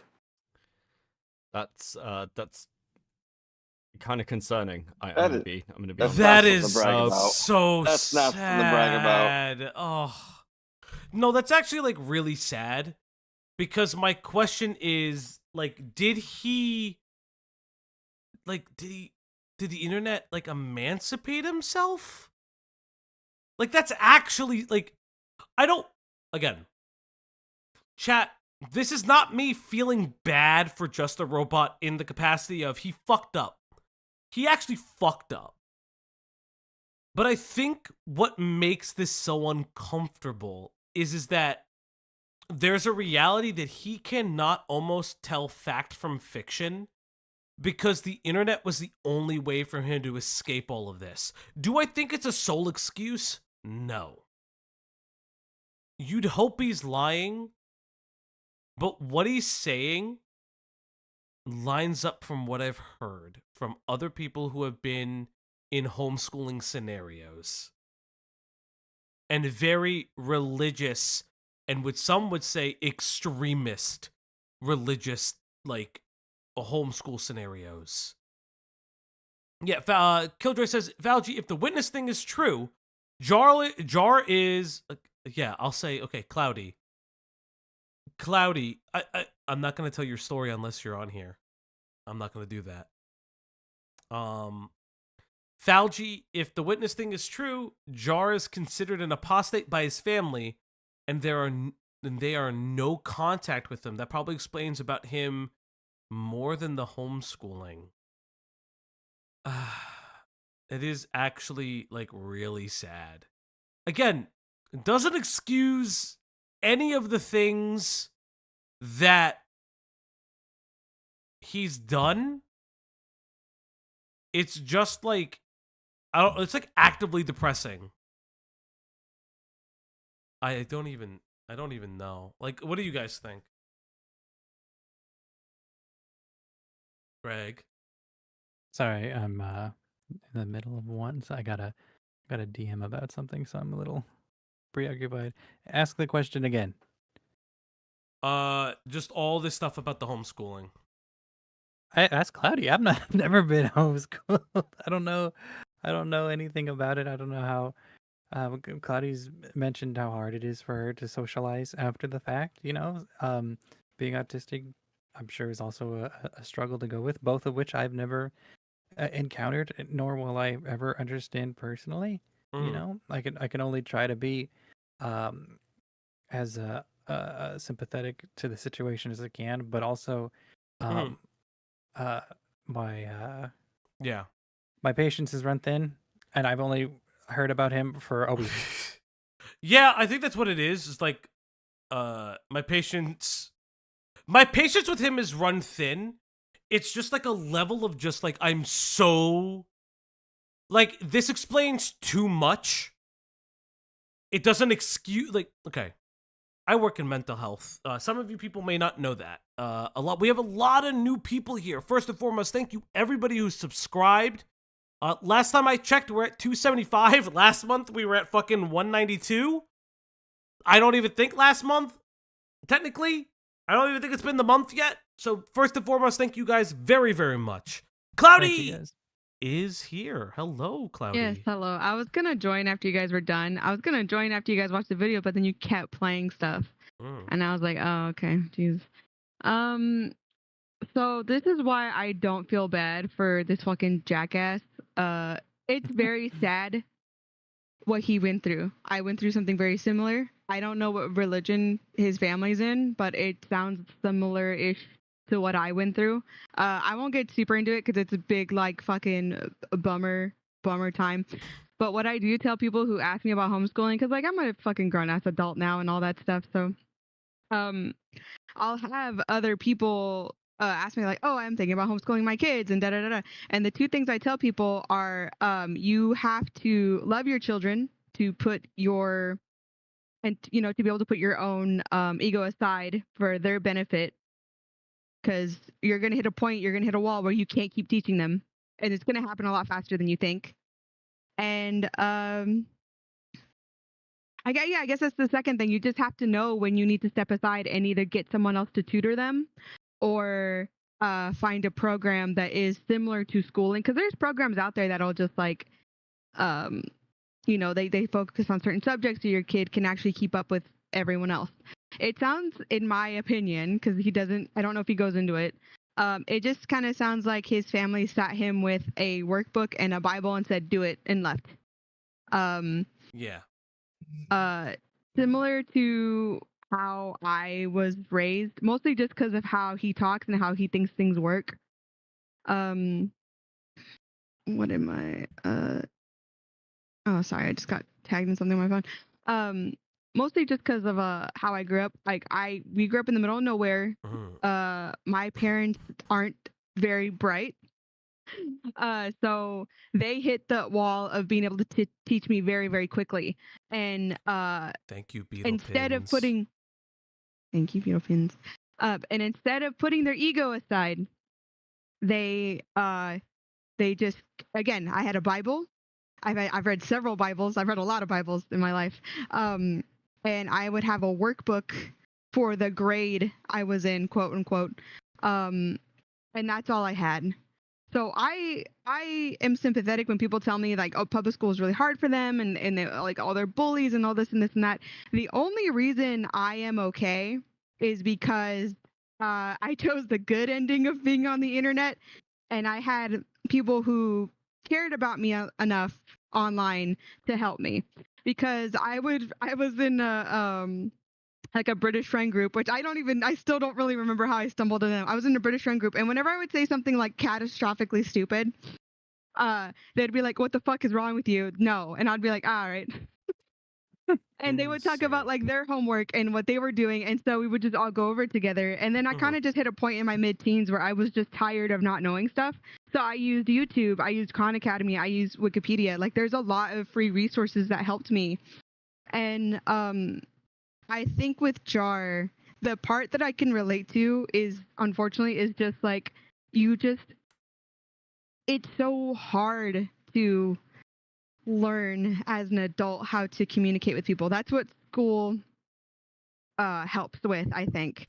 It just teaches you how to be around other people. And I definitely had my cringy, weird, stupid fuck ups like growing up as a teenager, as a young adult. I think another thing that helped me too is that once I became an adult, I joined a school program called Job Corps. And so they help you at no matter what educational level you're at. You just have to follow their rules. It's like mini educational boot camp, I guess. I don't know. I had a lot of fun at Job Corps. Hey, but, thank you, Taraba Pedis, for subscribing. Thank you for subscribing. What was I saying? Sorry. You were talking about joining Job Corps. Yeah, and so how it helped you that's how I got my career. That's how I got my job. That's how I got my GED. I don't judge people for whether they drop out of school, whether they do this and this and that. There are other avenues. It's just it is going to be harder for you if you were like me and Jar. Yeah. And what I mean by that is like I didn't learn I was autistic and all this other stuff until I was older because my job has health insurance and I was finally just like able to get these things checked out. The reason why I have no fucking sympathy for him now, because I'm pretty sure we're around the same age, there are so many fucking resources for you. There's so many. There are so many people who were so kind to him and willing to help him and stay his friend, and you just would either sexually harass them. Yeah. Or you would just fuck them over later because it looked good for your YouTube channel. So fuck you. When it comes to socializing, getting a job and stuff, I feel like I'm gonna be for real. At least for me, I'm the kind of autistic that like when you have detailed instructions for my job, easy, banger, got it done. What do you mean you can't keep a job because of your jokes? That also tells me that you were told to stop it already, but you just didn't. You were told exactly what to do. Actually, jobs are very good at telling you exactly what to do so you can get it done. Yeah. I'm not saying that it's not impossible. I know it can be hard for certain disabilities or whatever you have, but I'm not talking about like a whataboutism. I'm talking about specifically Jar. If you're able to put together a YouTube video, talk your ass off, do all this other stuff and plot and scheme, I have a pretty good feeling that you're perfectly able to follow a job's rules, and you just didn't. I think Killjoy actually said it best. It no longer is his parents' fault. He said 10 years to unfuck himself. Oh, absolutely. Yeah. Absolutely. Like he's had time to do this. He's had time. That's what I mean. At this point, you're a grown adult. You have so many resources. Yeah. I can't feel bad for you. Like I really can't. Especially like I said, I went through something similar. My parents are batshit crazy too, okay? Like I know all about those little comics. I know all about all this other crazy shit, okay? But like at some point you have to realize if I can pull myself out of it enough to get to this point, you can just keep going. It's hard and sometimes it sucks and sometimes it's scary, but you have to do it to be not a freak because now that's what you are. It's crazy because like there's more to this. Like there's a lot going on with this man, but at the end of the day it's like you chose to say some of these things. You chose to do some of these things. I think we're going to go on a little bit because there's the last timestamp that Do got us to. So let's listen. Yes. Okay. I mean, outside of this, you've got a girlfriend, you've got your roommate, and you seem to have quite a I'm trying to think of the right way to put this. I'm not even sure codependent, but dependent relationship on your roommate. I do. Like once my last girlfriend left me, and his girlfriend left him. This was during the pandemic, I believe. We moved in together, and we actually didn't get into any relationships because we just had too much fun hanging out and doing stuff together. Brother? Huh. You know, can I I'm gonna say something too as you know, if you're it's already hard enough if you deal with feelings of sexuality in a I'm gonna say normal in the sense of like going to school, having normal, not being isolated the way he was. I don't. What do you mean? Stuff. I'm so confused by this statement. It's okay to be gay. It's okay to be gay. It's okay. You don't have to force yourself on women if you don't like them, my guy. I'm not claiming that, and not every gay person does that, but it's just one of the buddy. Oh no. Oh, fuck me. All right, let's keep listeing. Neither of us are gay, by the way. Real quick, right as what Kinsey said, like you have all these people telling you, "Hey, don't do this shit." You don't have an excuse with me. Yeah. Or with other people that you don't know what's happening. Like fuck off. Like I don't I don't feel bad. Like the transition's hard, yes, but it's doable. And you had so much help and so many people willing to help you along the way, and then you just didn't. Yeah. Again, I know I'm repeating it, but like ugh. It's very, very interesting. Let's go. Or even bi. Do you I mean, how are you both doing all right? Like I'm assuming you're making money from the channel and everything else. I'm assuming you're stable. Recently, within this year, not really. I had to go get a real job, and okay. But he's doing so much better. Like he got his high-paying job finally. But I'm not going to go into any more detail about that because he likes to keep private life private. But yeah, after like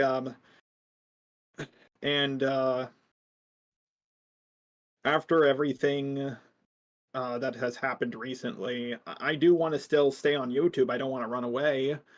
I don't want to be a coward. But I don't want to go back to drama. But brother, the biggest problem I have. So we'll stop it there because this is the biggest problem I will always have. They never admit that they're sorry.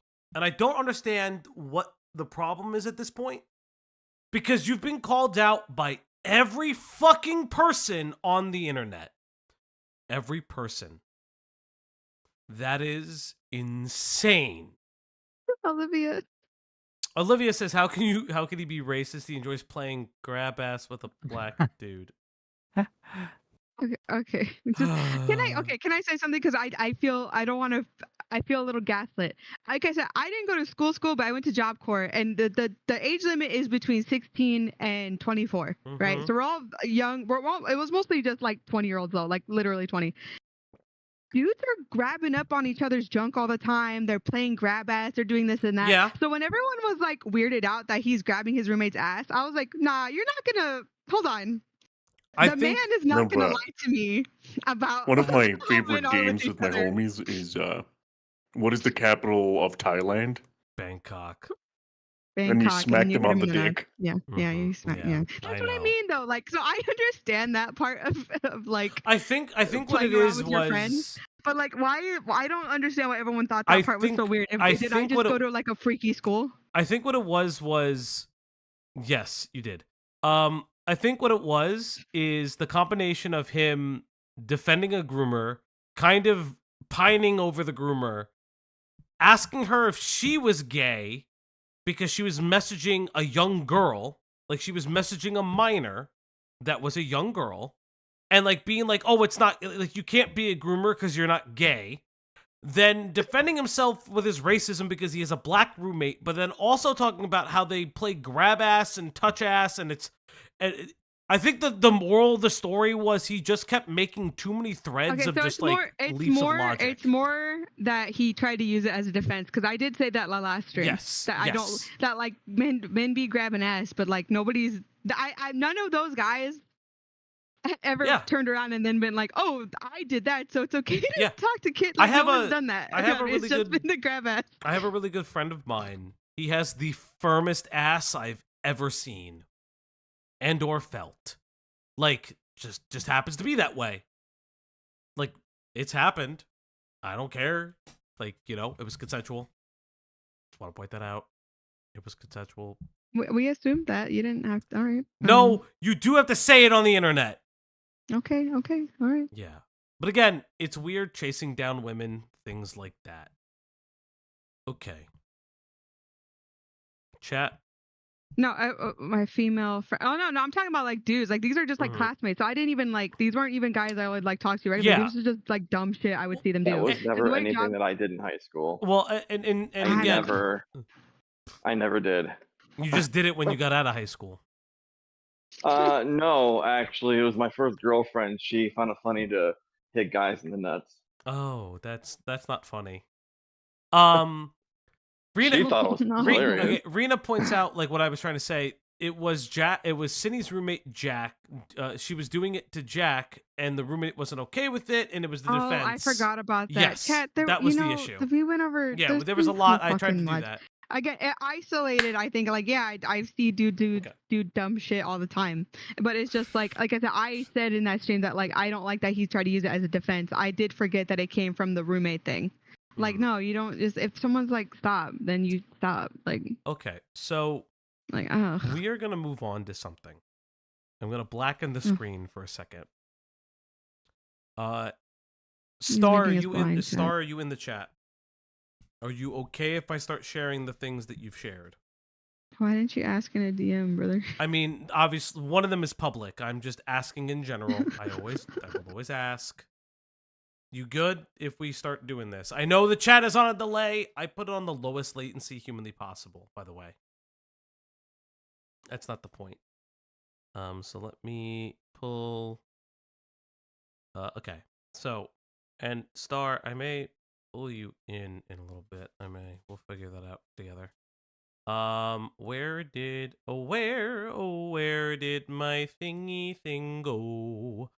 Oh, where could he be? You can't sing Disney songs. Oh, is that a Disney song? That's the Winnie the Pooh. Oh, okay. It's in Winnie the Pooh. Oh. Alrighty. So let me make sure I am sharing the correct It's Winnie the fucking screen. Pooh. I didn't know it was Winnie the Pooh. No, I was thinking about Winnie the TikTok. Pooh. Kat, Alright, I'm very tired from my job. Chat. Are you ready? Let us find image. 3, 2, 1. The thingy wasn't missing. The screen was black for a reason. So, these are DMs provided to us by Star Sprinter. Sprinter, I may pull you on in a little bit just for a quick little talk about this, just to get some clarification and things like that.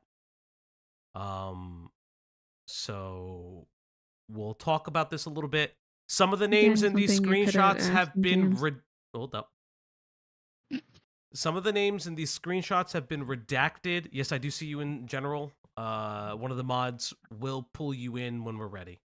Some of the names in these screenshots have been redacted to keep people's privacy. Even like Stars initially, because we didn't have this one. So Star started talking to Just a Robot in December 20th of 2021.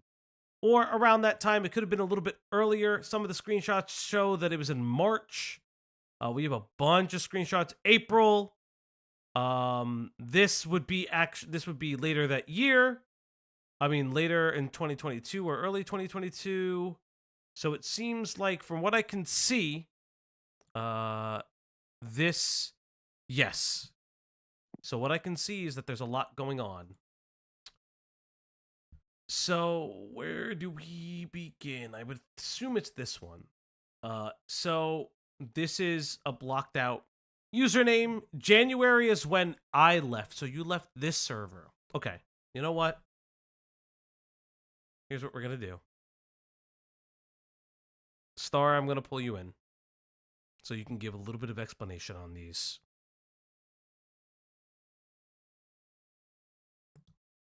Oh gosh, did I get moved? Yes, you did. Hello, Star. You are live and alive. Hi, what's up? Hello, friend. Let me Hello, I am hello. just gonna lower you a little bit, just cause to not blow out the. Oh, I need to mute this. It's I'm gonna okay. mute- Yeah. Welcome to being dragged onto a stream and having that fun fact where you like listen to the audio at the same time.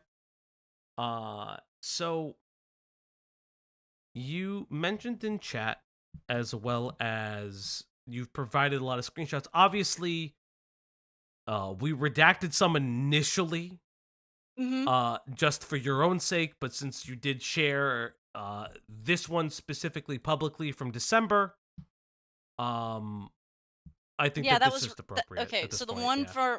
from December was actually where I was actually starting to get a little bit more annoyed. Is the word. So, can you describe to us then, how did you first meet Jar? Oh God, it was through Joshua Montag, his editor. Oh, okay. So his editor. Yeah. I met him through one of his editor's servers, and I said, "Hey," and I was watching his video, and I was like, "Man, ex-fundies and ex-evangelicals do not act like this." So I was like, "Well, I have a group of people here, and maybe I could be a better example for him." And I didn't give my initial message to you guys because of that, because it's a little personal. Yeah, of as course, far as of that course. goes. There's a lot of personal information about my own like issues in there as well. So what do you want to know? So I guess the story, or the things that we would like to know is, so you met Jar, and you bonded over some of your shared experience. Some of us on this panel can relate to that. So you guys meet, and what is the vibe initially when you meet him? It was one of those, this is your typical autistic kid. Okay. And so, in your conversations with him, you're meeting him, he is like your typical autist, you're bonding over kind of, I wouldn't even call it necessarily shared trauma, but just kind of like a shared upbringing in a way. It was actually, like I said, that was like the first like few messages, and then he started shilling videos to me afterwards. So I do have an example of that in December of 2021. So this is a couple months of talking, from what I can understand. Yeah. So this was his birthday, and he says, Just a Robot says to you, "Hey, I have to re-upload this video, because of what I had said at the start. Would you mind liking and commenting on it for my birthday gift?" You say, "No problem." He says, "Awesome, thank you." That was it. So that was like the nature of the For a birthday conversation. gift is so sad. I'm sorry. Yeah. I just It's so sad. I'm so Please sorry. like my Okay, I'm video. done. Sorry, Please I like know. my video. Yeah, I mean, I got that from his editor too, every now and then too, as far as that goes, because it's a very common thing in his group. Is just filling is a really common thing. So when you said you said in the chat, right? You had mentioned that just Jar, we'll just call him Jar. I don't want to call him by his full name, but Jar had treated his friends like the help, and had said it on occasion. Did he say that in? He didn't VC, say, or it just felt like that. He doesn't have to say it. That's the problem, is that he doesn't have to say it. With the way he treats his friends, you literally can look at this like he thinks they are all his little minions. If he I don't know how he treats his friends in real life, all right? But if you see the stuff on the cat, that was cool. If you see the stuff on the on like the internet, he just treats us like absolute garbage. So if I can look, let me just see if I have the earliest. So here in March of 2021. You're talking Mhm. about working on Roll20, Mhm. D&D 5e. He says, sure. So Yeah. you mentioned a little bit in the chat how his character was and how he was in sessions. Can you go into that a little bit without getting into Sure. too much? We'll kind of reach the apex of him leaving with that said screenshot. Okay, well, sure. He was always railroading the campaign. Mhm. And mind you that this was my first time DMing, and the rest of the group was working with me and trying to coach me to be a little bit better. But he was always like, "Oh, you can be better than that. You can do better." Type things. And I'm like, "Come on, dude. You're making me nervous. Quit." And and then and then afterwards, I'd sit there and have like a fucking panic attack as well. I'm sorry, I cuss a little bit. I have a panic attack afterwards every time I worked with him. It was really interesting and because at the time I was like already dealing with stuff. Yeah. Yeah.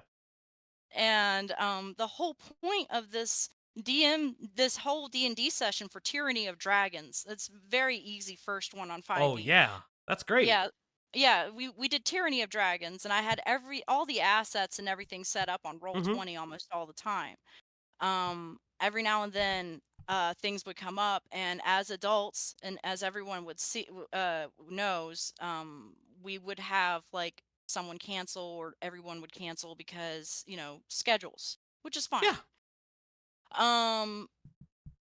I do remember one time he was in a session and he was bragging about dating a black girl all the time. Oh. Yeah, I do remember that.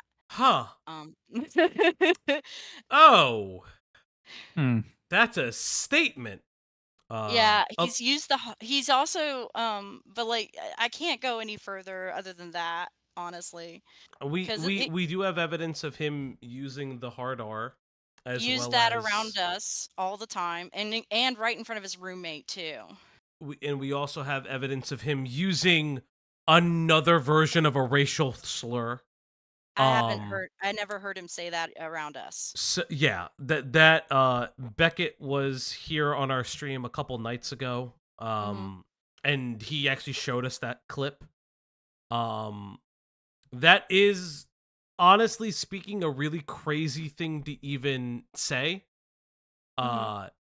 So it sounds like to me, here's a question I have for you. Not necessarily a yes or no question, but maybe your thoughts. Were these, or did you feel like these were attempts to join the group in a way of he's trying to be the funniest person in the room because it makes other people feel comfortable or like him a little bit more? And was there any evidence of that outside of him playing games, for instance? Well, when he played his character as a complete jackass, and then would turn around and say things like, "Oh, well, my character would do that." And that's usually your first red flag as a DM. Yes, it is. Yes, it fucking is. I have a friend of mine. We were in a campaign. He would do that all the time. Name them. Their character died. Oh. I put them in an unwinnable situation. It had to be done. That's awful. Yeah. Listen. I can only narrate so many sex scenes until the guy doesn't get the hit. To be fair, he put him. So glad he played a Warforged. So glad he played a Warforged. To be fair, my friend put himself in the unlivable scenario. He had the out, but I knew his character wouldn't take it, and so he did. He exists somewhere in a different plane. We don't know where. Yeah. Oh, The plot point was to find him again. The plot point was to find him again, but that's not the point. And so he would do that. He would act this way. But DMs, from what I can see, is okay. So this is when he joined, I guess, or you joined his server. No, he Or he joined joined mine. yours. This is Okay. mine. Yes. That was back when. By the way, the name of the server was Lore Legionnaires, which was hilarious and edgy in a way. Very cool. So how did the other group members feel about him? Were there people telling you, "Hey, this guy isn't cool"?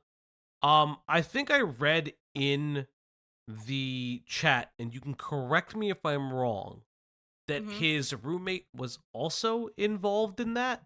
Oh yeah, group he as well? played he played a version of Orochimaru. It was really cool. He was really good at what he was doing. So like he was really but like I don't know I don't have any opinion of him because my Yeah. interactions were just that. That was it. Yeah, when it comes to people who aren't necessarily on the internet, we don't like to discuss them. If they don't have a platform, we don't shine a light on them. I was just curious because it sounds like Jar and his roommate seem to be very, very close. Even kind of Beckett pointed it out that they seem extremely close. So how did your other players feel about Jar as the game was going on? As the game was going on, there were times where Jar was extremely creative in the way he did things, and we all enjoyed it. We laughed our butts off and had a good time. But then there were times where he would start doing things that a villain would do in front of the party, and the rest of the people in the group were not having it. They were not having it at all. In fact, the moment I kicked him out and banned him from the server, everybody in the group started giving me a hard time about him, and jokingly as well, okay? And rightfully so. Yeah. Um, I see that at one time you discussed a little bit of personal matters. I don't want to bring that up, but he also discussed parts of wanting to go into the military. It seems like that has been like a fallback for him. That like if the YouTube thing didn't work, if all these things didn't work, he would follow this like weird not idealized per se, but this weird like plan that a young man would do without direction. Did he ever give that impression to you guys? Like, did you always feel like he was always... Because, so, in Beckett's interview, he describes that he doesn't really know himself. Do you guys... Would you believe that? You're the one... hey, Chris. definitely. How are you? Definitely, I would definitely believe that he doesn't know who he is. I would believe that all he thinks he is a hearkening back to every single drama that he's kept track of. And I guess the question is, so you said that Jar was in your D&D campaign, and it came to a head. Can you describe how that came to a head? Okay, so here's how it went down, and it was extremely quiet. It's not climactic or anything, but we were sitting down. It was me and one of my buddies. We were just having a conversation. Here comes Jar walking in and going, "Did you see the wedding pictures?" It's like, "Yeah, they're wonderful wedding pictures. I think having a Fushigi Yugi themed wedding is one of the coolest ideas ever."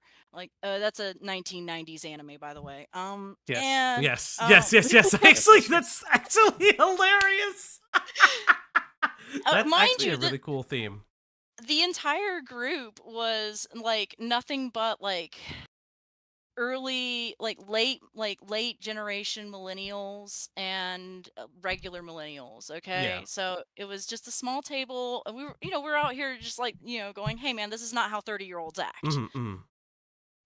Every now and then. And so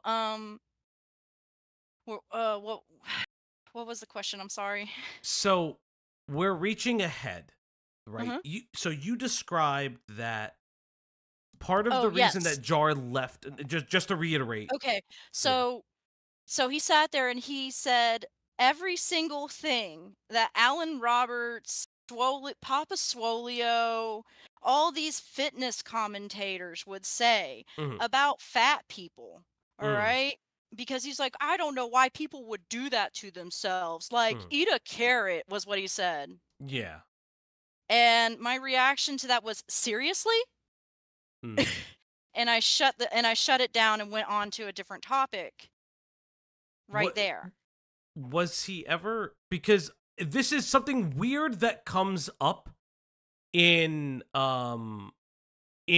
both Himpleton's interview as well as clearly in Beckett's interview with Jar. That weight I was was gonna a mention factor. that, yeah. His, not only his girlfriend's weight, he mentions his girlfriend's weight as well as his own weight and like the weird ways that he was eating or drinking and things like that. Did that ever pop up in conversation? Because like, was that the fat shaming and the fitness influencer stuff? Did that come out of left field, or was this something that was always present in kind of the background?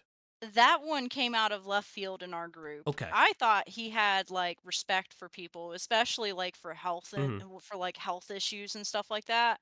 Because like that's what's going on is like you've got a bunch of people who have like some medical issues here and there that are in there. Yeah. Yeah. So it sounds like to me, he was incredibly insensitive from the get-go, but didn't understand it. He tried to fit in almost like a chameleon into your group. Oh, that one right there. I never went to Jar on that one. Just so you know, I never went back to Jar. I actually was told by everyone to just go ahead and kick him out, block him, and get him away. So just so you know. Of course, of course. I was actually trying to find this one. So, someone speaks with you on it, and then you say, "I'm gonna have a talk with Jar about the comments." By the way, I'm sorry I'm sort of a letdown about it. Really, I thought he'd learn his lesson from the internet drama he was part of. Really, and it seems like you have a conversation, or they have a conversation with you. Yeah, at the time, that was around when Omnia and Kai were fighting. Know nothing about that drama. I'm not gonna lie to you. Art CC seems like a cesspool. It really is. It really is. Continue. So it comes to a head. He starts fat shaming, and it seems like to me he was already in some level of conflict and in some level of, honestly, on the outs with the group at large. But privately, what was he like with you? I know that you showed this example of him asking you to like a video for instance, for his birthday. Yeah, I'm curious. Okay, so that day, I think it was still in the server that he was in that day. So he went ahead and shielded out to everybody in that server via DM, I guess. I don't know. But I got that DM, and like the way it works is like if he gets into a fight or something, everybody else has to fight for him. Would he, I mean, I guess this is a real question. So Beckett talks about the fact that a lot of people were scared of his audience because his audience would go for him. Oh, yes, definitely. Did he ever ask you guys, and do you have proof of that? Now, I said this to you very vocally. Anything in a voice call or like between you and him or even your group is all alleged. I can't really quantify that. But if there's evidence that he was brigading his audience to people, that would be a different scenario. I'm not accusing him of that. But if you're saying that he would go into his DMs or he would go to your DMs and be like, hey, because it sounds like this video, for instance, he needed to re-upload it, not because of just the SEO, but because of all the shit that was going on surrounding the drama here. Were there any times that he went to you personally or that you know of? If you don't, that's okay. In your DMs, if you don't have proof of that, we're not going to go for it. But were there any times where maybe he did try to galvanize his audience that you have proof of? No, he did not galvanize his audience in my DMs. Okay. But like I said, he treated me like absolute Mm-hmm. crap because he was not interested in me. And like, I don't take offense to that. All right, I really don't. I take think you offense to that. dodged a bullet. Let's be So, very fucking honest. Yeah. I know. Well, I really don't take offense to that. Like, I honestly, like, I sit there and I'm just like, that's gross. That's gross behavior that he's doing in my server, and out he goes. Mm-hmm. Well, yeah, and the reason I asked that is, if he's saying that he's tried to curtail his audience towards sending people hate, like I had said, I had said initially, you can tell people, hey, don't send hate towards this person, but then actively regalvanize your audience by talking all sorts of mess with them. That's a completely different scenario. Oh yeah. Than saying like here on the channel we have a rule: look, do not touch. If we're Right. investigating somebody or we're investigating something, we ask the audience to not get involved because we don't want to deplatform people and we don't want to brigade people. It's inappropriate. Right. It's I always those agree. kinds of things where, and it seems like the way, and this is like a weird drama, especially from a lot of the eyewitness accounts from what Beckett's video was saying. Obviously, you said he wasn't interested in you, but all of the women he was interested in, he was very fucking weird to.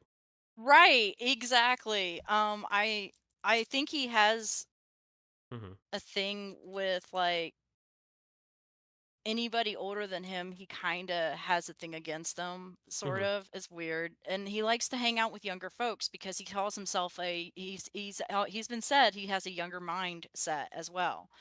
And so I'll be honest with you, there's like a 6-minute call there, all right? And that Do you know which DM it would be?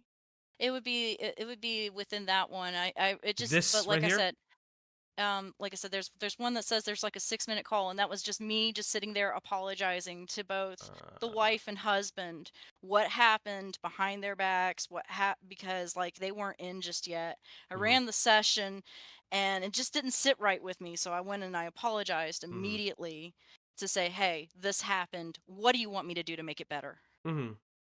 And that's exactly what I did. Right. Because, oh yeah, there it is. The 6-minute call. Please talk to Mhm. me.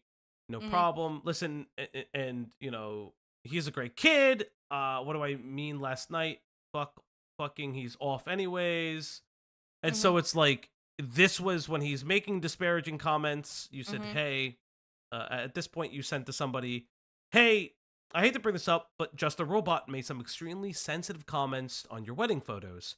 I said, seriously, but said nothing about it, and then changed the topic over to Jim. Blank was super uncomfortable. I will message him first tomorrow. I don't want to tell, blah, blah, blah, blah. I don't want to tell your wife about it because I know it's a sensitive topic. I'm not very partial to his randomness, and I get that he's overrunning the RP.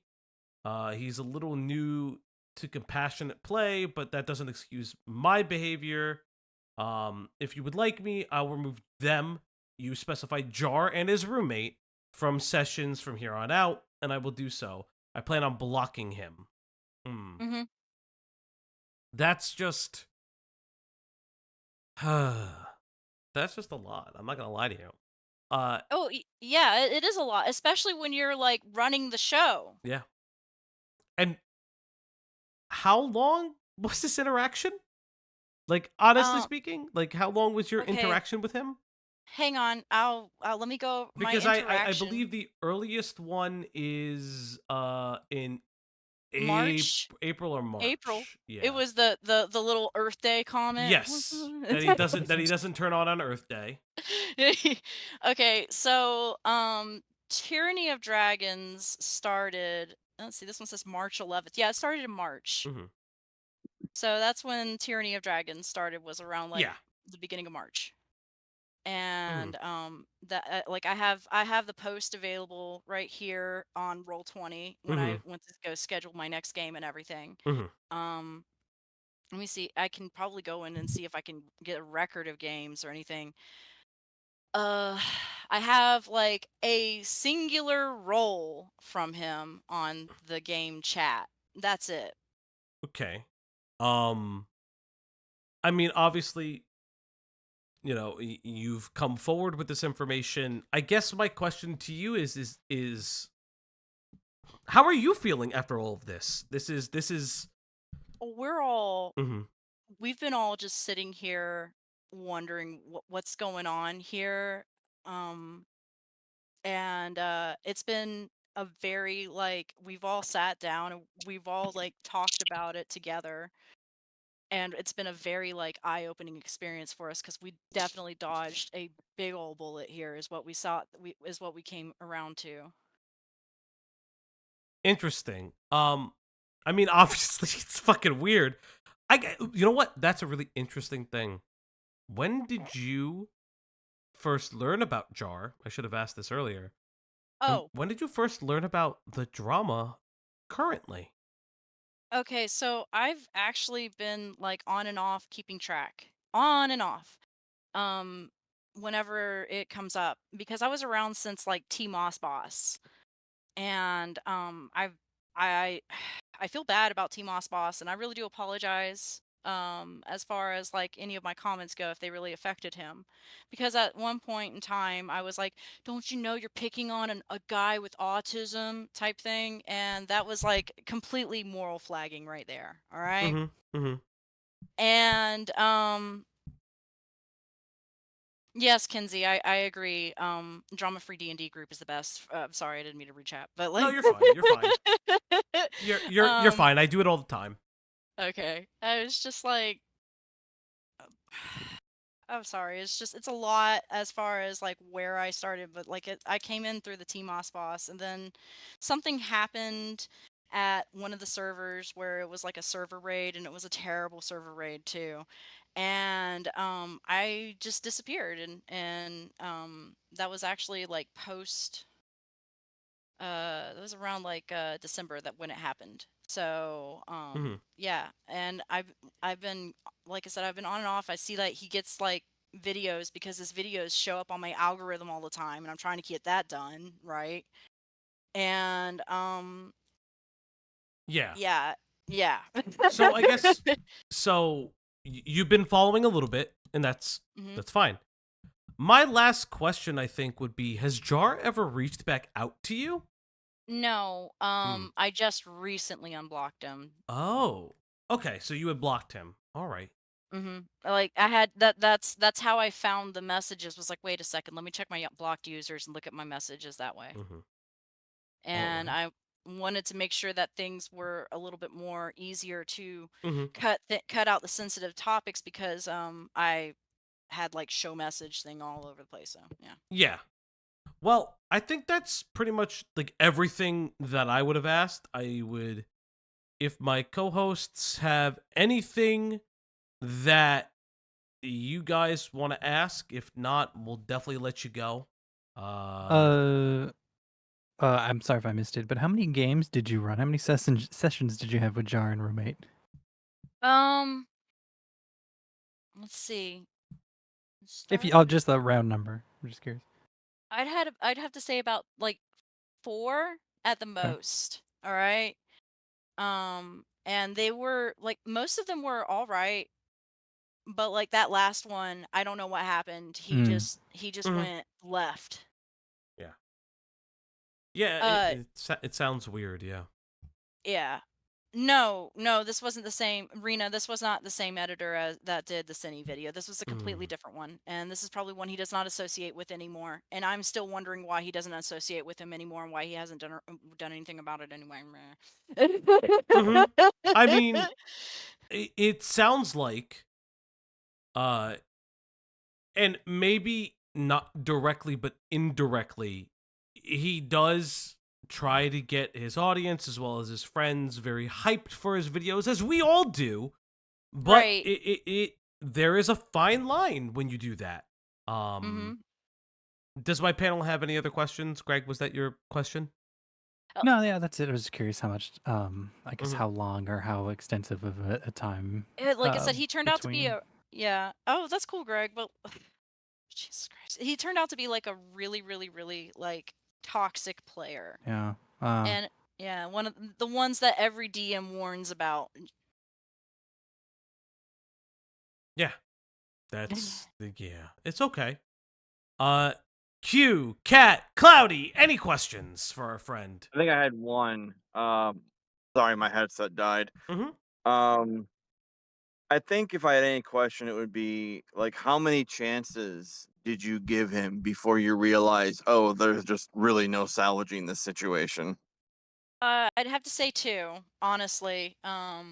Okay, so you didn't like give him like it wasn't a litany of like, oh, he's just this way, he's just autistic, yada yada yada. It was 1, then 2, you're gone.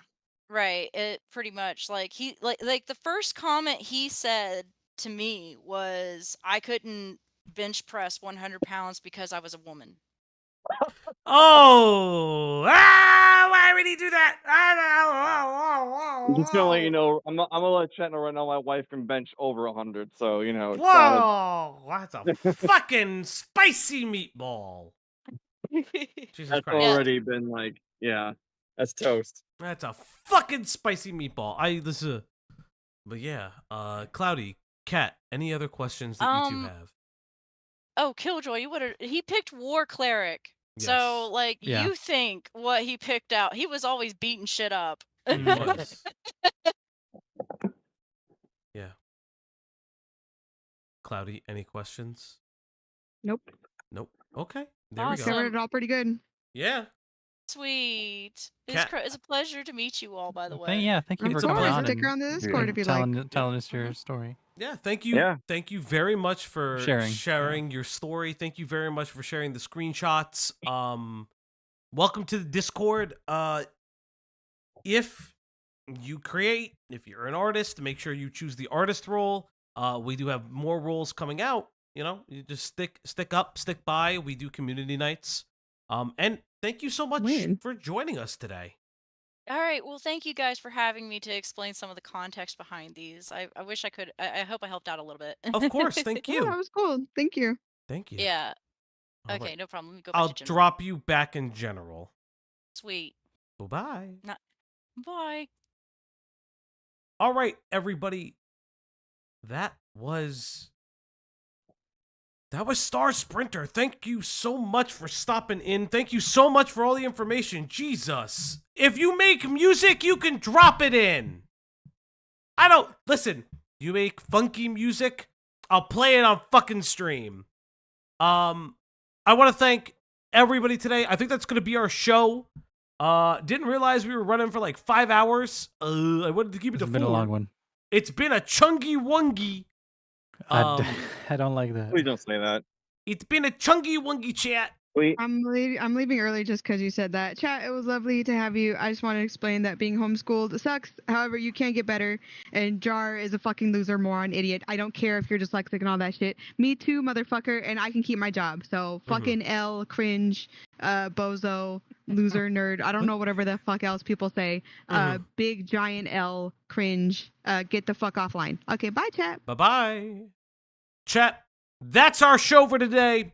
I want to thank Cloudy for coming out. I want to thank Star Sprinter for sharing their story so much. Please stick around in the Discord, everybody. This will not be the last drama that we cover. We do cover drama here. This may be the last of the ACC because it seems like... At least for a while. I hope so. Unless Kumo decides to come back again, which would be weird and confusing. Thank you, everybody, for turning out who has joined the Discord, who has become a part of the community, who's done this, that, and the third. Cat, any final words? Bruh, it's been 5 hours. Oh, I was promised it was not going to be this long. Well, it's supposed to be 5 minutes. Things happened. That's Cat. That's Q's ornament. Yeah, Jar, go buy some rope. That's Uncool Greg. I don't know how to follow that up. And I'm Falgi.Exe. Thank you, everybody, for stopping by, being around, and having fun. And we are out of here, kind of. I was going to sing something, but now I'm done.